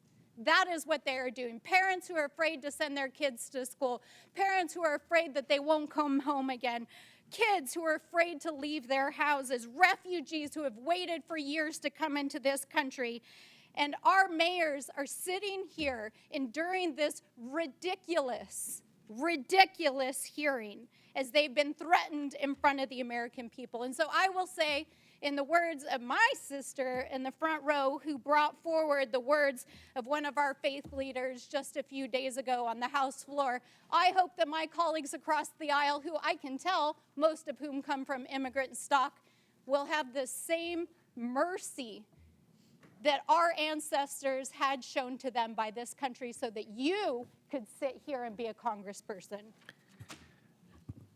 Gentlelady's time's expired. We're going to Ask unanimous consent. Ms. Crockett.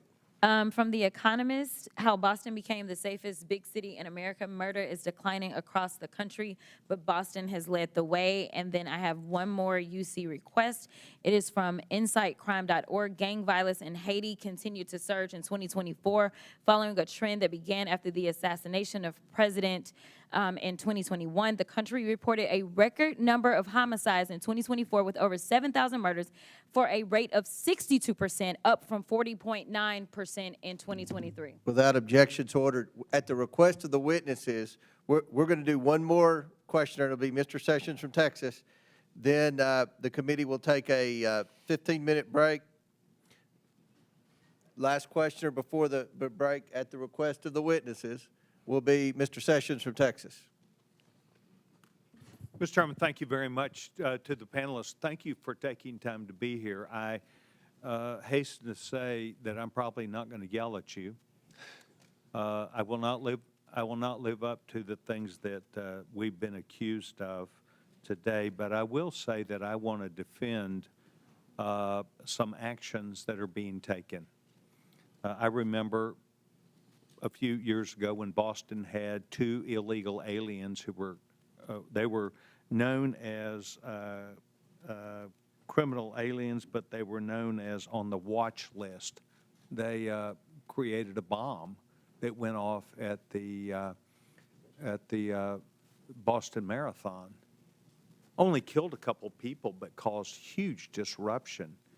And it brought to light that the administration at the time and prior administration had allowed people who were on watch lists that we understood, terrorism, criminal, and we were allowing them in the country. We watched forward as we moved about the rule of law being ignored. United States of America allows 1 million people to go through our process, the largest amount of anywhere in the world, 1 million people, and they go through a process. And I spoke at one of these ceremonies, naturalization ceremonies last May. And I spoke to the people that were there. And they all unequivocally stated, thank you to the United States of America, but they learned what they were entering, what they were expected to do, that their customs from where they came from, some could be kept, but the things which did not correspond to American law now needed to be followed, that they were going to become American citizens, not where they came from, but they wanted to be Americans, and they had to follow those rules and regulations or laws. That we were very open to them being here and that they could legally perform the duties that they wanted. What has caused this mismatch is more than just the Boston bomber or people being killed, but rather the public interests in looking at what the charade that it caused all across this country, in particular in larger cities. Chicago, yes. New York City, yes. Other cities around the United States where people felt not only threatened, but it was activity that was seen as unbecoming to people who should be where they were and giving respect and thanks to a group of people who were allowing them to be here, i.e., a city that was not going to arrest them.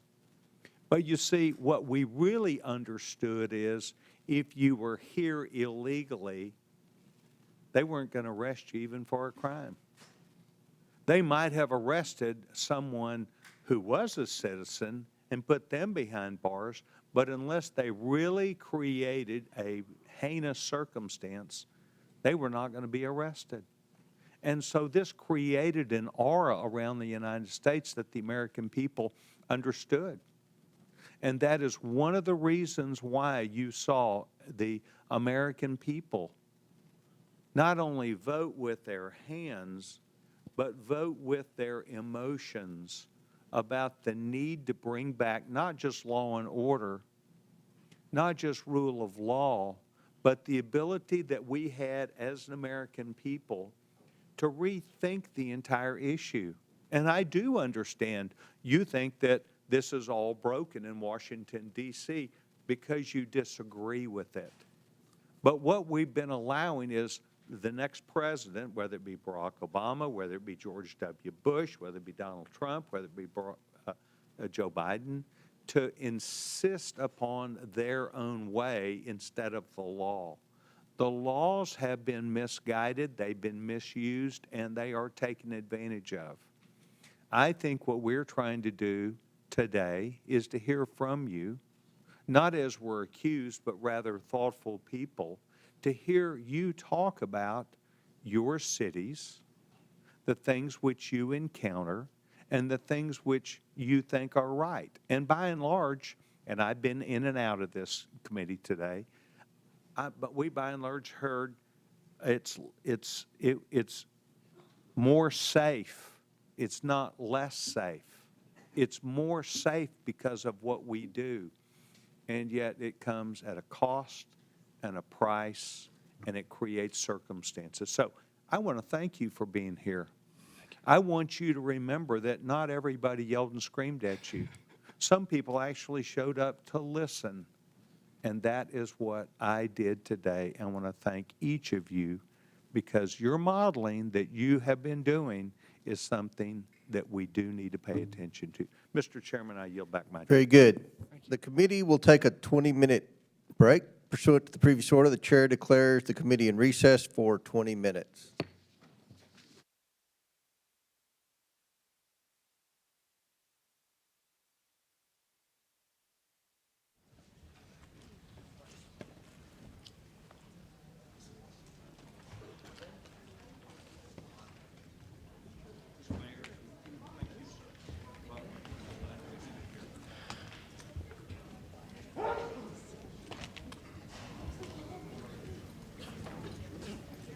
Thank you very much, Mayor.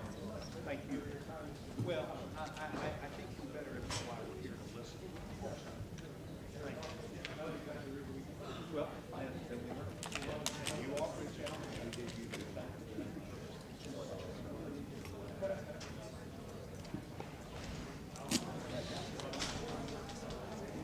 What do we think, another hour?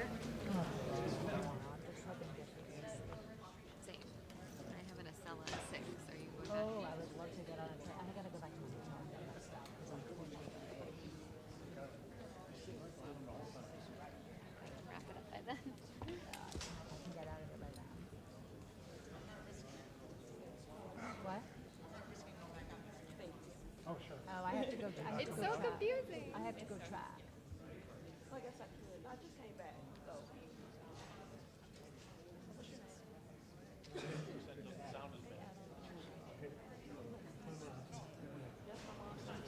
What, you have at 4?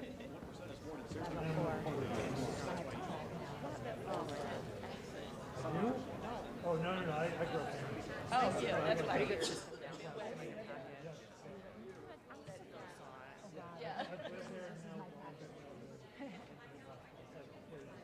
Yeah. I'm from Chicago, so I can, part of me, yeah, it's just hard because now I have to just pick like one interaction, you know what I mean? Oh, exactly. Oh my God, it was like 2.5 years.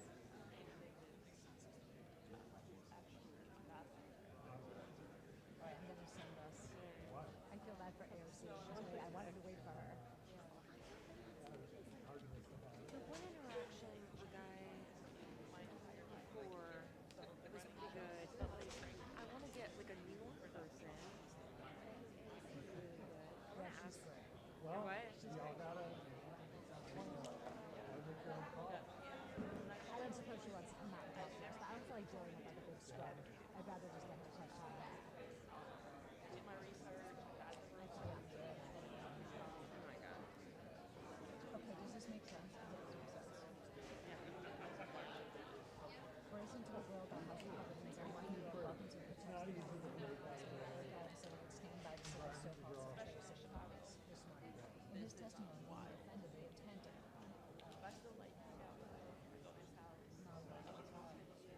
That's good. That's Yeah, I've been through the pictures in the slideshow for their anniversary. good. Because it's, look, it's very good.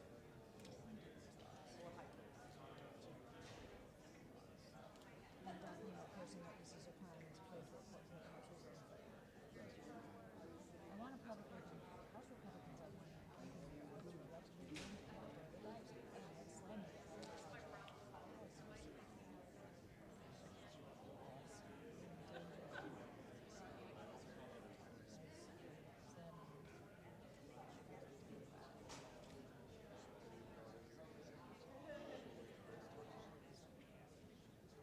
What time are you thinking of going back? What time would you have to finish? So are you live in the 6? I don't know. I'm going to try maybe not to get live because I might go back to the hotel after that. Is your stuff, do you have your stuff packed? I do, but it's like all the way in the car, like the north side, so it's gonna take me anyways like a while. But I have a 6:30 live hit. Okay. Which is annoying, and then I have to leave something for 10. Okay. So I should be, I'm hoping to be leaving by like 7:30. That's not bad. Okay. You wanna like meet at the train station? Yeah. Let's get through our first part. Yeah. Okay. Same. We're at 5:30.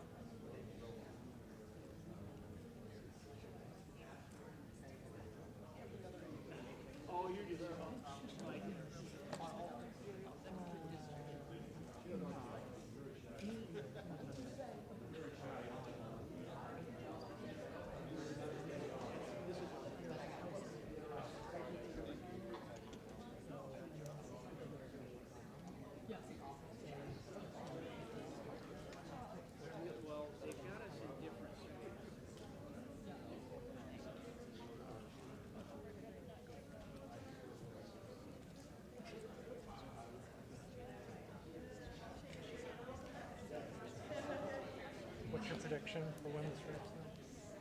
Not my prediction. Oh, sorry. I mean to misrepresent. And I'm also not eavesdropping, I swear. I just wanted, I totally want to know.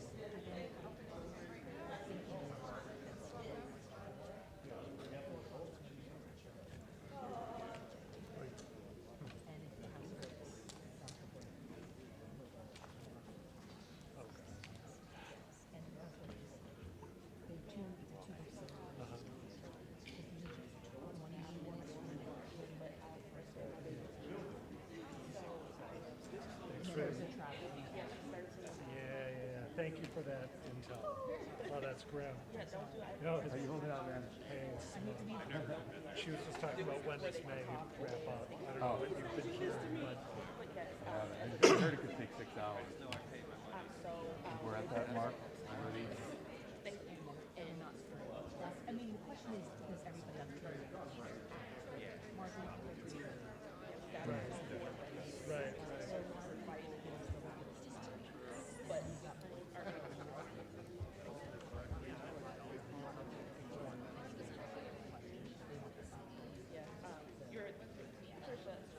Goodness, thank you again.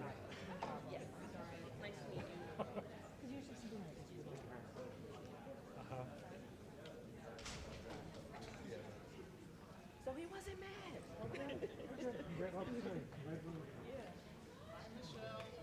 Took a picture. He texted. He said, "Take a picture of us." He texted it to me. So, Well done. I know. I knew he still loved us.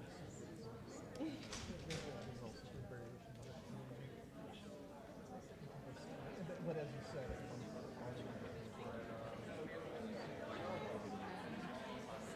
has not said the same thing yet. Yes.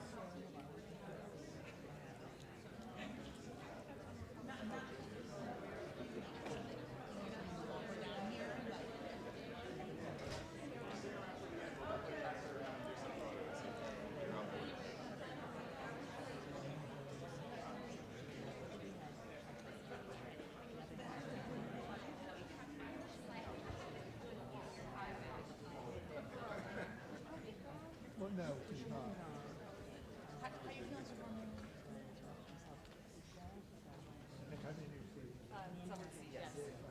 I just shifted slightly off. She did a shift like that.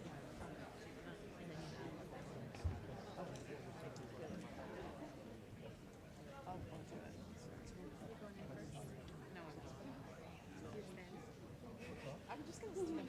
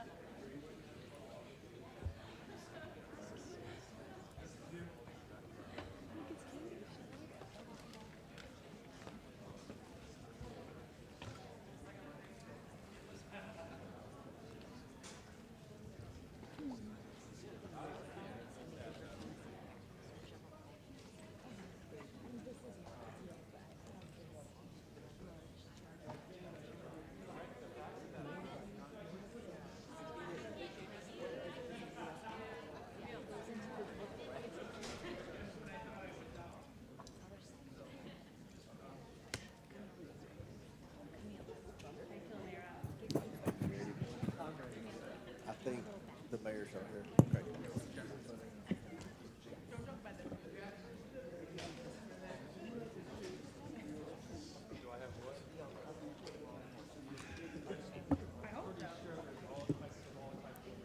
The committee will come back to order.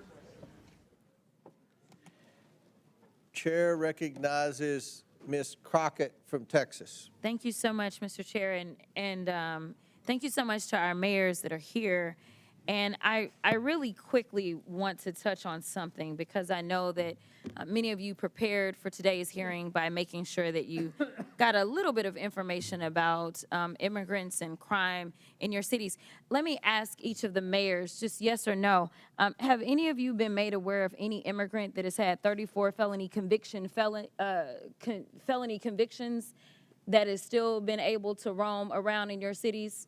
Anyone? No, ma'am. 34 felony convictions No, from the Congresswoman. immigrants. Anybody? I'm not aware. Oh, okay, okay. I'm just curious because we are so concerned about crime, and I know that my Republican colleagues would never want anybody with 34 felony convictions roaming around because that could be a danger to the community, but I will move on. The Republicans put more effort into producing their little propaganda trailer for this hearing than they have into reforming America's immigration system, and that's why we're here today. In fact, Republicans are beating up on the vast majority of you about what you're doing for your citizens, but the last time I checked, you're actually showing up. You may or may not be aware, but the NRCC just instructed Republicans to stop their town hall meetings because their constituents were showing up and telling them to do your jobs.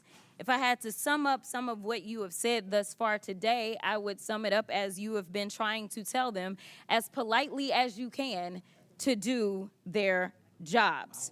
In fact, we know that they have not done their jobs, and so they're trying to force you to do it for them by turning your local law enforcement officers into ICE agents. They have this fake outrage about how immigrants are stealing resources and jobs from Americans when residents of Boston, Chicago, New York City, and Denver are subsidizing public services in their districts and their states because the Republicans refuse to ensure that their constituents earn a livable wage. Look, they don't have a plan to fix immigration in America because they don't want to. Mass deportation isn't a plan. Arresting kids in schools or worshipers in church isn't a plan. But there are important points to discuss as it relates to immigration in America.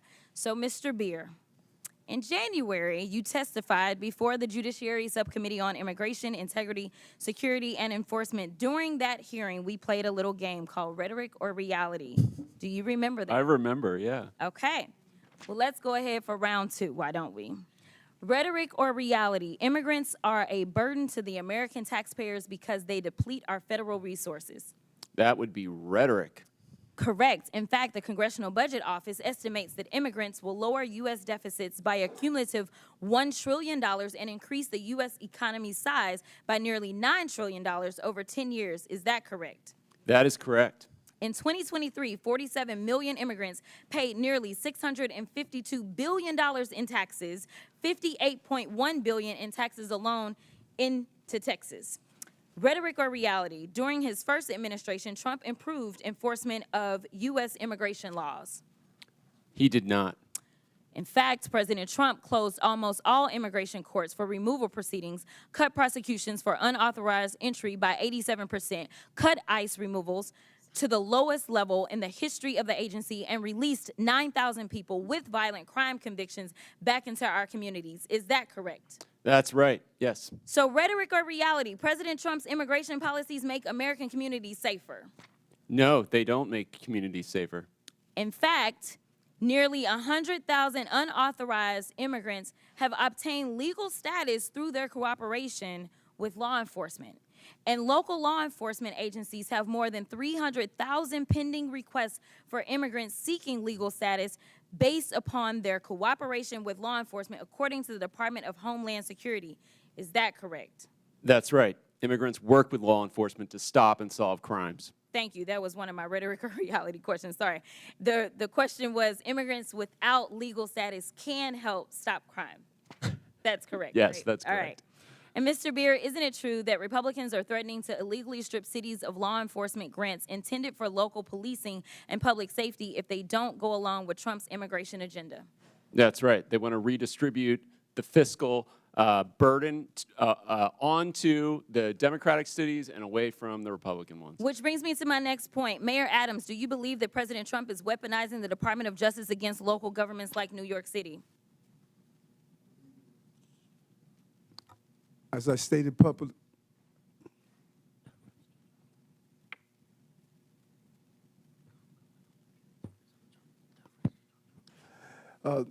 thank you for the question, Congresswoman. And as I indicated previously, this case is in front of Judge Ho, and I'm going to allow the judicial process to go forward. Well, let me ask it a different way. There was a quote from Mr. Well, he had to get advice, so can I just get a... What's that? He was getting advice, so can I get a little bit of time? I didn't interrupt while he was getting advice. Time because they were advising him. Go ahead. Okay, this is the last one. There was a quote from Mr. Homan, I believe, where he said he will be in your office and up your butt if there was a problem with whatever agreement. We don't know what it was. My question to you, I know you've been asked about it a couple of times today, is was he lying when he said that you made an agreement that would cause him to be up your butt if you failed to uphold your end of it? And gentlelady's time's expired, but if the mayor wants to answer it, he can. Congresswoman, I answered that question, and it appears as though we're asking the same questions over and over and over again. My comments are not going to change. No quid pro quo, no agreement. I did nothing wrong. Chair recognizes Mr. Langworthy from New York.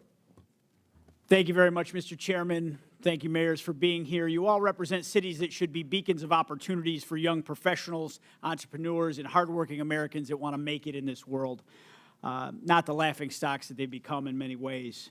New York was once hailed as the capital of the world. Boston was admired for its founding role in America. Chicago was the gateway to the West and the icon of the Great Lakes. And Denver was admired for its natural beauty.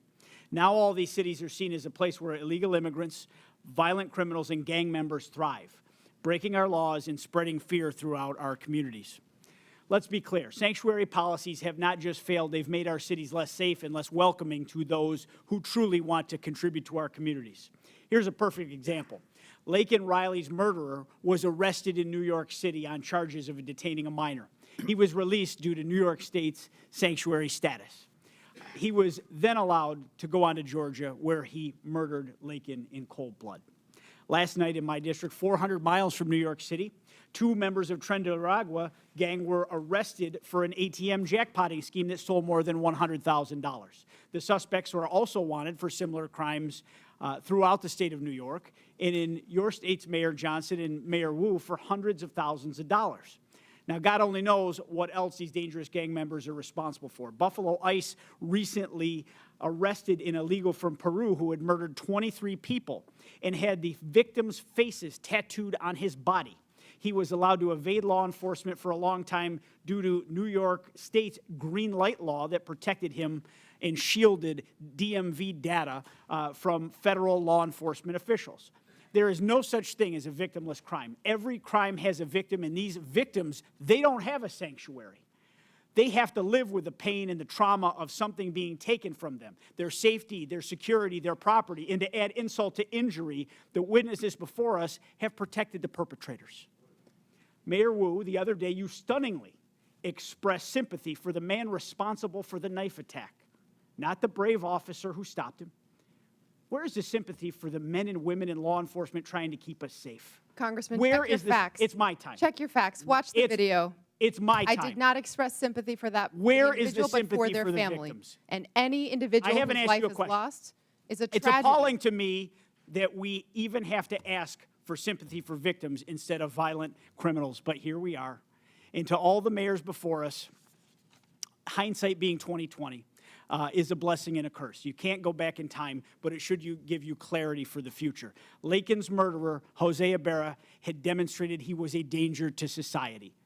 He should have been detained by ICE. I want to ask each of you, yes or no. Do you agree that someone who demonstrates a willingness to harm society should be detained by immigration officials? Mayor Adams. Yes or no? Within the confines and restrictions of the law, yes, I do. Okay. Mayor Someone John. that's committed a crime, yes, someone that's committed a crime, yes, should be detained, and we would help them. Every violent criminal should be held accountable, and that's why crime is down in the city of Chicago, because we're doing just that. Mayor Wu. If you commit crimes against the people of Boston, you'll be prosecuted. Another yes or no question. Has anything that's happened in this country in the last 3 years given you reason to consider removing sanctuary city status from your communities? Mayor Adams. I'm clear that what we do is prevent some of these crimes from taking place. Mayor Johnston. We think the system that we have works, and we will keep it. Violent crime is down in Chicago because of welcoming city ordinance.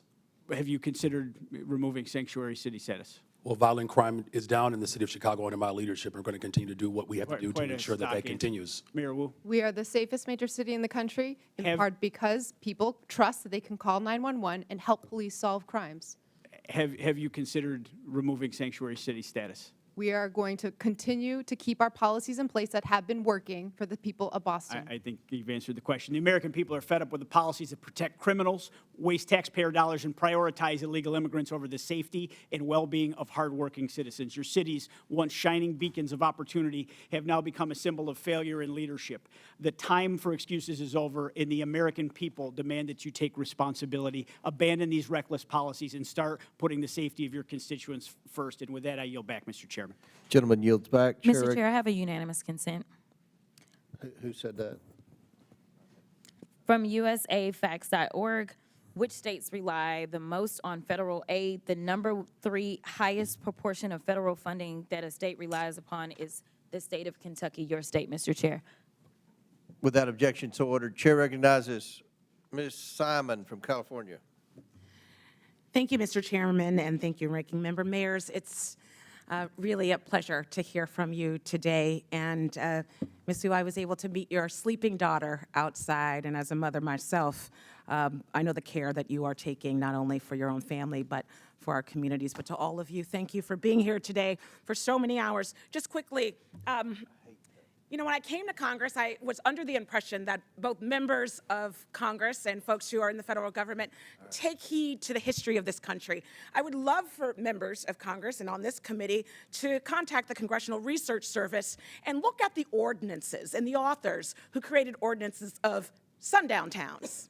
That animus is almost mirrored with the conversations today about our immigrant communities. So when you get in your Uber and when you talk to your nurse and when you go home, I want you to look in the face of the folks that you are disrespecting today. The real crisis is a crisis to me and many who study this issue for a career. It's a broken asylum system. Right now, 3.7 million folks are in this country waiting, and they have waited years, meaning these folks fleeing violence for years are waiting for an immigration system that works. That is not on the duty of these mayors. It is our job, it's the federal government's job, create an asylum system that honestly purports what we say on the base of the Statue of Liberty, and let's get that work done. Don't blame our mayors who are supporting young people and elders and bringing in federal dollars for health care.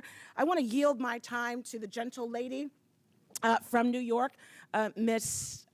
Cortez. I thank the Congresswoman. I'd like to start with some questions prior to my recognized questions. Mayor Adams, on January 31st of 2025, your attorneys met with federal prosecutors regarding the charges of bribery, campaign finance fraud, and conspiracy against you. Were you aware of this meeting prior to its occurrence? Congresswoman, as Microphone, please. I'm sorry. As I stated to your colleagues, and I'm going to continue to state because we're asking the same question over and over again. This is a new question. This case is in front of Judge Ho, and out of deference to I our understand, criminal justice Mayor Adams. process, I'm going to Mayor Adams, defer this as your to the counsel, court. I'm sure will inform you. The only permissible way to refuse to answer a question during a congressional proceeding such as this is by pleading the Fifth Amendment. Deference to the judge is not a permissible excuse for not answering questions during a congressional hearing. Is it your intention to plead the Fifth today? Councilwoman, you said the only way that you can't answer a question is to plead the Fifth. I am answering your question. I'm answering your question directly. That You are not, Mayor Adams. Okay, I believe I am. I will ask it again. Were you aware of the meeting between your attorneys and federal prosecutors on January 31st? Answering this question is a yes or a no. And I'm going to answer it again. Out of deference to Judge Ho with this case. That is not an answer, Mayor Adams. He is going to deal with the outcome of the case. Mayor Adams, is it your intention to not comply with these questions?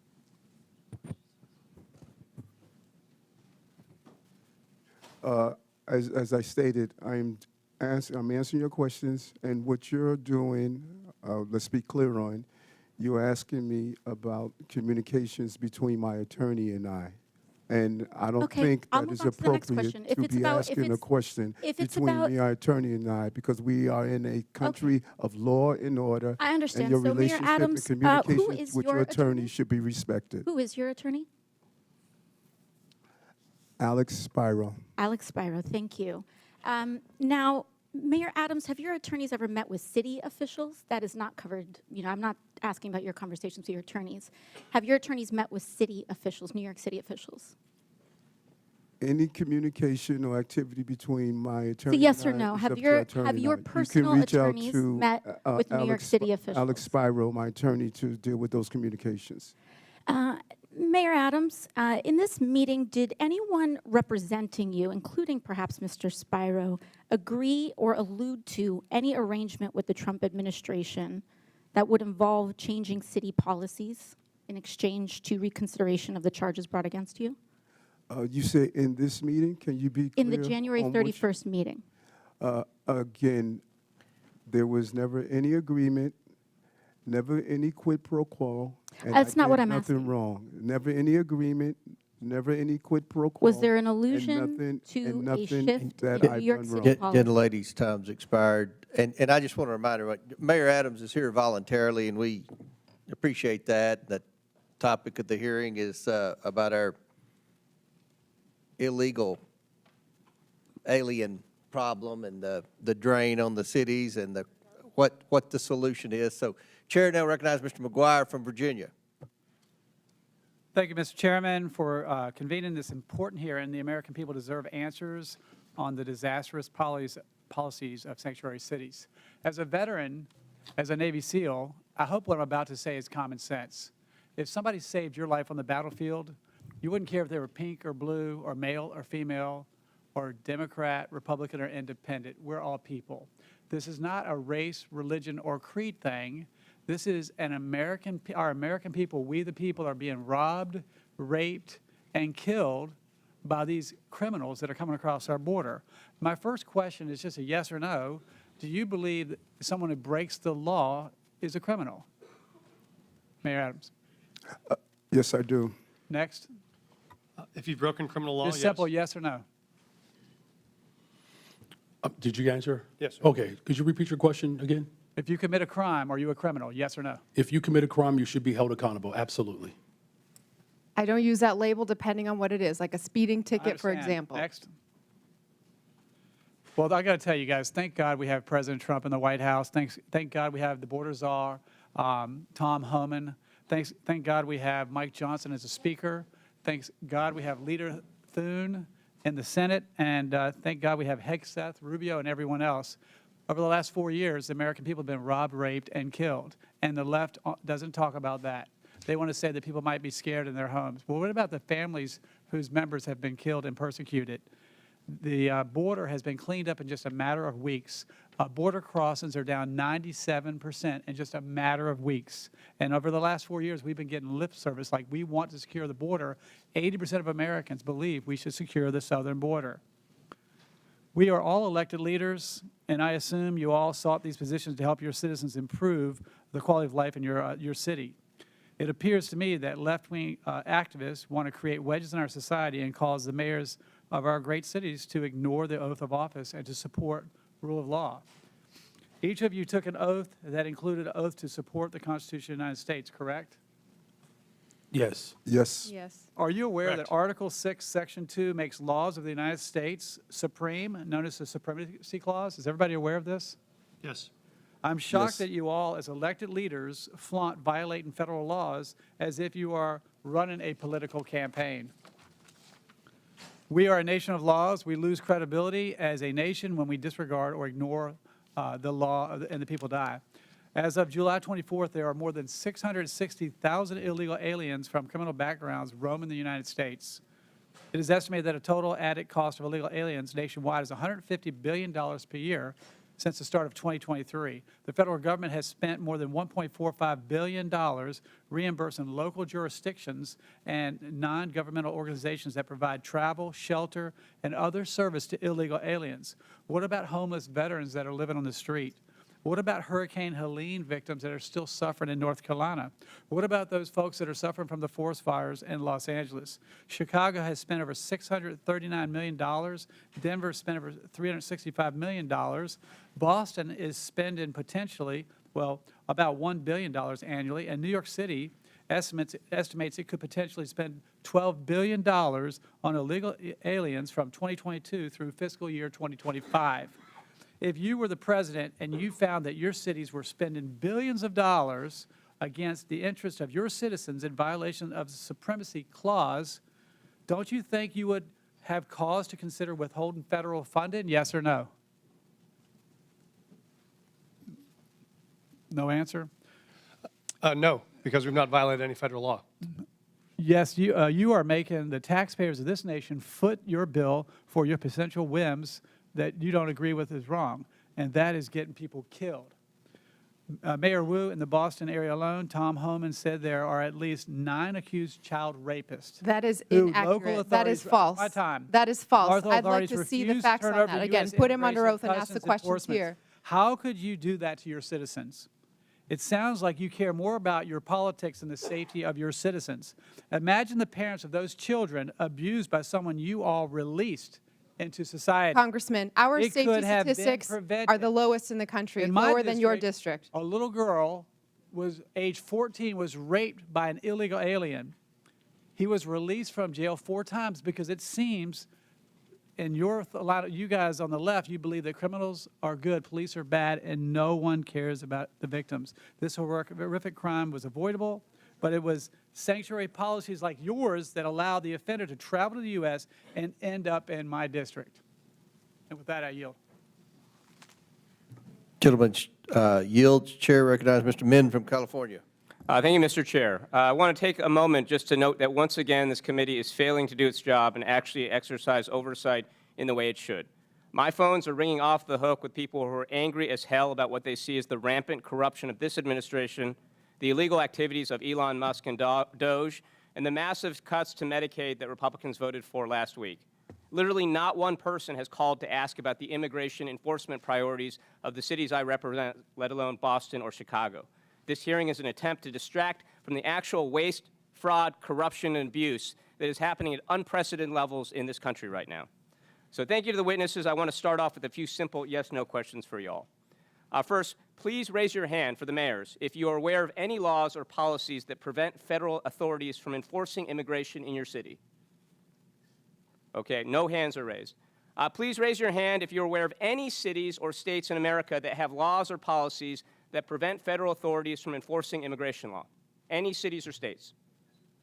Okay, I just want to note for the record again, there are no hands up. And as your answers make clear, this whole sanctuary city, quote-unquote, debate is a sham. There's no place in America, not one, that actually provides sanctuary from federal law, period. The real issue here is whether state and local governments should spend scarce taxpayer dollars to help the federal government enforce its immigration priorities. Whether local police should spend their time focused on their actual jobs, keeping our streets safe, apprehending violent criminals, solving crimes, or whether they should be deputized to help enforce federal immigration laws.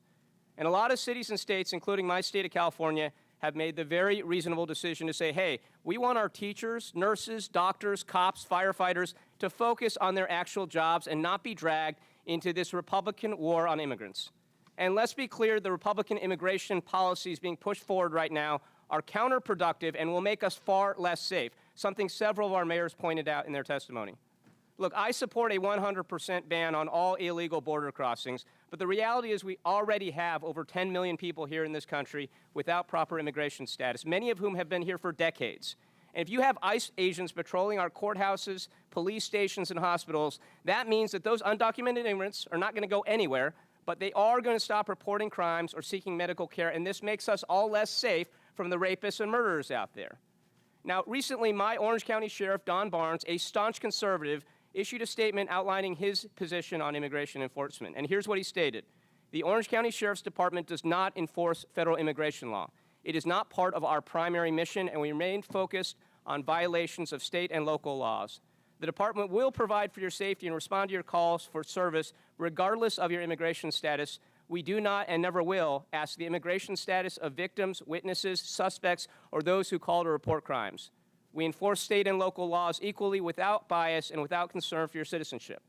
Now, I actually think this is a pretty good summary of what each of you are describing happens in your cities, a situation where the federal government enforces immigration law while states and local authorities enforce state and local laws, and it makes a lot of sense. I don't know what my colleagues on the other side think, but I don't want my police focused on immigration status and asking people about that. I want them focused on preventing violent crimes. But with that, I want to shift gears to address Mayor Eric Adams. Mayor, as has been well discussed in this committee, you are the first sitting mayor in modern New York City history to be indicted while in office. Last year, of course, you were charged with numerous felony counts for soliciting and accepting bribes for nearly a decade from foreign nationals, businessmen, and others, including illegal campaign contributions and luxury travel. On February 10th of this year, the Trump Justice Department instructed federal prosecutors to drop charges against you. This decision caused 7 federal prosecutors, including a Trump appointee, to resign because they believed this was such an enormous miscarriage of the rule of law in law enforcement. Now, as some of my colleagues have pointed out, this was widely reported as a quid pro quo. I know you've denied that. I know you're probably limited in what you can say. But a lot of people out there, including a lot of people in New York City that I know, believe that these charges were dropped in exchange for a quid pro quo for your agreement to help the Trump administration enforce its immigration policies. So my question for you, Mayor Adams, is actually a very simple one. It's clear that whatever your intentions, whatever actions you take, whether on immigration or anything else, you do not enjoy the trust and confidence of the people of New York City. So my question is, why haven't you not resigned yet, and do you plan to resign today or anytime soon? I'm really surprised after you laid out your strong belief in the country It's and a what yes, we no stand question. for, and what we stand for, that Why you are haven't you acting resigned to yet, take Mayor away Adams? the power Why have you of not the resigned people. yet? The It's people not of a the question that city gets to your elected lawyers. me to be Why the have you mayor, not resigned yet? and you Please answer should the not be a question. hypocrite and ask the people of the city power to be reserved for them. Why have you not I resigned was yet, and elected do by you the people of the intend to city, resign anytime and you soon, don't Mayor? live in the Gentleman's city. time's expired. Gentleman's time's expired. Chair recognizes Mr. Jack from Georgia. Mr. Chairman, thank you for convening this hearing, and I'd like to begin by offering some thoughts about our colleague from Texas, Congressman Sylvester Turner, who sadly just passed away, as some of you may know. Congressman Turner was a former 2-term mayor of Houston, and as our witnesses can no doubt attest, being the mayor of a big city is not easy. Congressman Turner was a member of our freshman class, and his office is right next to mine in the Longworth House Office Building, and as such, I had an opportunity to walk with him to and from votes, found him to be an incredible gentleman with respect and courtesy. My colleagues across the aisle, particularly the freshmen, knew Congressman Turner better than I, so I certainly yield to them on this topic, but I wanted to at least mention my own thoughts for the record. Now, to the topic of today's hearing, I prepared for today's hearing by chatting with some of the mayors from my district, from those who represent just a few hundred to those who represent a few thousand, and I found a common theme of frustration. They, along with me and many other constituents I proudly represent in Georgia's 3rd Congressional District, want to know why policies are in place that benefit citizens of other countries at the expense of citizens of our own country. So if I could, Mayor Johnston, I'd like to start with you from Denver. I know Chairman Comer, in his opening line of questioning, discussed an ordinance passed by the Denver City Council in 2017, and I recognize you had just left the state Senate by then. But this ordinance prohibits city and county employees from assisting the enforcement of federal laws or inquiring about a person's immigration status. So I just have to ask, do you see a benefit in learning whether or not someone charged with a crime is a citizen of another country? Thank you, Congressman. I do just want to say Mayor Turner hosted me in Houston when I first became mayor, so that's a powerful statement for me. Thank you for acknowledging it. Thank you, sir. We don't ask someone's status when we first contact them because it's not relevant to whatever charges we may be pursuing. They may list their country of origin on a document that we ask for. It does not indicate their immigration status. They could have legal status but be from another country. Thank you. Mayor Johnston of Chicago, do you see a benefit in asking someone charged with a crime whether or not they're a citizen of our country? The benefit of community safety is trust between local residents and law enforcement, and that relationship is critical to driving violence down. Under my leadership, violence has gone down in the city of Chicago. And Mayor Johnston, if I can ask, have you ever disciplined, fired, or arrested law enforcement officers or correction officers if they notified ICE or other federal immigration officers of an illegal criminal alien in lockup or courts in violation of your sanctuary city policies? Have you ever disciplined, fired, or arrested a law enforcement officer that worked with ICE?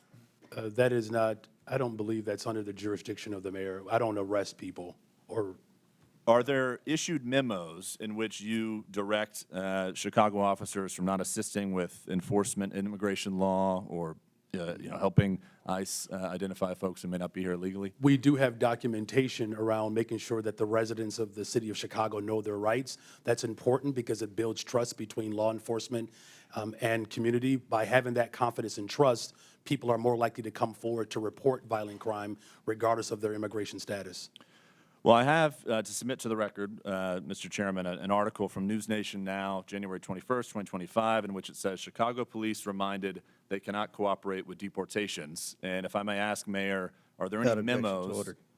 Thank you. Are there any memos that direct Chicago police to not cooperate with President Trump's deportation plans? Well, so local law enforcement, we're not federal agents. So local law enforcement in the city of Chicago, they do not dub as federal agents. But that having been said, from your mayoral office, have you ever issued memos to the police department instructing them not to cooperate with President Trump? We remind people of what the Welcoming City Ordinance entails. Would you submit to the committee any written documentation to the Chicago Police Department as it relates to this? For the Welcoming City Ordinance, we're happy to make sure that this body has that ordinance, and that policy has been around for 40 years. Thank you very much. Mayor Wu, back to my line of questioning with Mayor Johnston and Johnston. Do you believe that if you are asking someone who's been charged with a crime, whether or not they're here in our country legally, is that a proper and beneficial thing to do? The laws of Massachusetts and the Boston Trust Act help Boston police solve crimes. We do not ask for immigration status because it allows for people to trust that when they call 911, when they have information that might help bring justice to another family, that they feel comfortable sharing that. Thank you. And Mayor Adams, in closing, obviously you know the police very well. Do you see a benefit in asking folks who've been charged with a crime whether or not they're a legal citizen? Yes, I do. With that, Mr. Chairman, I yield back. Thank you. Gentleman yields back.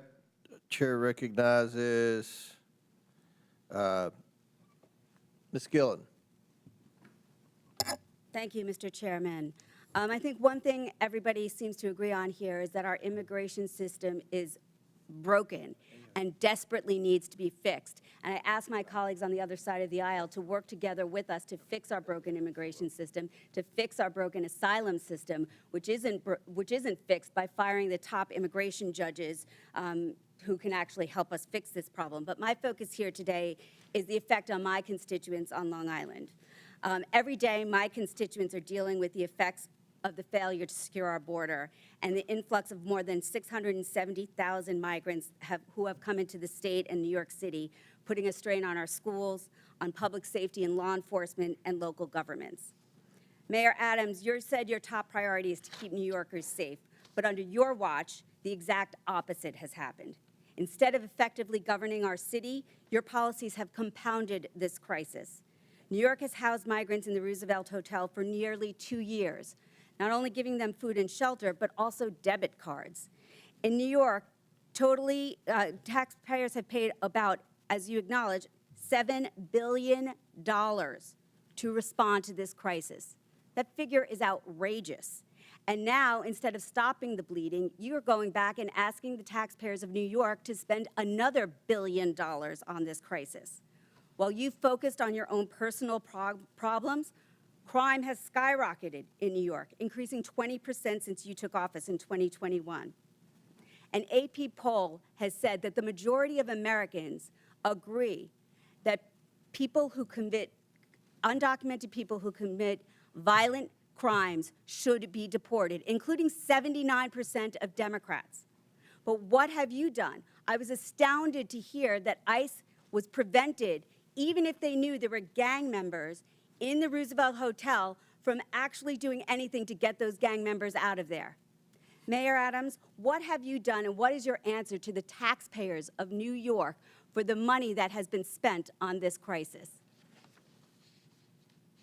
You raise several things, and there's a level of inaccuracy in some of the stuff you raise. When you look at our crime numbers, I'm not sure where you got those from, but we could give you an accurate account of our crime numbers. Crime has continued to drop since I've been the mayor of the city. We have moved over 20,000 illegal guns off our street. And although we had 230,000 migrants and assignment seekers that came to our door, 189,000 were able to go on to the next step of their journey. We manage a crisis. Congress makes our immigration policies, not mayors. I manage a crisis that was dropped at my door. And I continue to do that every day, and I'm proud of what my team did coming out of COVID and managing this crisis as well. Our city has more private sector jobs in the history of the city. We received our bond rating increase and stabilized. Our city is functioning, and we're going to continue to do the job that I was elected to do. So spending $8 million is $1 billion is a good job. Mayor Adams, what you said today has given me no confidence in your ability to continue to serve and lead our city. But you don't live in New York City. You live on Long Island. You don't vote for me. Mayor, and you should resign. And I said that before you made your deal with Donald Trump. Thank God you don't live in New York City. You live on Long Island. But people the of problems city, New York City people of affect city my elect constituents people who of work New York in Long City Island, who elected. work in Manhattan, whose kids live in Manhattan, who go to the doctor in Manhattan. Everything that happens in Manhattan affects my constituents, Mayor. I yield back. Would the gentlelady yield to me, please? I thank the gentlelady. My question, Mr. Beer. We've heard a lot about crime. So the overwhelming majority of crime in the United States is committed by undocumented individuals whose immigration status is dubious. Is that correct? No, that's not correct at all. The overwhelming majority of crime is committed by U.S.-born Americans. So if I wanted to demonize naturally born Americans, I could cherry pick crime rates from that population and demonize them and dramatize that and use it to smear an entire subgroup in the population. In this case, the majority group. Is that correct?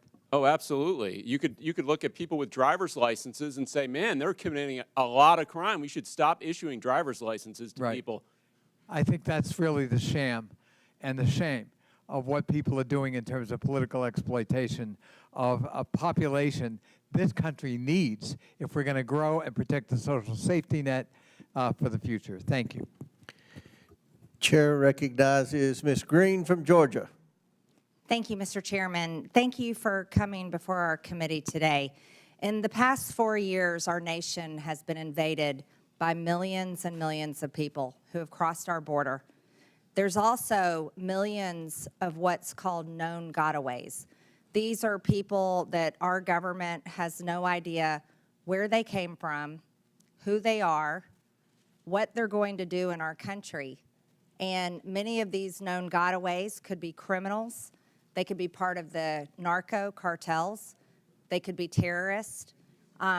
We don't know who they are, and there's millions of them here. This country has also been the victim of fentanyl. This is a dangerous chemical that comes from China, is made into pressed pills in Mexico and Canada, and illegally distributed into our country by the cartels.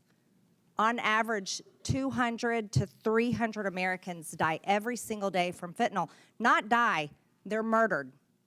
They're murdered.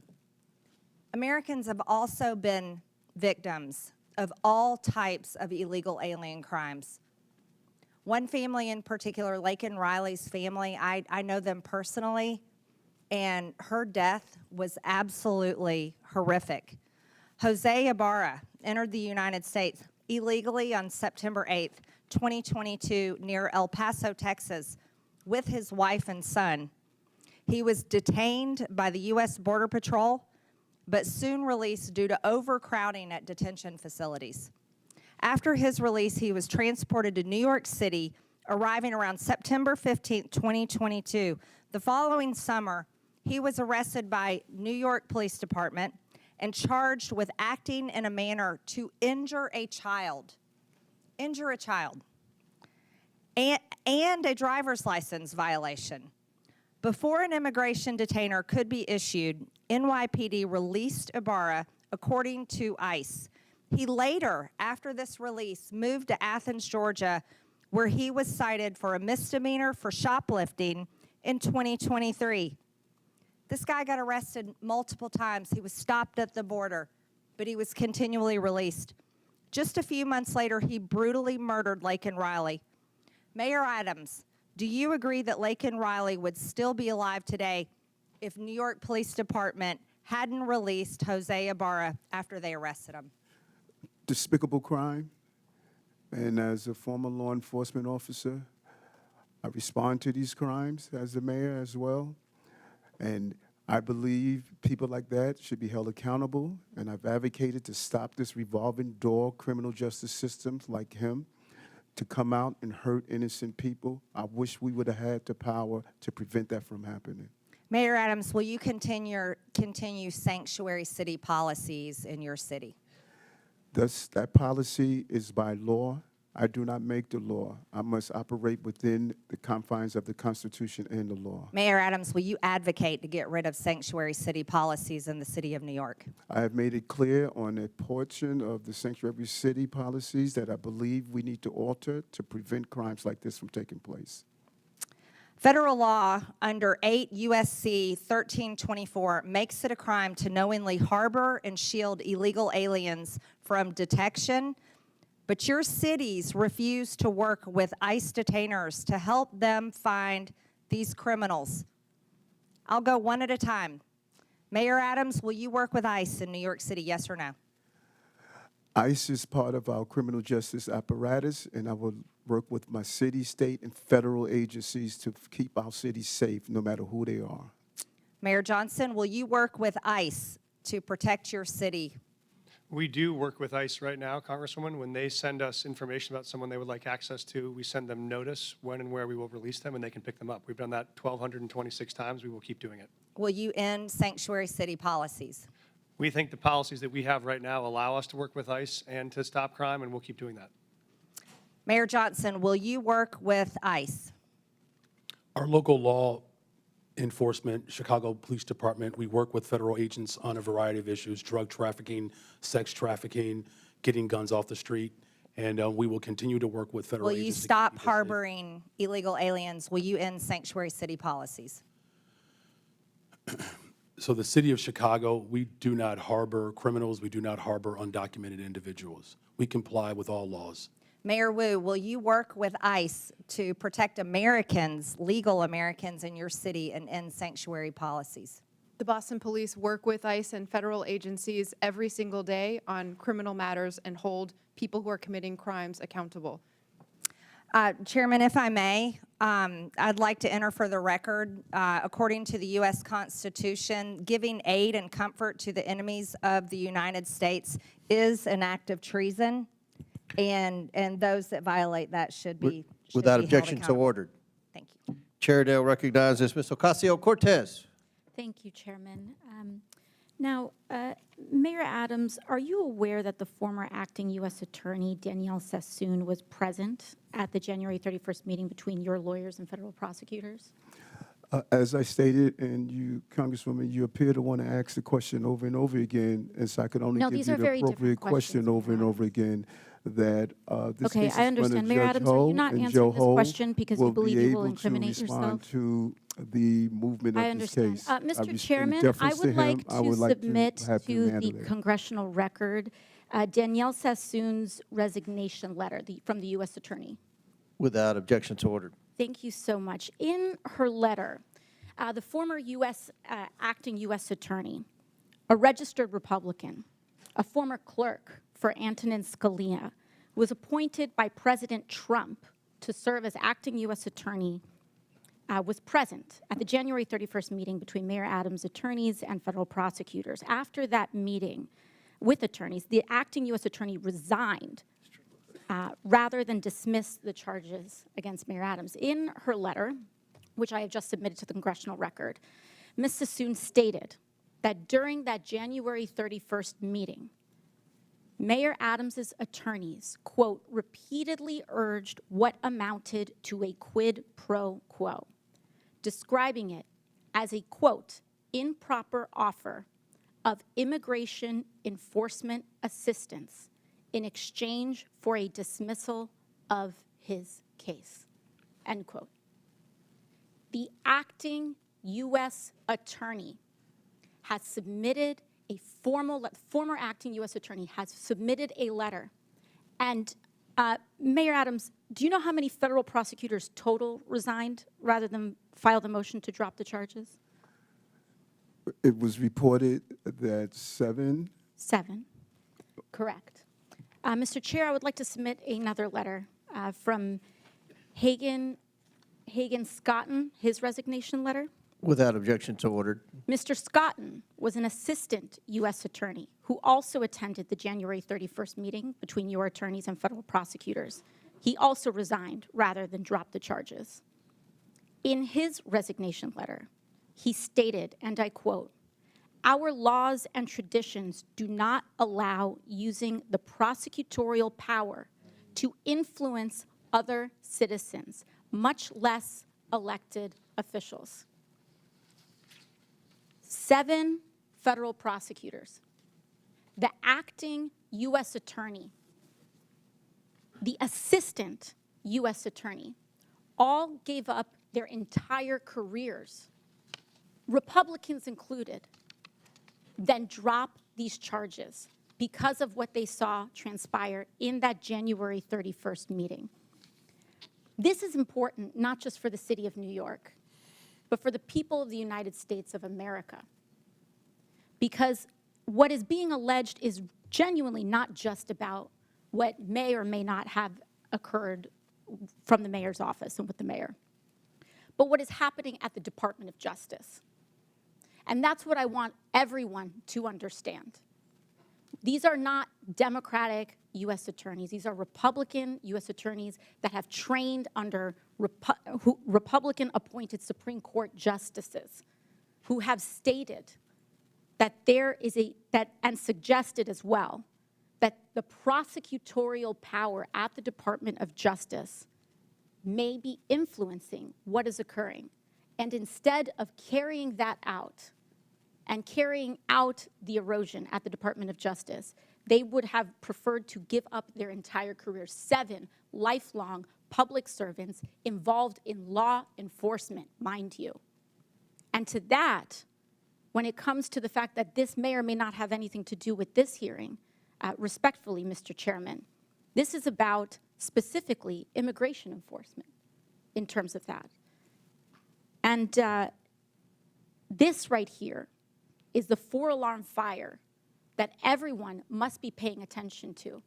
Because if it's not just in the mayor's office of New York City, what other city, what other individual, what other municipality leader can be next? For a party that talks about states' rights and municipal rights, we must defend, yes, the rule of law, including in the Department of Justice. And with that, I yield back. Gentlelady yields back. Chair recognizes Mr. LaHood from Illinois. Thank you, Mr. Chairman, and I thank you for allowing me the opportunity to wave on to this important committee hearing today. I want to thank the witnesses. I represent a district right outside of Chicago, the excerpts of Chicago representing Rockford, Bloomington Normal, Peoria. And I want to thank you, Mr. Chairman, for having this hearing. It's past time that individuals like the mayors we have before us come before us and explain to the American people why you continue to fail to enforce the laws of our country and allow illegal immigrants to flood into our communities. And it's clear to me that sanctuary city policies have significantly harmed our once great cities, which is very, very unfortunate. During my time as an elected official, I have strongly condemned the policy around sanctuary cities and the impact it's had on the state of Illinois. And I believe every sensible resident in Illinois knows these policies have further harmed the economy in Illinois, increased crime throughout our state, and endangered hardworking, law-abiding Illinois citizens. I want to turn my attention to you, Mayor Brandon Johnston of Chicago. As I've watched you over the last 2 years that you've been mayor, I've been amazed at how tone deaf you have been and how oblivious you've been to the decline of Chicago. And I say that looking objectively at a number of things. Out of control crime in Chicago, people scared throughout neighborhoods on the west side, south side, north side. Morale has never been lower with law enforcement and CPD. Record number of police officers leaving the force. We have been hemorrhaging people out of the city of Chicago to the suburbs and elsewhere where they feel safe. Record number of businesses fleeing the city of Chicago. You couple that with record deficits. $2 billion deficit, the $2 billion deficit line of credit that you just had to take out this week. But you've spent $300 million of taxpayer money on illegal immigrants. And when I think about all of those things and I look at the strategy you continue to take, I mean, you're putting the interest of illegal immigrants above the interest of taxpayers in Chicago. But you continue to go down this path, and for the life of me, I can't understand it. So, Mayor, tell me why you continue to put the interest of illegal immigrants above taxpayers in Chicago. Thank you for your representation. Violent crime is down in Chicago. Well, let me reclaim my time. So I have a statistic here. Last year, Chicago had 573 murders. Down. Okay, but I want to compare that to the city of New York that is almost two-thirds the size of Chicago, 337 murders. So you had 573 murders in the city of Chicago, and you're one-third the size. That's the lowest amount in 5 years under my leadership. Okay, and you look at the level of violent criminals, sexual offenses, and drug dealers. All violent crime is down in Chicago. In fact, just this year alone, Congressman, respectfully, there's a 20% decrease in violent crime in the city of Chicago. I don't agree with your statistics. Well, it's not a matter of whether or not you agree with it. It's a matter of whether it's a fact. Let me reclaim my time, because I thought you might do this. And when I hear your answer, no one in this room should be surprised that your approval rating is 6.6%. Now, that's not just me saying this. Newsweek article, the least popular politician in America is Brandon Johnson. So, recent poll, M3 Strategies conducted this February 20th to 21st, showed that Mayor Johnson has a 6.6% approval rating, the worst showing of any political figure in the country's history. So, I know you're talking about crime is down and things are great and, you know, the city's flush with money. None of that is backed up by the people in the city of Chicago. And so I'm wondering why you continue to go down this path of failed policies, destruction to the city of Chicago, people fleeing, law enforcement at an all-time low. And I'm wondering if you have any remorse for that here today and can tell us why you continue to double down on these failed policies.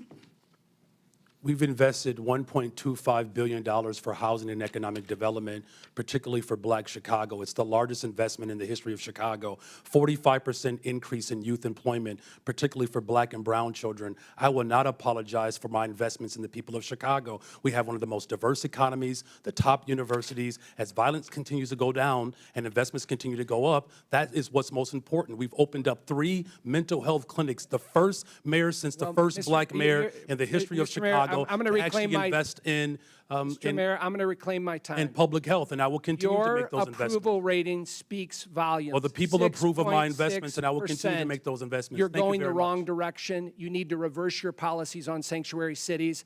That's what the election results were last year. Crime and Is down in immigration Chicago. were the #1 issue in the election from Republicans, Democrats, Chairman, the Independents. gentleman's We time could has use your expired. help to actually help us continue to invest in these programs that continue to drive violence down in the city of Chicago, and I'm willing to work with you, and I'm glad I had a chance to finally meet you for the first time. Gentleman's time's expired. Chair recognizes Mr. Davis from Illinois. Well, thank you very much, Mr. Chairman, and I also want to thank you and Ranking Member Connolly. If the gentleman could speak into the microphone so we can hear. Thank you very much, Mr. Chairman. I also want to thank you and Ranking Member Connolly for letting me participate in today's hearing. I also want to thank all of the witnesses. I served some time as a city councilman, so I know what it looks like to be mayor and what happens. Thank you for your service. As a proud Chicagoan, I stand in support of our city's locally elected leaders, namely Mayor Brandon Johnson, who could be back home serving the residents of Chicago, but instead is here before us today, preserving and protecting the sovereignty of the city of Chicago as a welcoming and humane city. At a time when immigrants are being blanketly labeled as criminals and targeted haphazardly to fuel the Trump-Musk administration's PR-orientated deportation stunt. I'm proud that since the enactment of the Illinois Trust Act in 2017, the state of Illinois, Cook County, and the city of Chicago have maintained an ongoing commitment to welcoming those in need, including those that have endured persecution abroad and pressed their way across borders, looking and longing for a better life for themselves and their families. I think we all agree that immigration has long played an integral role in the development of American society, culture, and its economy. In recognition of such, the city of Chicago is holding true to its values. As Mayor Johnston has stated on several occasions, that Chicago, and I quote, will remain a welcoming city, end of quotation, despite recent and repeated threats and attempts of coercion from the current administration to do otherwise. Likewise, H.R. 32, the supposed No Bailout for Sanctuary Cities Act that undergirds today's hearing, is drafted in the same threatening, intrusive, and non-constructive manner, as the measure unfairly calls for welcoming jurisdictions to be stripped of federal funding that we just heard often goes towards supporting critical public safety initiatives and local programming needs. In fact, I would commend that the bill as drafted infringes on the constitutional balance of power between states and the federal government and will cause more harm than help if enacted. So, Mr. Mayor Johnston of Chicago, the Windy City, the city of the big shoulders, would you share with this committee what principles and concepts guide your thoughts and actions as you go about your task of being mayor for all of these people in Chicago? Thank you very much, Congressman Davis, for your leadership, and it's good to see my neighbor here today. You know, look, the city of Chicago, we reflect and we represent the best part of America. It's a diverse city, again, a city that was established by a Black Haitian immigrant and a Potawatomi woman, a city that has invited immigrants from around the world, a city that was built by the formerly enslaved, my ancestors. And it's a very proud moment to not only represent the city of Chicago, but it is my honor. What we've experienced over the last 20 months since I've been in office, first of all, the city of Chicago is safer. We have violent crime has gone down in the city of Chicago by over 20% just this year alone. We've invested in housing. We've invested in mental health care. We've invested in youth employment. We've invested in our overall community safety plan, 200 more detectives to solve crime. We are headed in the right direction, and I'm grateful for your leadership, and I will look for this body to continue to support these efforts for all of our cities.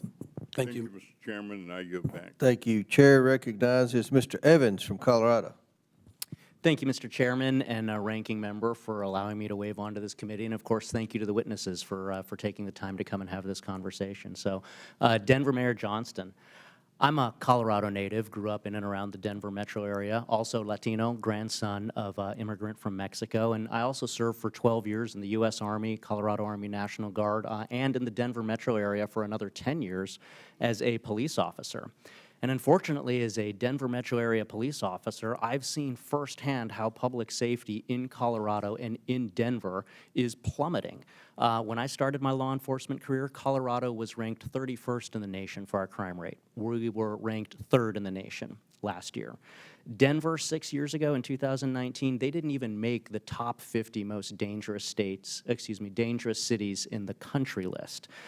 This year in 2024-2025, U.S. News & World Report ranks Denver as the 10th most dangerous city in the country.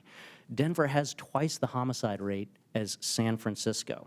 We've lost more than 7,000 Coloradans to illegal drug overdose deaths since 2020, with a significant percentage of that coming from illegal drugs like fentanyl.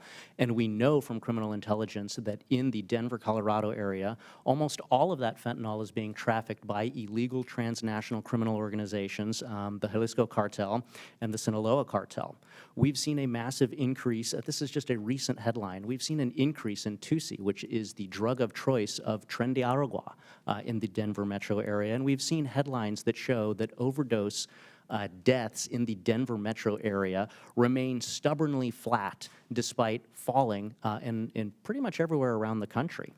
In terms of violent crimes, Denver's had over 6,400 violent crimes. So that's including things like 689 sexual assaults, over 1,200 robberies, over 4,400 aggravated assaults, and again, depending on which database you look at, anywhere from 65 to 71 homicides. Again, double the homicide rate of San Francisco. So the first question to you is, for those homicides, do you know how many of those were committed by people illegally present in the country? Thank you, Congressman, and happy to answer that because I think you may have some bad facts, so happy to clarify them for you. In terms of what's happening in Denver right now, as we know, crime is down in Denver from last year to this year. Reclaiming my time, Meyer. Do you know? I do want to answer the question you phrased. Reclaiming my time. Do you know how many of those 65 to 71 homicides were committed by people illegally present in the country? And I'm happy to show all of the sources for my facts. We don't ask anyone's status at point of arrest. We do not know someone's status and when they're charged. Thank you. Thank you for the answer, Mr. Mayor. And I'm glad you've brought that up because, as you can see displayed here, we actually have a training bulletin to the Denver Police Department dated January of this year, which pretty much says what you just said, which is that Denver Police Department is prohibited from asking for any information about the national origin, immigration, or citizenship status of any individual, and that's a problem because of the second item that we're going to display here, which is the standard FBI fingerprint card, something that I filled out for over a decade when I was a police officer, which has those items as mandatory fields, location of birth and then the citizenship. And so I've heard, being a cop in the Denver metro area, that police officers in Denver are being told not to fill out those mandatory fields in the FBI fingerprint card, which could potentially indicate why you're unsure of how many of these crimes are being committed by illegal immigrants in your city. So the second question is, will you allow Denver police officers to fill out all of the information on an FBI fingerprint card, to including asking for and recording the citizenship status? Thank you, Congressman. Right now, under city ordinance, we do not ask someone's status at point of contact, and that does not prejudice in any way our prosecution. We believe it doesn't matter where someone's from, Thank you, Mr. what Mayor. crime they've committed. So We're you're gonna not charge them aggressively regardless. so you're not filling out the FBI fingerprint card as required? Right now, we are filling out information when folks arrive, and none of that information prevents us from prosecuting them to the full extent of the law, which is what we do. Thank you, Mr. Mayor. So not filling out the FBI fingerprint card, which would directly contradict your statement that you want people who are illegally present in the country and committing crimes to be held to account for those crimes. And I think that the statistics that we've gone through in the space of crime show why Denver is specifically cratering in their public safety statistics as compared to major cities around the country. That's just actually false. I can show you my statistics. And as a police officer, I am here to make sure that we are uplifting the voices of the victims of these crimes who are being taken advantage of in communities that provide sanctuary to dangerous illegal criminal gangs like Tren de Aragua, which your jail released just last week. We talked about somebody back into the community. We must take care of our victims. I've brought legislation, the Uplift Act, to focus on this. We're here to protect the victims, and Mayor, I would ask you to join me in that. We've already done that, and yield we'll back. keep doing that. Thank you. Chair recognizes Mr. Crank from Colorado. Mr. Chairman. Oh, wait, one moment. Just quick UC. I would ask unanimous consent to enter the record an NPR article entitled Criminal Records of January 6 Rioters Pardoned by Trump Include Rape, Domestic Violence. And I would also ask the correspondence between a number of us and the new Attorney General, Pamela Bondi, be entered into the record at this point. Without objection, so ordered. The chair. Now, Chair recognizes Mr. Crank from Colorado. Thank you, Mr. Chairman. Thank you for allowing me to wave on. This is a very important issue to the state of Colorado, and Mayor Johnston, thanks for being here. I know for all of you it's been a long day. Appreciate you being here. Mayor Mike Johnston, Denver has an ordinance that prohibits city and county employees from assisting in the enforcement of federal immigration laws or inquiring about a person's immigration status. We've just talked about that. The city of Denver also has a legal defense fund to support individuals facing deportation. Denver's received more than 41,000 illegal aliens over the past 2 years, and due to its sanctuary status, has become a popular destination for illegal aliens. It's estimated that Denver spends more than $180 million a year supporting illegal immigrants. And in rare cases where ICE is able to apprehend an illegal immigrant in Denver jails, Denver forbids that transfer from taking place in the jail. Now, I just did a ride-along with El Paso County Sheriffs. That's my home county. Colorado Springs, just an hour away. I just did a ride-along with them for the safety of their officers, and the ICE officials. The community and the detainee do transfers in the jail with El Paso County officers present and with the handcuffs on. Now, that El Paso County method has never, ever resulted in the injury of an officer during the transfer. However, in Denver, you require that Denver Police Department release Tren de Aragua gang members to the quote-unquote streets, uncuffed, and hope that ICE agents aren't able to apprehend them on their own. That's the hope. Let's just be honest. With no Denver Police Department officer there to assist if the situation turns violent, that's irresponsible. And to be clear, there's no federal law that forces you to do it this way, Mr. Mayor. This policy and the danger that it creates is wholly a result of your policy as the city and county of Denver. Just last week, it resulted in an illegal Tren de Aragua member assaulting and biting an ICE agent because he was uncuffed and he was released by Denver to a parking lot. Now, you're putting police officers who you're sworn to help protect as their mayor at risk to score political points. And I think it's outrageous. It's unbecoming to your office, and it's a danger to the people of Colorado and the citizens of Denver. Now, we have this case, and I know you've talked about it today. Abraham Gonzalez, suspected TDA gang member, released from Denver County Jail, as I mentioned, due to Colorado's sanctuary policies. This is a post by ICE. Was forced to arrest him in public. ICE was forced to arrest him in public where he assaulted officers, sanctuary policies, endanger communities, and law enforcement. That's their post. I'd ask that this be entered into the record, Mr. Without Chairman. objection, so ordered. Mr. Mayor, yes or no? Would you feel safe if you were alone in a parking lot with a Tren de Aragua gang member? We did not put a situation where someone Just yes or no? Would you feel safe if you were in a parking lot alone with the Tren de Aragua member, like you make your police officers do, or like you make an ICE agent do? Yes or no? There were 6 ICE agents on the scene. Could you answer my question? Would you feel safe without any weapons? Would you in feel a safe? secure location Reclaiming my time, thank you. with Would a fence around Coloradans, reclaiming my time, Mr. Mayor, you're not going to answer the question. Would Coloradans be safer if ICE had full cooperation from Denver to remove Tren de Aragua gang members? Yes or no? We currently honor those notification requests. We've done it 1,226 times. This is the first time I've ever been aware of there being an incident, which is why I reached out to ICE yesterday. Full cooperation would be allowing them to come into the jail and doing it in the jail, not in the parking lot. Will you change that? For the safety of your officers and those ICE agents, would you change that? I reached out to the ICE officers as soon as I heard about this. I have a meeting with them in the coming weeks to talk about the procedure. We have 2 jails. 90% of the pickups are from the other jail where we've never had an occurrence. Would you like this. change it? And so I'm going to sit down with the ICE officers and see if they're It's just common sense. You don't do a transfer in the middle of a parking lot when you can do it in a jail. It's common sense. It's common sense. It's been common sense 1,226 times it's worked, and so we're going to figure out what happened. Mr. Mayor, is your highest priority as mayor the citizens, the safety of the citizens of Denver? My priority as mayor is to protect public safety for all of our Okay, residents. last question. Have you apologized to the federal law enforcement agent who was assaulted by a Trinidad Agua gang member because of your failed leadership? Yes or no? I reached out to the ICE officers yesterday, and I've asked to sit down with them to talk about this procedure and how we can align systems to make sure no other officers get injured. Thank you. Chair recognizes Mr. Burleson from Missouri. Thank you, Mr. Chairman. From what I gathered from this hearing, the term sanctuary cities seems to mean a sanctuary only for criminals.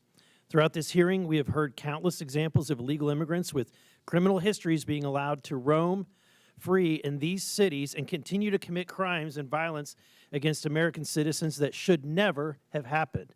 The bottom line is that sanctuary policies are a violation of federal immigration laws. The states, when they enacted the Constitution in Article 1, Section 8, Clause 4, made it very clear that it's in the purview of the federal government, not the states, to determine these policies. States shouldn't be flaunting our laws that they gave us the sole responsibility to implement. And yet Chicago, Denver, New York City, and Boston are aiding and abetting in the furtherance of laws and policies that are in direct defiance of the immigration laws that are passed by Congress. This hearing is important for us as Congress to determine ways in which we can use our constitutional powers, such as the power of the purse, to force these and other sanctuary cities into compliance. My first question, I want to ask Mr. Byer. You haven't had a lot of questions today, right? Not enough. I want to ask, okay, so are you aware of how much it costs the American taxpayer per illegal immigrant in the United States, roughly? Not on a per capita basis, no. Okay. The Budget Committee has determined it's almost about $9,000 in net loss per per illegal immigrant. That's definitely not correct. Okay, you can question, but that's the group that did the research. So let me ask you this. Does Cato support subsidizing, creating taxpayer programs to subsidize other people's health care benefits? No, we don't. Okay. Does Cato support using taxpayer dollars to support people staying in hotels? Definitely not. Okay, just wanted to get that cleared up because I was worried where Cato stood. Mr. Adams, you stated that the migrant crisis, wait, first I want to ask this question from everybody on the panel.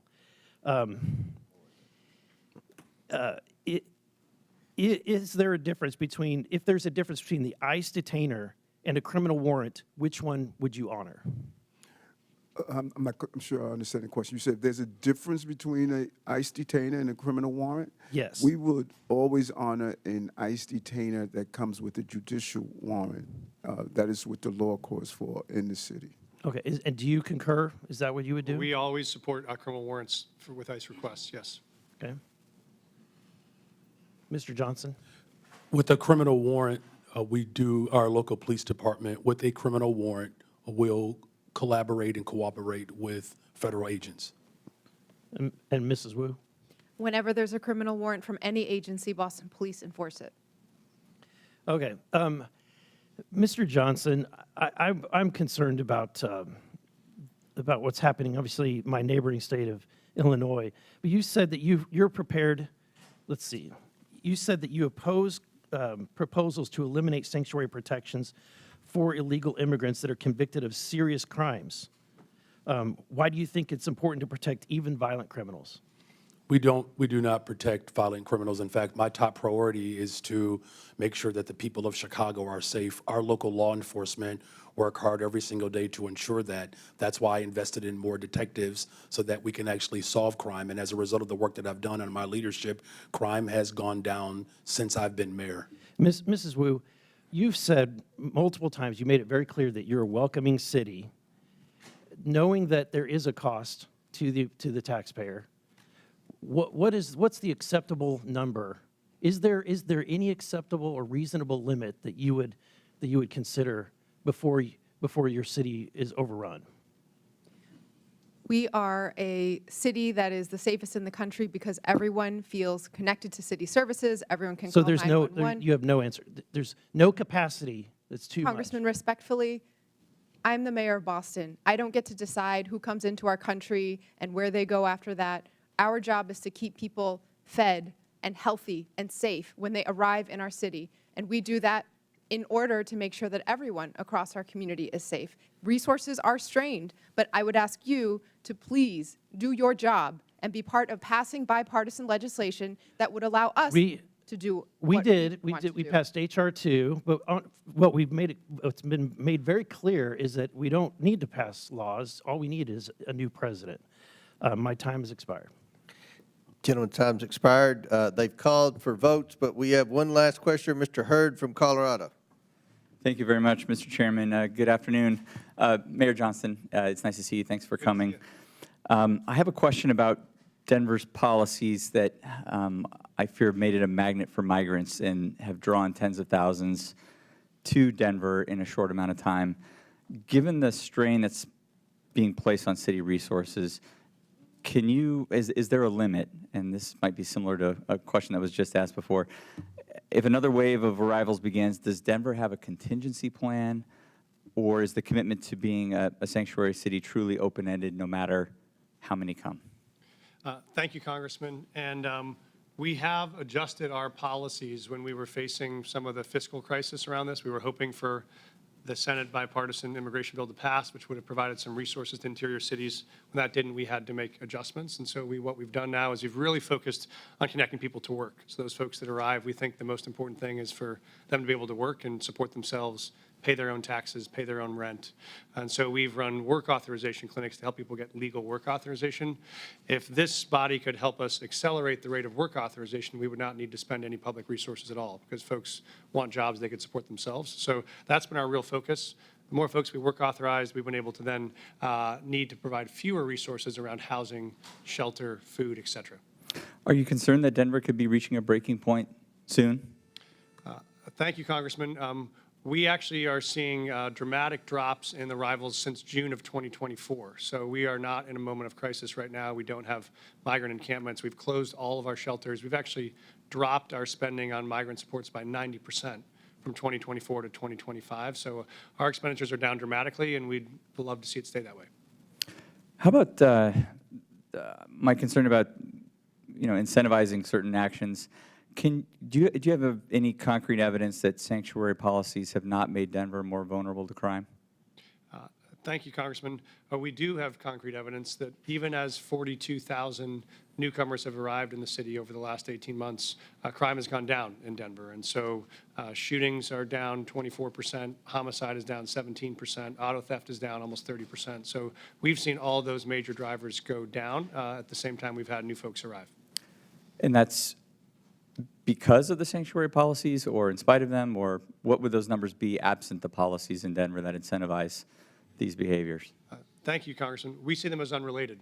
We are continuing to make a strong stand on public safety. We're continuing to find ways to integrate folks who have arrived on our city in the middle of the winter with no clothes or support, and we've been able to do both. We've also made historic reductions in homelessness at the same time that we were facing this.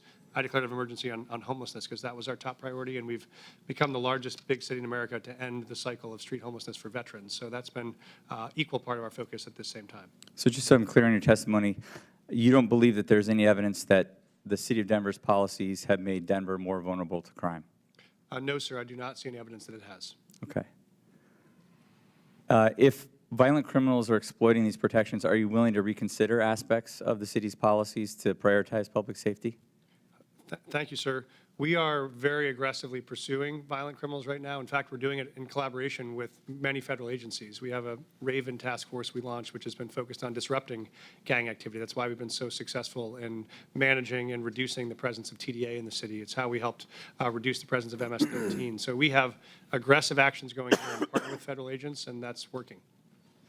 One of the concerns that I've heard, Mayor Johnston, in Western Colorado and Colorado's 3rd Congressional District and also in Southern Colorado, is that there are illegal immigrants here that are coming to, or that are in Denver, that are then relocating to Western and Southern Colorado. Are you aware, or can you confirm that the illegal migrants that are in Denver, that were in Denver, have stayed in your city and have not traveled to other parts of the state? Thank you, sir. Obviously, as you know, when folks arrive to Denver, whether they come from Carbondale or Grand Junction or Chicago, we don't track where they go. It's a free country. If they choose to move to Lakewood or to move to Pueblo, we wouldn't know. We just provide the emergency services to make sure they're not freezing on the streets. And so that's our focus, but we don't track anyone's long-term trajectory, whether they're a native-born or an immigrant. Would it surprise you if there were individuals that were leaving Denver that were relocating to other parts of Colorado? It wouldn't surprise me that folks were moving in the same way it doesn't surprise us that folks are constantly relocating to Denver from other parts of the country as well. Okay. Thank you very much, Mayor Johnston. Mr. Chairman, I see my time has almost expired, and I yield the remainder back. Well, thank you very much, and that's it. In closing, I want to thank our witnesses for being here today, and believe it or not, this is the best behaved this committee's been all Congress. So I want to compliment my ranking member, Mr. Conley, and again, thank you for your testimony today. I look forward to further discussion. With that and without objection, all members have 5 legislative days within which to submit materials and additional written questions for the witnesses, which will be forwarded to the witnesses. If there's no further business, without objection, the committee stands adjourned.